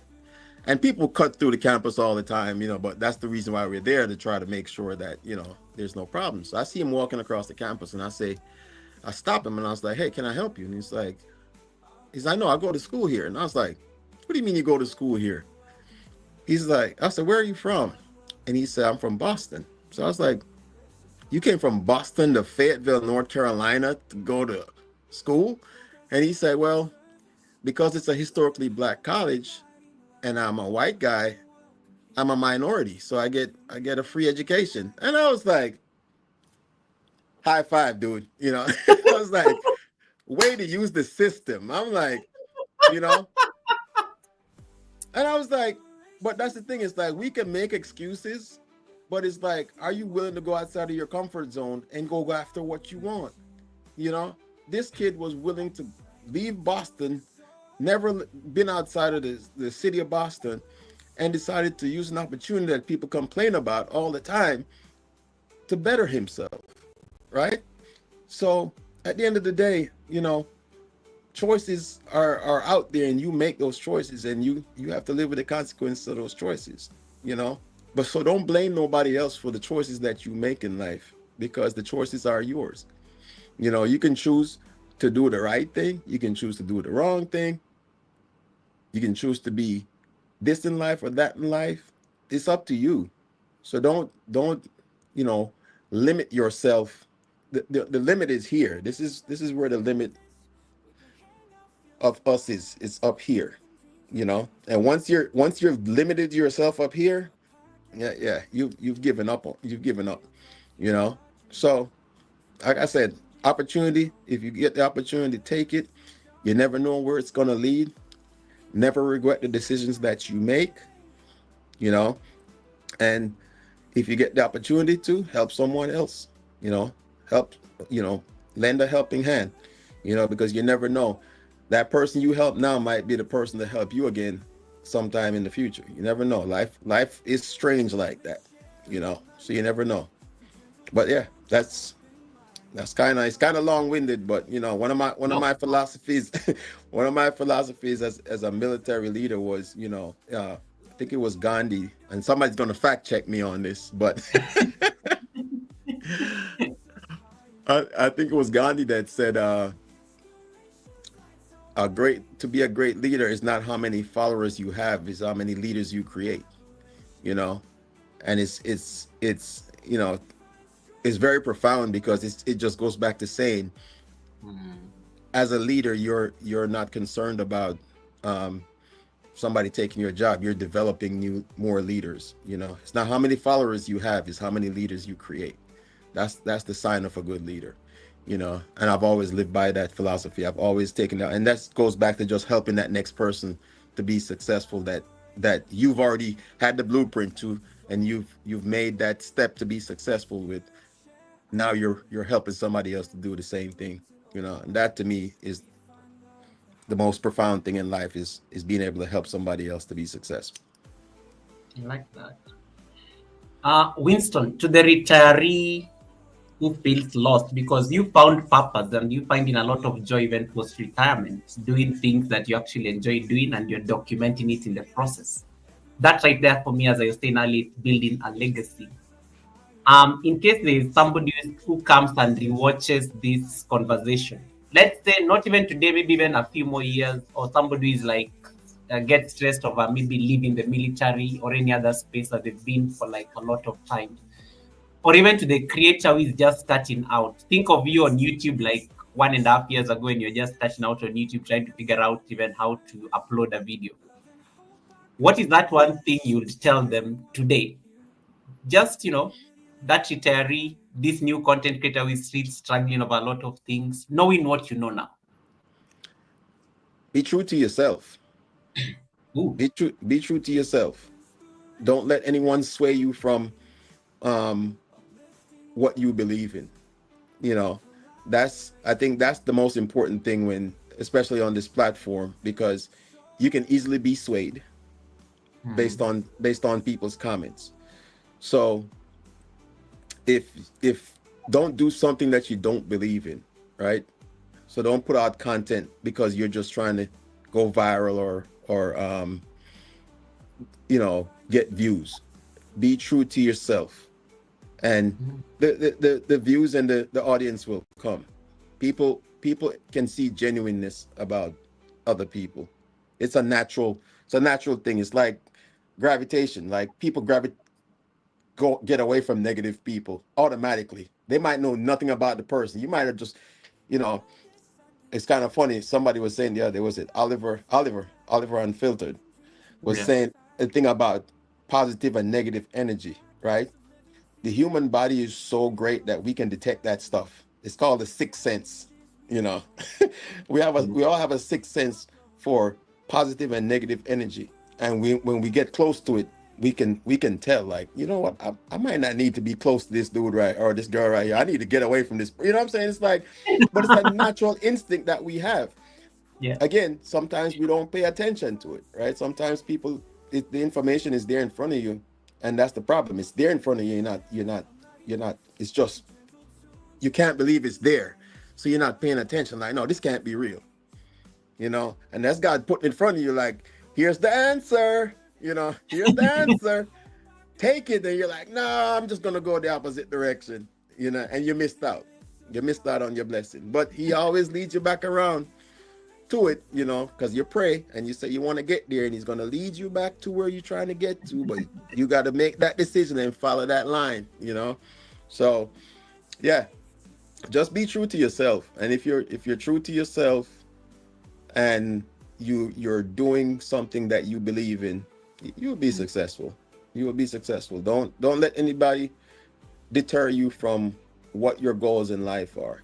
Find a goal, and you do everything you need to do to get to that goal, and don't make structure your decisions. Where do you want to be in 5 years? We always learn to do long-term planning, short-term planning, right? So Yeah. where am I 5 years from now? If I'm a YouTube content creator, where do I want to be in 5 years?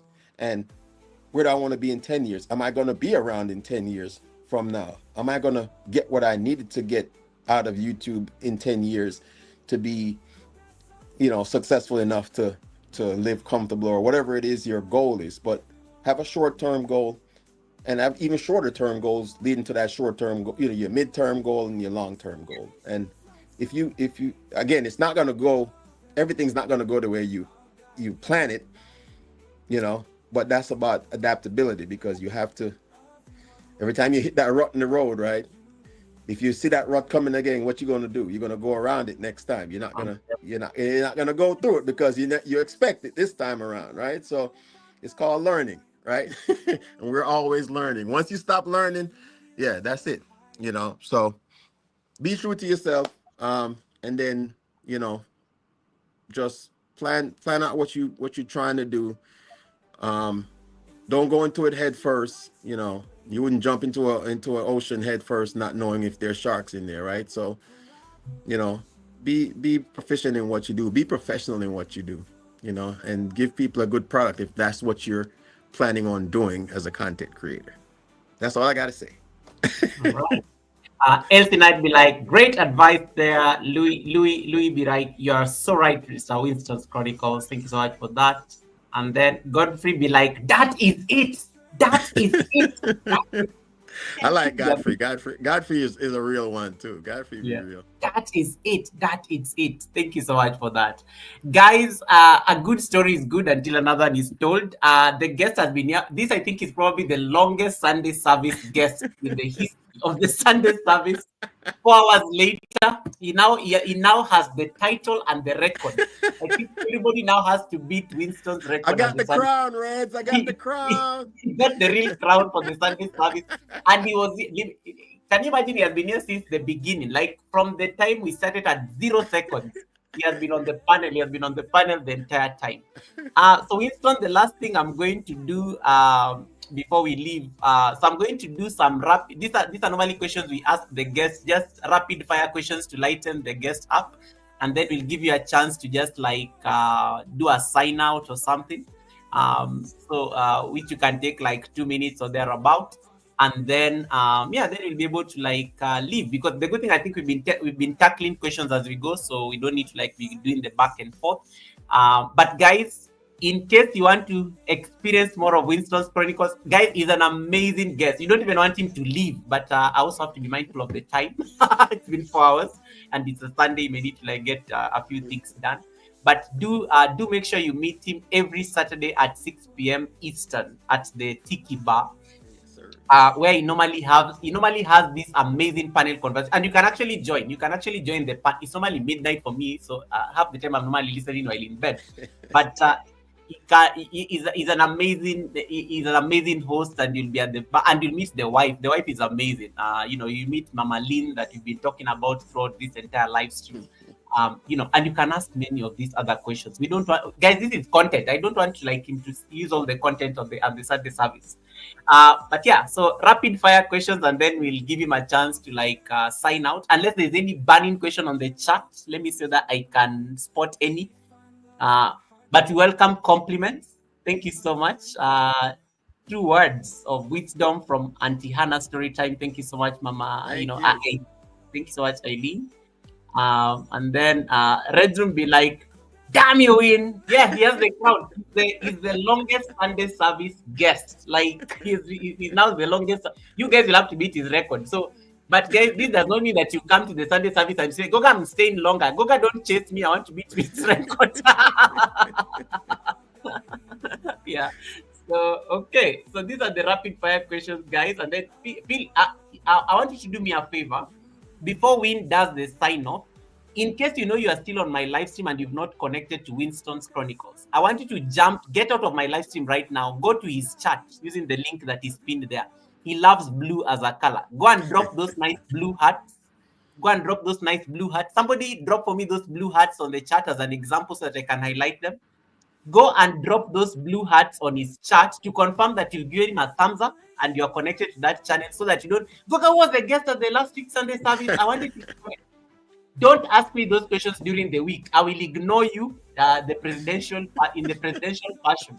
You can't be at the Sunday service and you are listening the entire time and you forgot to connect to the co-host. So jump there real quick. The link will take you directly to his live stream. Go and give your thumbs up, give your heart. Stay there. He's going to raid you back here anyway. Stay there until we end his live stream, and then he's going to raid you back here for the affirmation, and then we are going to raid somebody.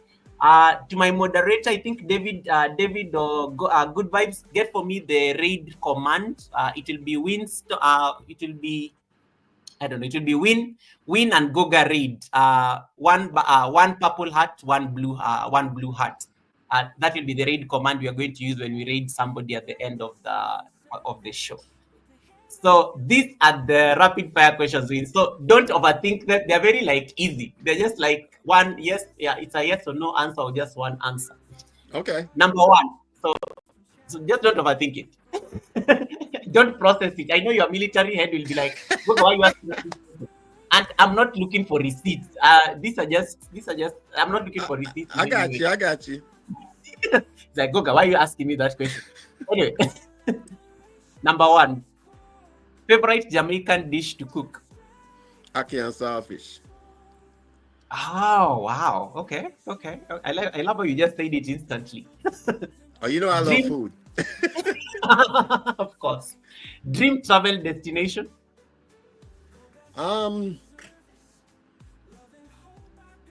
Anywhere in the Caribbean. Oh, okay. My goal this year is to travel to all the Caribbean islands. So, wow. Between this year and the next coming year or so, I want to visit all the Caribbean islands. Are you planning to come to the motherland as well? Oh yes, that's on my bucket list too. Ghana is on my Ghana. If I would say number 1 is Ghana. Ghana is actually on my bucket list of places to visit. I have to come to the motherland. Nice. Okay, good. Third question. Why did you not say Kenya? I was waiting for my country there. I'm Why going that? to We didn't. Kenya too. I'm gonna come see you, man. Don't worry. Yeah, I had to prompt you because I'm like, why is my country not being mentioned in this conversation? What was the point of this Sunday service if it's not coming to Kenya? Only because Jamaica has a big root in Ghana. Jamaica, Oh, a big okay, makes historical root in Ghana. But I'm coming to Kenya too. It's on my list. okay. I'm not even going to argue. Okay, that's fine. I'm just being messy. No worries. I'm just being petty as usual. Um, a DIY project that nearly broke you. The deck. Ooh, That was the hardest project I've ever done. Yes. okay, okay, When I okay. redid the entire deck, yes, that was the toughest thing I've ever done. And guys, you can go check the deck. It's actually on his channel. You'll be able to see it there on the video.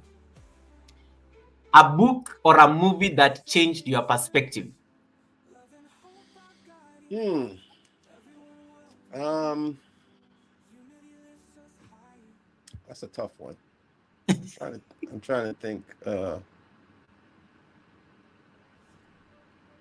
can't think of. Winston, you could just say the Tiki Bar Chronicles, and nobody will. No, but because I watch a lot of movies. I love to watch movies. So it's like, is there one that really changed my perspective? Um, The Green Mile. Oh, I never read this one. Yeah, it's a Tell movie. us. It's a book and a Oh, movie. ooh. The Tell Green us more. Mile. What was that thing that that thing that stood out for you? That It's a very strange movie. It's Hmm. kind of supernatural, but Wow. it just kind of shows you what that no matter what, we're all people. No matter where you Okay. come from, we can relate to each other. You know, there's a couple other movies that I've seen, but yeah, The Green Mile just it shows how people react to things in based on what they know or what they think they know, but at the same time, you really didn't know, you know, and Okay. it shows of how we judge people as human beings, not knowing that that person could be the same person that might help you or save your life one day. So Wow. The Green Mile. This was a 1999 movie. yes, Tom Hanks check is in it. Tom check it Hanks out is in it. when you get an opportunity. Check it out. It's a great movie. I definitely will because Tom Hanks is there. So I definitely will. Okay, so Andrezum agrees that yes, it was a great movie. So The Green Mile, guys, you got a movie recommendation right there. I know. Go to music when you are working on something on any of your projects. Oh, it's got to be dancehall reggae. Oh I've yeah, seen you. I I have will. seen guys. I have some receipts. Just hold on before we explains anything there. Let me just show you something real quick. Um, don't worry, Win, I'm not going to embarrass you or anything. Go and look for there's a video with this. Are you seeing this picture on your screen? Go and look for this video on Win's channel. You will see the man dancing there. You will see the man that I have seen this receipt somewhere. He was That was in dancing. Hawaii. That was in Hawaii. That was in Hawaii. Yeah, I saw him dancing on stage in that picture. So those of you have been looking for receipts, go and look for this video. Go and look for this. I got skills on the dance floor now. We have no doubt. I got skills on the dance floor. You know, So dance all it is. Dance all it is. dancehall music is my go to when I'm working, and I'm cutting the grass or anything else, and I put my headphones on. Yeah, I find me a good old school, and it has to be like 90s reggae, like 90s dancehall. Not the Like modern. 90s and back. I mean, I like reggae now, but the 90s was probably the best time during reggae music. 90s or anything 90s and back. All right. Last question, Wayne, I promise. This is this is hard. Even me, I only answer this, but let's see. This is why you start having internet problems. You disappear off the screen. Okay. What is something that your viewers may not know about you that you, yeah, let me leave it at that, that you may, that you'd love to share?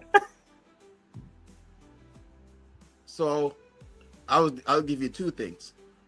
I'm Oh, scared of what? I'm scared of heights. Wait, how can you be scared of heights and you have been jumping from planes? That was it was the job. It was the mission. But I don't even like sitting on this chair right now. It's too high. Like I am deathly scared of heights. Wow. Um yeah. Okay. And I'm an artist. So I can actually freehand. I'm very good at freehand drawing. That's a skill I have. My my Wow. my primary school teacher beat it out of me because I used to not do my homework or do my Because classwork. I of, was in, I was in class drawing all the time. So, but yeah, I can draw very well freehand. Yeah, I have a wow. portrait that I did for my mom. I don't know where it is, but I did it a long time ago. But my kids have the same talent. So yeah, Nice.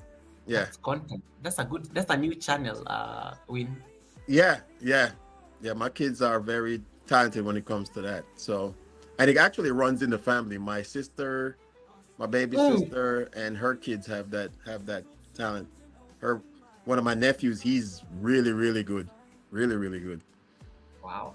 Wow. Perfect. I think you nailed it. That's all. You see, they were very straightforward and just very rapid fire. Nothing receipty and stuff like that.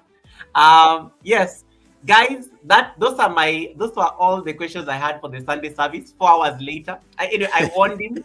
I warned him because I had a long list of talking points today because he has lived a very enriching life, and there were very many aspects to the Winston's chronicles that needed to be unpacked. And I'm glad that it took for us to unpack these chronicles, because I mean it's the Winston's chronicles. Winston, I'm now going to give you a chance to just like wrap up the show for us. So you're just going to like do like your own solo sign off, whatever. Mhm. I'll give you like 3 minutes or thereabout, and then you can say bye to the people, and then we'll be able to like release you at least to go and spend the rest of the Sunday that is left. Well, first, I appreciate you having me on, Goga. This has been a lot of fun. I think the tiki bar prepared me for the 4 hours. So, we get a little bit rowdy at the tiki bar sometimes, but we have a good time. But I really do appreciate you having me here for the Sunday service. I've been looking forward to it all week. Um, Yay.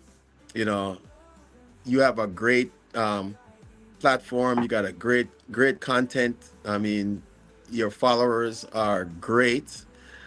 I am usually on your channel watching and blessing you up. So keep doing what you're doing, man. I appreciate you. You are a gem in the rough. You're definitely getting people to where they need to, providing information that people really and truly need. So thank you for that, and thank you for having me. Um, all I can say is, hey, look, I tell you, every day I wake up, I say, give thanks to another great rise. All right. And that's all I can say is every day you wake up is a blessing, you know? So give thanks. Give thanks for what you have. Give thanks for life. Make the best of what you have. You're never too old to achieve your goals. So keep striving, keep striving, keep moving, you know. It's like the ocean. It never stop moving, right? Learning is the same way. You never stop learning if you're willing to learn. So, you know, if you have the opportunity to, God bless you, bless somebody else. All right. Go out there and help somebody. We're not doing this for the views and the likes and all those things. It's the joy in your heart to see somebody that really needs something and they get it. That is to me the best blessing in the world. The greatest gift is giving without receiving or expecting something back. All right. And that's one of my philosophies on life is when you give without expecting something back, you you get it tenfold. All right, because you're not expecting it back. All right, give from the goodness and the kindness of your heart. All right, and trust me, trust me. I will tell you this. I have proven it that if you do things for the right reason, God will bless you 100 times, 1,000 times, 1,000,000 times. All right. But if you have to do it out of the goodness of your heart, that's all that matters. I remember what I said. All right. The only thing that matters at the end of the day, none of this material stuff matters. The only thing that matters is who you love, who loves you, who you support, and who supports you. All right. So with that, thank you guys for checking in. It was a great time. It was a wonderful time. I hope you guys enjoyed it. I will be checking in on the Tiki Bar sometime next weekend. Saturday, I don't know, Saturday 6 p.m. Eastern Standard Time. All right. BYOB, bring your own baby or whatever the B means to you. All right. But thank you guys. Goga, thank you again for having me on. Appreciate it. Thank you so much, Winston's Chronicles, guys. I will have to release Winston at this particular point so that we can finish the show. So I'm going to end the live stream on his side. It is going to throw you guys to my live stream so that we can do the affirmation, and then we will send you on a raid. Good Vibes has already given me a raid command. That is what we're going to use when we raid somebody on the YouTube streets. Winston, on a scale of 1 to 10, of course, you are always hosting the Tiki Bar, but to anybody who is anxious to come to the Sunday service, because I always tell them it's open for everybody. How do you feel? Do you feel like it was very easy, right? It's very Oh very yeah. chill. Oh yeah. Like, thank This is too easy. This is like, you don't have to like no, just be Yes, yourself. Be thank you. yourself. I say this, you're all content creators. So you got to get used to talking to people and being on the screen. I have the same problem when I have people. I'm like, come up to the Tiki Bar, come up on the chat, and people I say, no man, me shy, me shy. No, you're a content creator. You're in front of a camera. So get used. The more you do it, the better you get at it. All right. So Saturday, when I tell you to come up to the Tiki Bar, you need to come up to the Tiki Bar. All right. All right. Thank you so much, Win. Have a lovely rest of the day. We'll touch base later. All right, Goga. Thank you. I appreciate you guys. Have a wonderful weekend. All right. We'll see you on the next one. Oh, video dropping tomorrow. So more food coming. More food is coming. All right. We'll see you guys later.